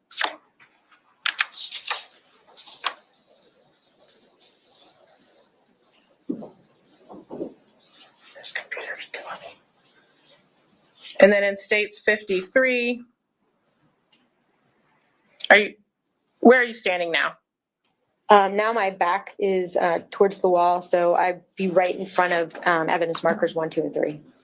And we see 4 and 6. What other markers do we see that we have not seen before in this picture? So 4 and 6 and 5. 5, 4 is in the corner. And then is that white sticker on the wall a marker also? Yes, that's 7 is. And states 54 accomplishes what I tried to accomplish a moment ago. These are the closer up pictures of 1, 2, and 3. Correct. And did you collect those 3 casings? I did.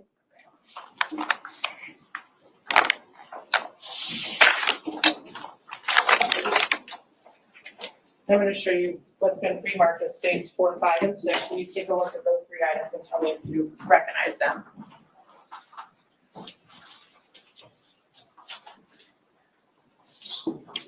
Yes, I do. And how do you recognize them? They've got my ID, my last name, my seal. And do they, other than having been repackaged for trial purposes, do states 4, 5, and 6 appear in the same or substantially the same condition as when you packaged them? Yes. Your Honor, the state would ask to enter 4, 5, and 6. Any objection to states 4, 5, and 6? Received. Thank you, Your Honor. Now we're at state's picture 55. What are you depicting here? Pardon me. So there's a casing there, but also a close-up of the blood. And did you collect that casing? I did. Same question on state 7. Do you recognize that? Yes, I do. And how do you recognize it? My last name, my ID, my seal. And other than being repackaged, does it appear to be in the same or substantially the same condition as when you packaged it? It does. Your Honor, at this time, the state would ask to enter state 7. Any objection to states 7? No, sir. Received. Thank you, Your Honor. And Judge, could we just publish by having these casings passed, these 4 casings passed? You see them? Yes, sir. You want to- No, I just need to just hold them up. Yes, you may pass those. Thank you.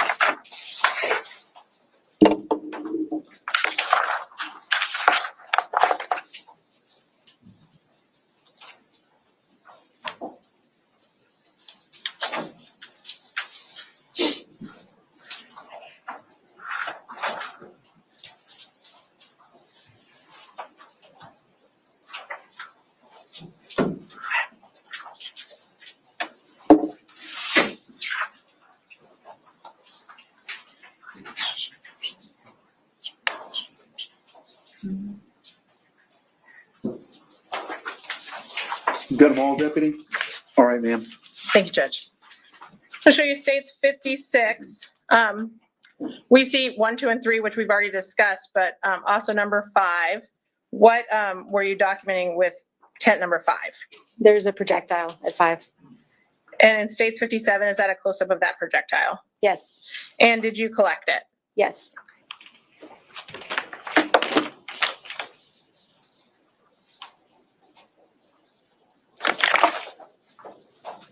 You take a look at states 9 and tell me if you recognize it. I do. And how do you recognize it? It's my last name, my ID, and my seal. And other than being repackaged for court purposes, does it appear to be in the same or substantially the same condition as when you collected it from marker number 5? Yes. Your Honor, at this time, the state would ask to enter states 9. No objection. Received. Thank you, Your Honor. Now we're looking back out of the same bedroom. Is that correct? Correct. This is states 58. And we see a marker we have not seen before in the middle there. Well, a couple. But that first one in the hallway. Check the leading. I'll sustain. She can explain. Thank you. Can you tell me which markers we see in this picture? So going out into the hallway towards the front door is 13, 14, 15. And would you point to them if you don't mind with that laser pointer? Right there, there, and there. And then on the wall, do we see a marker, or is there any other markers besides number 6 and the ones you just discussed? Number 7. Okay. And what were you documenting with number 7? A projectile hole. And this is states 59. Is that the same hole? Yes. Thank you. And at some point, did you attempt to determine what happened to the projectile after it went through number 7? Yes. And were you able to figure that out? Yes. And where did it go? It ended up in the bathroom's door frame. And do you have some type of equipment that you use to try to help you in that, to figure out the path of a bullet? A trajectory rod? Yes. And did you use that in this case? I did. Okay. I'm going to show you state 60, and if you could describe for the jury what they're seeing here, please. So the hole starts at 7 and enters. So that's an entryway. Then this is where it ended up. So the projectile's right there at 11 in the door frame. Thank you. And did you document the path that it took? I did. Okay. So that was state 60, if I didn't state it for the record. This is state 61.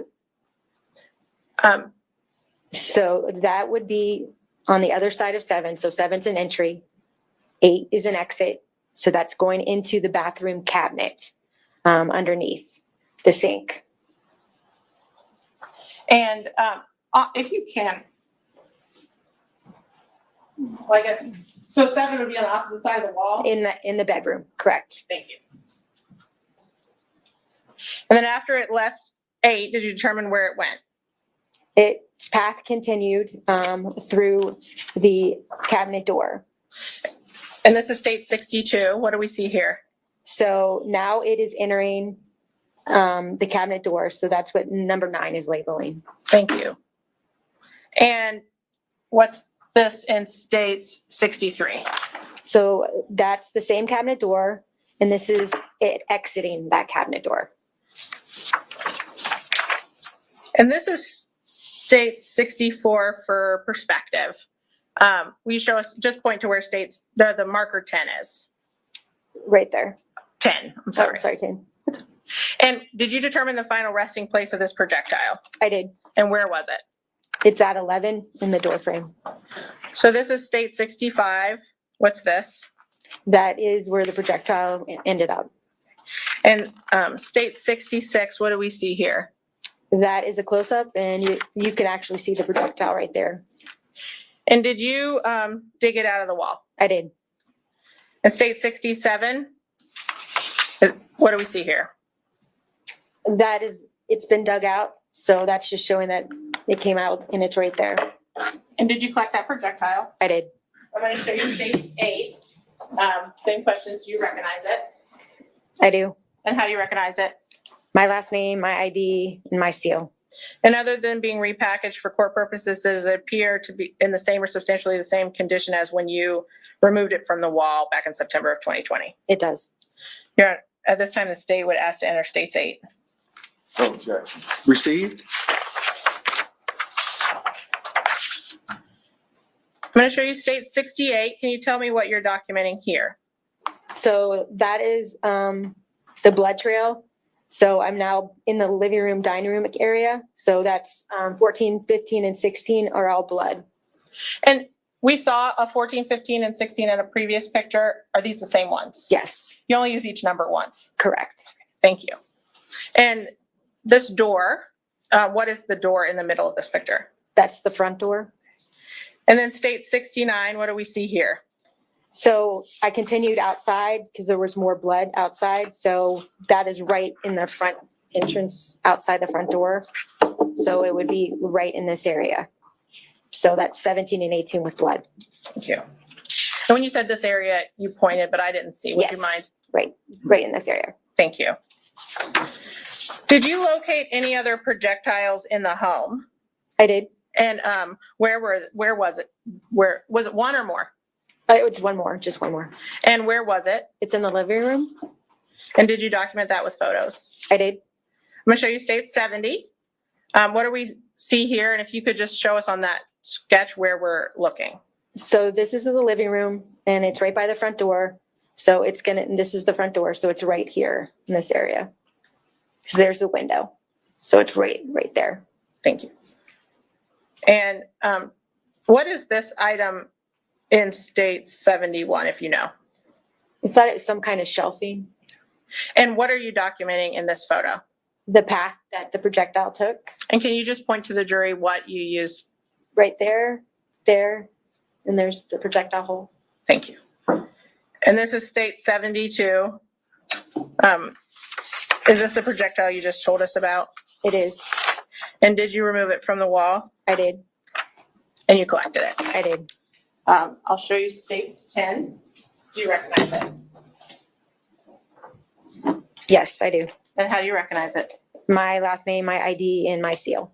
And does, other than repackaged for trial purposes, does it appear to be in the same or substantially the same condition? It does. Your Honor, the state would ask to enter states 10. No objection. Received. And may I have the deputy pass 8, 9, and 10, Your Honor? Yes, ma'am. Thank you.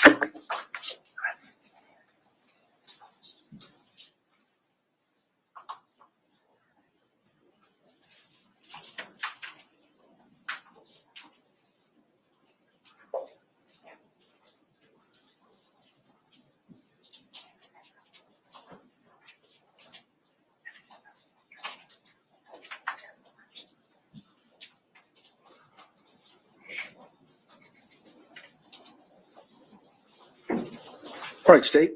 Thank you, Your Honor. Ms. Conlin, did you find any firearms in this home? I did. And I want to show you states 49. We previously viewed it. What do we see here in 49? The backpack that's in the closet. And did you search that backpack? I did.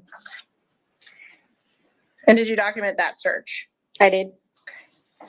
And so this is state 73. Is that the same backpack? Yes. And what did you find inside that backpack? A firearm. Did you find anything to indicate to you whose backpack it was? There was a driver's license. And this is state 74. Is this the driver's license you found in the backpack? Yes. And would you mind telling me the name on it? Ashley Benefield. Thank you. And what do we see here in state 75? That's the firearm. And then at some point later, once you collected it, did you lay it out and document it? I did. I'm going to show you state 76. And let me ask you first, what kind of firearm was it? It was a 6 Sauer 380.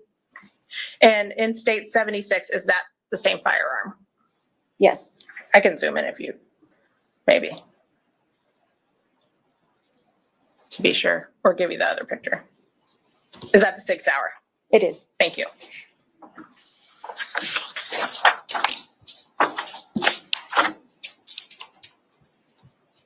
And I'm going to show you states 43. We saw this picture. This is in the kitchen? Yes. Okay. And did you find anything of evidentiary value in that pantry? Yes. And what was it? A firearm. And can we see it here in this picture? You can't see it, but it's where the Jiffy peanut butter is. There's a basket, and it's in that basket. And so now, state 77. Is that the same Jiffy or Jif? Yeah. Okay. And 78. The basket's been taken down to a lower shelf, and then the firearm's in there. And did you also later document this firearm on some brown paper? I did. And in state 79, is that what we see? Yes. And what kind of firearm was that? It was a Springfield 9mm. Thank you. Did you collect, and I'm sorry, let's go back to the SIG that was in the closet. Was it loaded? It was. And you said that was a 380? Oh, yes. And the one that this one we're looking at here, was it loaded? Yes. And in this picture, can you tell us what all we see in this picture? It's been secured, so the slide is back, This is the magazine. So there was 1 in the chamber and then 9 in the magazine. And they're still in the magazine at this point? Correct. Thank you. And I know you already said 9mm? Yes. Thank you. Just don't want to get them confused. Did you collect any other items of evidence from the home? Yes. Okay. And what were they? 2 cell phones were collected. And I'm going to show you states 80. What is this item? That is a cell phone which was on the living room couch. And you collected it? I did.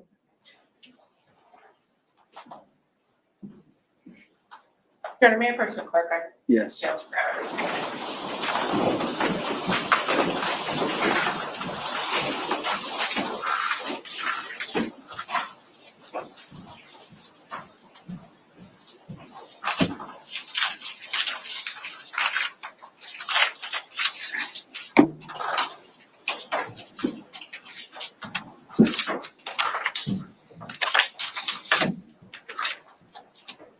Ms. Conlin, I'm showing you states 11.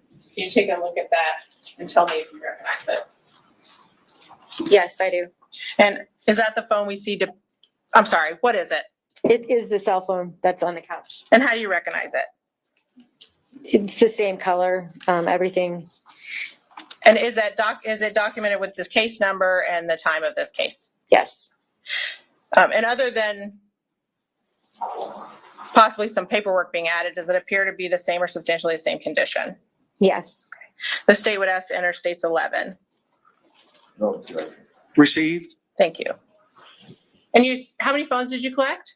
2 And where was the second phone? in the garage.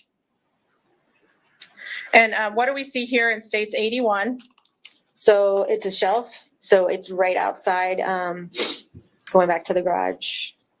So it's a shelf that's right here at the entryway into the house. So there was a shelf area.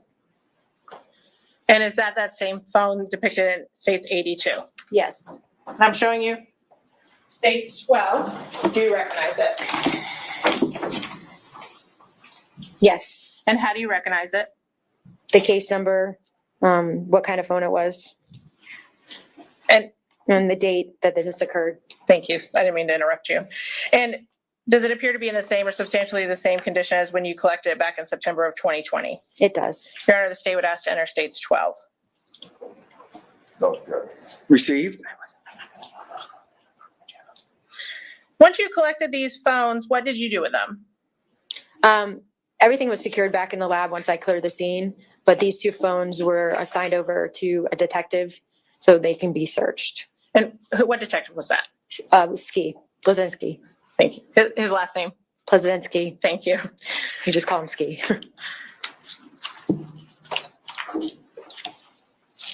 Other than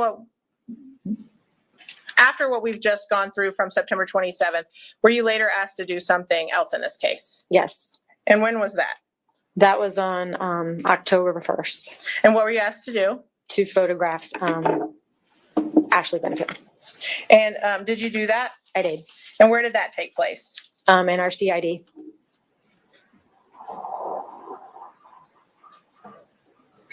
And I'm going to show you states 83, 84, and 85. You haven't seen these today. Do you recognize them? Yes. And how do you recognize them? They're the photos I took of Ashley. And do they appear, or do they fairly and accurately depict how she appeared to you back in October 1st, 2020? Yes. Your Honor, at this time, state would ask to enter and publish 83, 84, and 85. No objection. Received. And what was the purpose of taking pictures of her? So this was after the night that everything occurred. And I know Megan took pictures of her that night, but sometimes bruising does not show up for a couple days. So that was why I went back to take pictures of her. And did you observe any injuries on her body? There were scratches. Yes. I'm going to show you states 83. What's the purpose of this photo? It's just to show who I'm taking a picture of. And did you observe any injuries to Ms. Benefield's face or neck? I did not. And then states 84.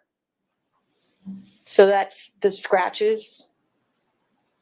And just for orientation purposes, that's the right side of her body. Yes. Thank you. And states 85. The scratch in her back. And for orientation purposes, what side of her body would that be? Actually, I'm sorry, it's not her back. It's hold on, I gotta see this real quick. I believe it's right under her bra line. It's been cropped quite down. Yeah. So it's the right side of her body. Thank you. And were you asked to conduct any further investigation in this case? No. Your Honor, may I have just a moment with co-counsel? Thank you.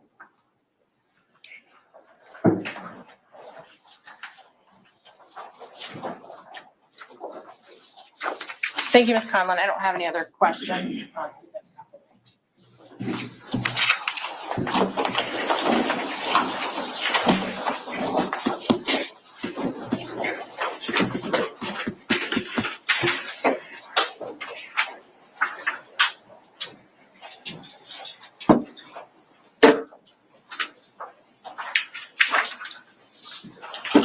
All right, Mr. Taylor, do you need any of the displays? I'd like to just take a moment, Your Honor, and look through the pictures.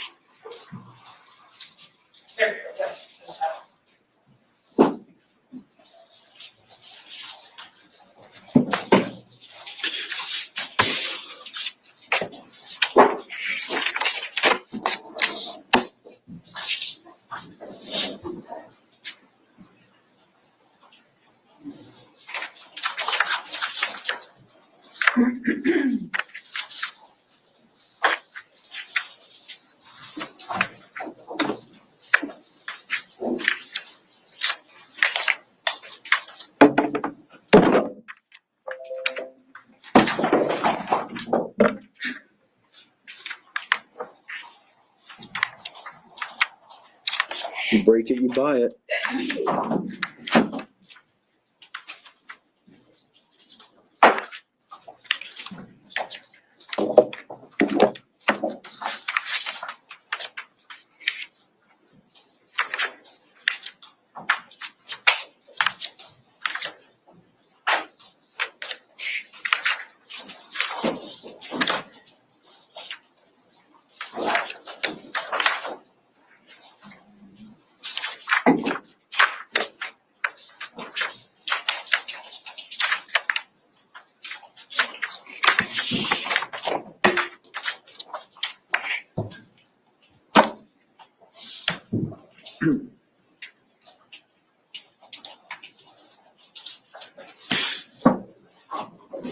So, Mr. Taylor, would you like me to leave that on, or would you like me to get that out of your way?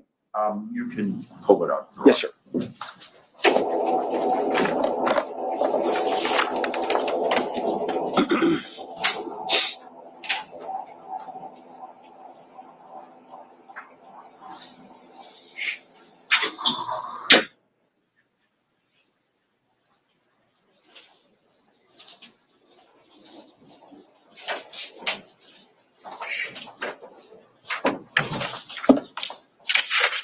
Good afternoon. Hello.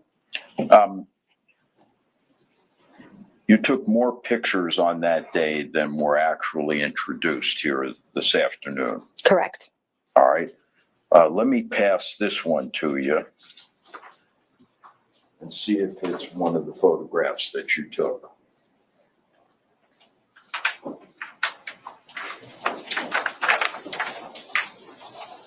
May I, Your Honor? May I approach? Yes, of course.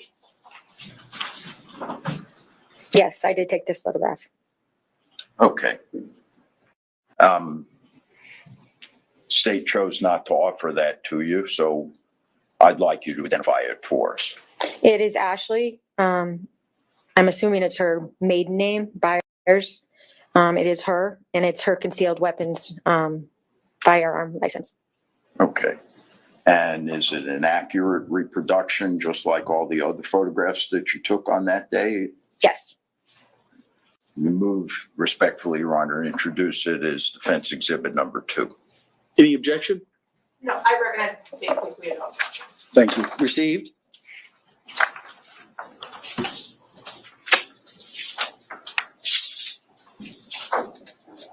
I want. Is that what I'm sorry, so Has that already been marked? Yes, sir. Okay, We pre-marked all of them. thank you. Ms. Conlin, I want to just concentrate for a moment on the cell phone that you said that was on the couch that you recovered. Yes, Let me just try to refresh your recollection as to whether or not that cell phone, rather than being on the couch, was in the couch. yes, Yes. Yes.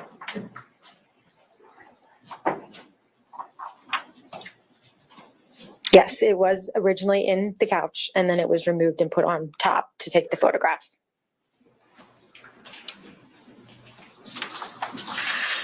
The crime scene photographs that you took, I want to make sure we understand.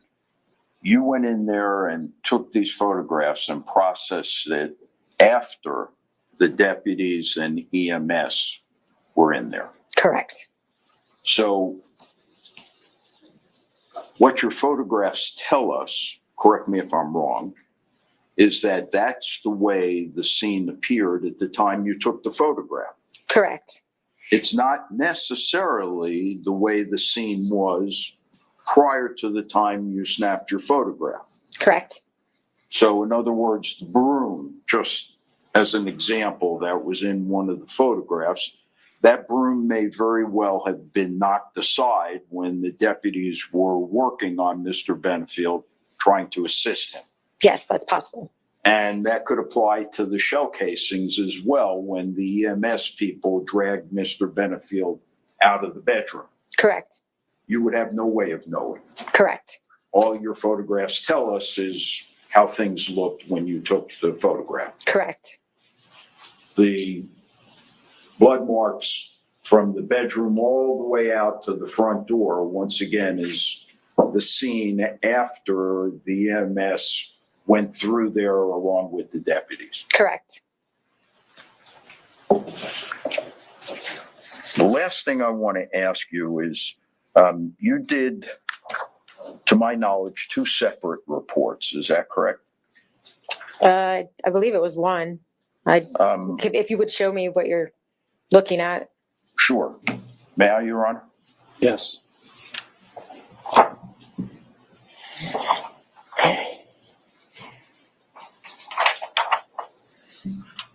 So these are my property receipts. Yes, okay. So that would be separate from the original written report. Okay, but these are reports that you did. Correct. Yes. And one of them, correct me if I'm wrong, I'm sorry, is it Deputy Conlin or No, I'm a civilian. crime scene? Yes, crime scene. Or Ms. Conlin? Yes. Yes. Correct me if I'm wrong, but one of the dates of the report is on the day of the incident, 9/27/20. Correct. Okay, and the second one is on October 12th of 2020. Yes. And on both of these reports, Ms. Conlin, you under type of case noted as a homicide. Correct. When you're photographing this scene and executing your duties, all you know is that somebody died as a result of what happened there. Correct. You don't know whether or not it was a crime. I do not know. That's why you call it a homicide. Correct. If you knew it was a crime, you'd call it a murder. Correct. Nothing further. Redirect. Sorry, no, just 1 second. I don't have anything else, Judge. Thank you. No? All right. Hold on 1 second. Can she be released? Can she be released from her subpoena? No, we'd like to keep her under subpoena, Your Honor. All right, Ms. Conlon, you were Your not Honor, I released from would your like- trial. I'm sorry. I'll let you finish. You were not released from your trial subpoena. The rule of sequestration has been invoked, so that means you cannot discuss your testimony here today with anyone outside this courtroom. including the attorneys. You can't talk about it with any other witnesses. You can't talk with witnesses about what they testified about or what questions were asked of them. All right, so remain available. Yes. All right, thank you, ma'am. Right, can we publish defense exhibits, please? Wait, Absolutely, yes. that too. That's his. Yes, defense 2. Just a And, well, photograph. hold on, but the deputy has something else in his hand. That's the report. Yeah, that was his, That's yours. yes. All right. Thank you. And we'll publish 2. And Ms. Conlin, there's a lot of stuff flying around. Just look through your file, make sure that. That I did not. Yeah.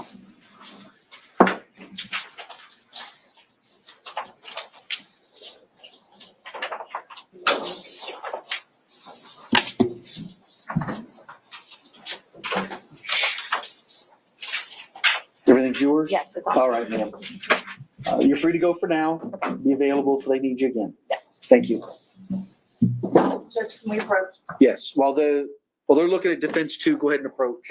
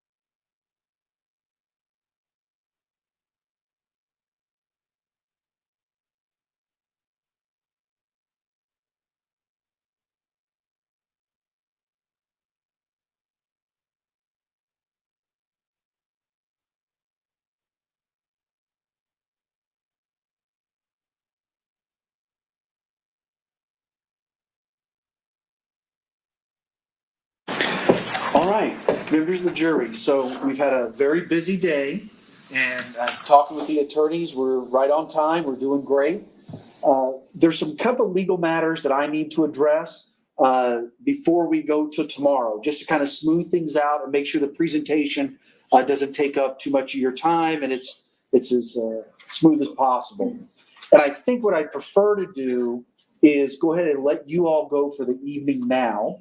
And then we're going to stay and work. I don't want you to think we're going to run home right now. We're going to stay and work, talk about tomorrow, and get it all worked out so we can hit the ground running tomorrow. Now, I had originally said that tomorrow morning I might need to start late because I had court. That resolved itself, but I think we're still moving along pretty good. So I think we're going to look for a 9 o'clock start time tomorrow. So if you could be downstairs in the jury assembly room at I almost said 7:45, 8:45. That should be plenty of time. The deputies will come get you. Is anybody picking tomorrow? Okay.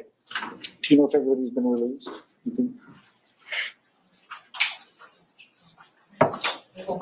There won't be any jurors. Okay. I was just checking because a lot of times we'll pick juries on Mondays and Wednesdays. So I was just checking to see if there's going to be a whole bunch of people down there. The clerk says probably not, so you probably have the room to yourself. If there are people there for civil juries or something like that, if you all could kind of stay generally in the same area, sit right next to each other, but that way we kind of know where everybody's at. So you're free to go for the evening, maybe beat the traffic. But remember, please, last night you got home and family and friends or work was probably asking how's it going. You got to say, hey, I don't know anything yet. We haven't done opening statements. All we do is pick the jury. But now you've heard some testimony.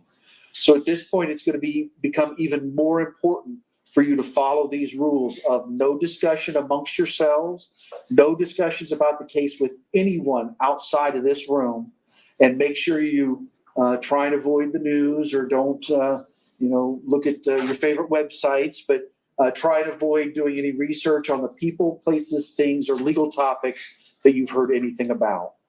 Remember too, I don't know about you, but my fingers are and my toes are pretty cold, so dress warm or dress appropriate, so you can come and, adjust as you need. I don't know if anybody brought snacks, but as you see, we have, breaks throughout the day. So if you do want to bring something, they can bring coolers in, can't they? I'll discuss that with them. Okay, they'll discuss that with you because I want you to be able to bring in snacks as you need. All right, you're all set for the evening. We'll see you back here. Yes, please leave the notes. Those must stay here. If you just put them face down on your chairs, the deputies will pick them up and we'll hand them back out tomorrow. All right, we'll see you in the morning. You too.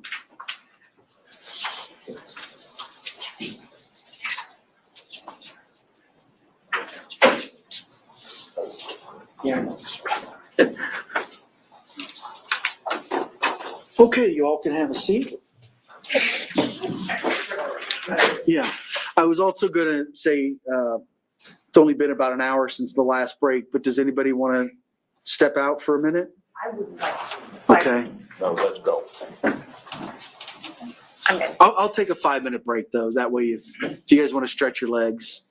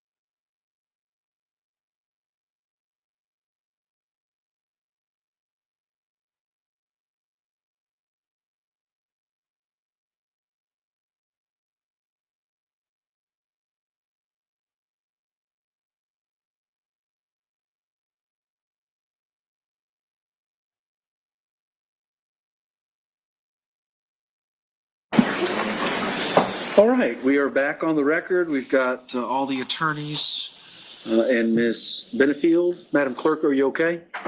I'm sorry, Madam Court Reporter. Yes, sir. I heard you type and I want to make sure that you were also ready. All right, first things first on my list is I still have a whole bunch of these transcripts from the 911 call. Do you want those back? Did you get one? Yes. I don't know. Should I probably just leave them here in case they want to re-listen to it. Would they, if they re-listen to it? No, They wouldn't get it. they will not. Okay. I can always get confused. Oh, you know what? Listen to it in the courtroom. I'll just Yeah. leave them. If we don't use them, we don't. Yeah, I just, for your edification, for everybody here's edification, and I meant to tell the jury this, and it's on my list, and I forgot. The boil water notice was extended to Wednesday. Yes. So continue to bring your bottled water or your sodas or your coffees or whatever it is. And I meant to tell the jury, it's okay, because what's today, Tuesday? Yes. Oh, it is Tuesday. Hopefully, 10 a.m. tomorrow. it's 10 a.m. tomorrow? Okay, well, that's not so bad. That's not so bad. Okay. These are from Daniel or something. No, it's the pond out back. Well, you know, I get thirsty. And then, thank you very much, sir. I did get your amended witness list. It helps me keep track as we go. My notes are that, this is for everybody's knowledge, Deputy Burley, Burley. I was saying wrong. CST Dorak, CST Conlin, and Eva Benfield have not been released from their trial subpoenas. So I know you all know what that means, but you need to make sure your witnesses, because some of these folks, either they're also employed at the sheriff's office or they may know each other, and they are strictly prohibited from having conversations with each other. I'll speak to that. Thank you. All right, let's talk about, you had some motions, and I said objections earlier, but they could also be motions in limine regarding Barbara Russell and Alicia Byers. Yes, sir. So I thought we had pretty much established that we weren't going to vet the child abuse investigation. Nonetheless, in an opening statement, the state clearly went down that road to the extent of even designating that there were 5 of them, which now puts us in a position to have to respond to that unless it turns out to be a representation in an opening statement that never materializes. As the court knows, and the court emphatically instructed them what the lawyers say in opening statement is not evidence. So the concerns we have with Alicia Byers and with Dr. Russell is that we believe both witnesses' testimony is sought to go to the issue of child abuse for multiple reasons. 403 of the Florida Evidence Code being merely one, and I don't need to re-argue this. The court's aware of it. We're all aware of it. The balancing act, given the potential prejudice. We don't think that that should be admissible, and we don't think we should go down that rabbit hole. In addition, I apologize for interrupting. I do not intend to ask either one of them about child abuse. And if it helps, the reason I said 5 complaints was, it's my belief that that comports with your ruling on what Detective Moreland will testify about. So that's why I represented that. It wasn't to get information out of either of these 2 witnesses. well, that certainly helps my argument, Judge. My understanding, for purposes of Detective Moreland, is that the court allowed is willing to allow him to testify as to the criminal aspect of his involvement. The court should be aware that deputies do not conduct an investigation. They merely accompany the CPT or DCF representatives to protect them for their personal safety. There is no criminal investigation. So I point this out to you, Honor, in anticipation of when Deputy Morgan does come to take the stand. If the state doesn't plan to go into anything having a relationship to the allegations of child abuse, then I don't know that we need to go any further to discuss that it was, whether it's collateral or it doesn't relate to any material element of the offense.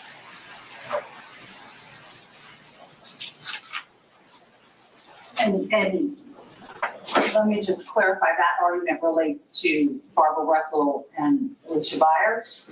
Alicia Byers, yes, and it may in fact relate to Deputy Moreland once I get a chance to voir dire him about his actual participation and whether or not he's just there for safety purposes to protect the DCF representative. And I can just represent, I mean, you can voir dire him if you'd like, but I can represent to you that he did his own independent criminal investigation. But he and the DCF or CPT people all work together. They all have their different goals. But he did investigate criminal. Well, who would he be investigating? He would be investigating the target of the complaints. What relevance would that have to Ashley Benefield? What I envisioned from all of this was I was allowing Detective Moreland to testify consistently with what I allowed at the stand your ground hearing, that there were 5 complaints made. I think I allowed the month and the year. The alleged perpetrator being Doug Benefield. An investigation was conducted. The general allegations were, and whatever they were, and that the cases were closed with no action. Exactly what I allowed at the stand your ground hearing. And then I did not allow Kim Griffin. Remember that's the one from CPS. Was she going to be an expert? Then it was no, she's not going to be an expert, but we want her to testify about those same 5 complaints from the CPS aspect, that they were investigated and they were closed with no action.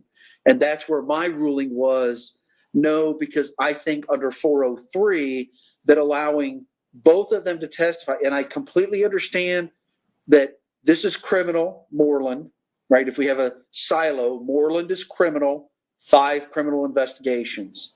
Griffin is CPS, civil, 5 investigations. But my ruling was under 403, I thought allowing both of them to go into it could confuse the jury, mislead the jury into thinking, well, there were 10 investigations. So that's why I made the ruling I did. If you're asking me to revisit that, because I would allow Detective Moreland to testify that there were these 5 complaints that were forwarded to him. Is he CAC? Yes. So he was CAC at the time. They were investigating, in the information I gave. How can I, if that comes out, how can I not bring out on cross that 2 of those complaints were from independent third parties, 2 professionals? Well, I did not allow them to go into who made the complaints. That was the subject of a prior motion where I said, no, you cannot go into who actually made the complaints. The state is prohibited from going into that. And I won't ask for names. I won't look for identifications, but I think I'm certainly entitled to show that it wasn't just Ashley Benefield. And I don't know if he knows that or not, because I don't think that question was raised at the stand your ground hearing or any of the motions I've covered. It might have been covered in a deposition, so I'm not aware of it. But I don't know if he even knows who made the complaints. I don't know that he does. I'm hard pressed to believe he conducted 5 criminal investigations and he doesn't know that 2 of the complaints came from the pediatrician and the psychologist. Yeah, and I'm not trying to open Pandora's box. I'm just saying I personally don't know. So you may want to talk to him tomorrow before he testifies, or maybe it was in the deposition. I don't know. Okay. But that's my ruling as of right now. Moreland can testify, Griffin can't. He can testify about those 5 criminal investigations that came to him as part of the CAC unit and the information that I allow. If they want to get into more, you want less. So that's where it's not a compromise, but I think that's the correct legal ruling. So now I have a second motion. Yes, sir. Knowing that Alicia Byers and Dr. Barbara Russell were not being called for purposes of child abuse, what possible relevance could they have to this? I have no idea. Why? So is this the similar motion? They filed a motion in limine for me to force you to proffer your expert. Are you now motioning for me to force them to proffer theirs? No, because if you would have granted theirs, then I would have said yes, but you denied theirs. Goose and gander, but no, I denied it because I don't think there's any basis for that. Okay. So I just want to alert the court that I'm going to be on guard for that, and there's going to be some objections potentially. Understood. And it happens all the time where depositions have been taken or reports have been written or affidavits have been done, and you can file motions in limine to limit or restrict certain areas, but I don't have any of that in front of me. Okay. The last thing I heard about anybody was I granted the request to depose Russell, and I haven't heard anything since then. So, well, what else can we talk about this evening before I let you go? I think we're ready. I have one small thing. We did do a stipulation for the ID of the victim. Sure. I think it's not an issue in this case. Nobody's objecting or arguing, but I just wanted that to be a part of the record. All right. I think she wants me to fingerprint it also, Judge. I'm sorry, sir? I think she wants my fingerprint on it as well. If you would bear with me, Miss Benefield, would you raise your right hand? Do you swear or affirm to tell the truth, the whole truth, and nothing but the truth? Yes, Your All Honor. right. I just want to ask you about this trial stipulation that was just handed up. It's got the case style at the top, trial stipulation, and here's what it says. It is hereby stipulated and agreed by and between the parties that the identity of the deceased victim is Doug Benefield, white male, date of birth 10/2/61, a human being. It's got Mr. Taylor's signature. None of this is dated. It's got Mr. Taylor's signature. It has Ms. O'Donnell's signature, and it purports to have your signature right above your name and the word defendant. Is that your signature? Yes, Your Honor. All right. I'm not going to ask a lot of questions, but essentially, ma'am, do you understand that at trial, the state has to prove certain elements? One of those elements is that Doug Benefield is deceased and is deceased. They'll have other things they need to prove, but you understand by entering into this stipulation, you're basically saying you don't have to prove that state. The defense is agreeing that the deceased victim in this case is Doug Benefield. Yes, Your Honor. All right, fair enough. That's all I wanted to confirm. So I've got this. I'm going to give it to the clerk so she can stamp it in, and then you all tell me when you want the stipulation read. And I already have the limiting instruction or the instruction about stipulations. And I don't even know if we need to read it. Okay, maybe we could read it during Dr. Vega just to be certain, but. I will let you prosecute and defend your case. Like you see fit. Okay. All right. We'll see you tomorrow. Hey, listen. So I'm not sure that I need to have you here at 8:30. It sounds like it's worked out. And Do I hear 9 o'clock? looks like it's going to be 9. Do I hear 9:30? Over my objection. I thought you had something in the morning. No, I have bond hearings. I ended up not having any bond hearings, and I don't have any case managements for tomorrow. Now next week I do. Judge, 9 o'clock is very much appreciated. Yes, 9 o'clock. But 9 o'clock start, so maybe 8:50. 8:55, getting all set up. Okay, yes, sir. All right, deal. Joe, can we, will the, All right, we'll be off the record until tomorrow.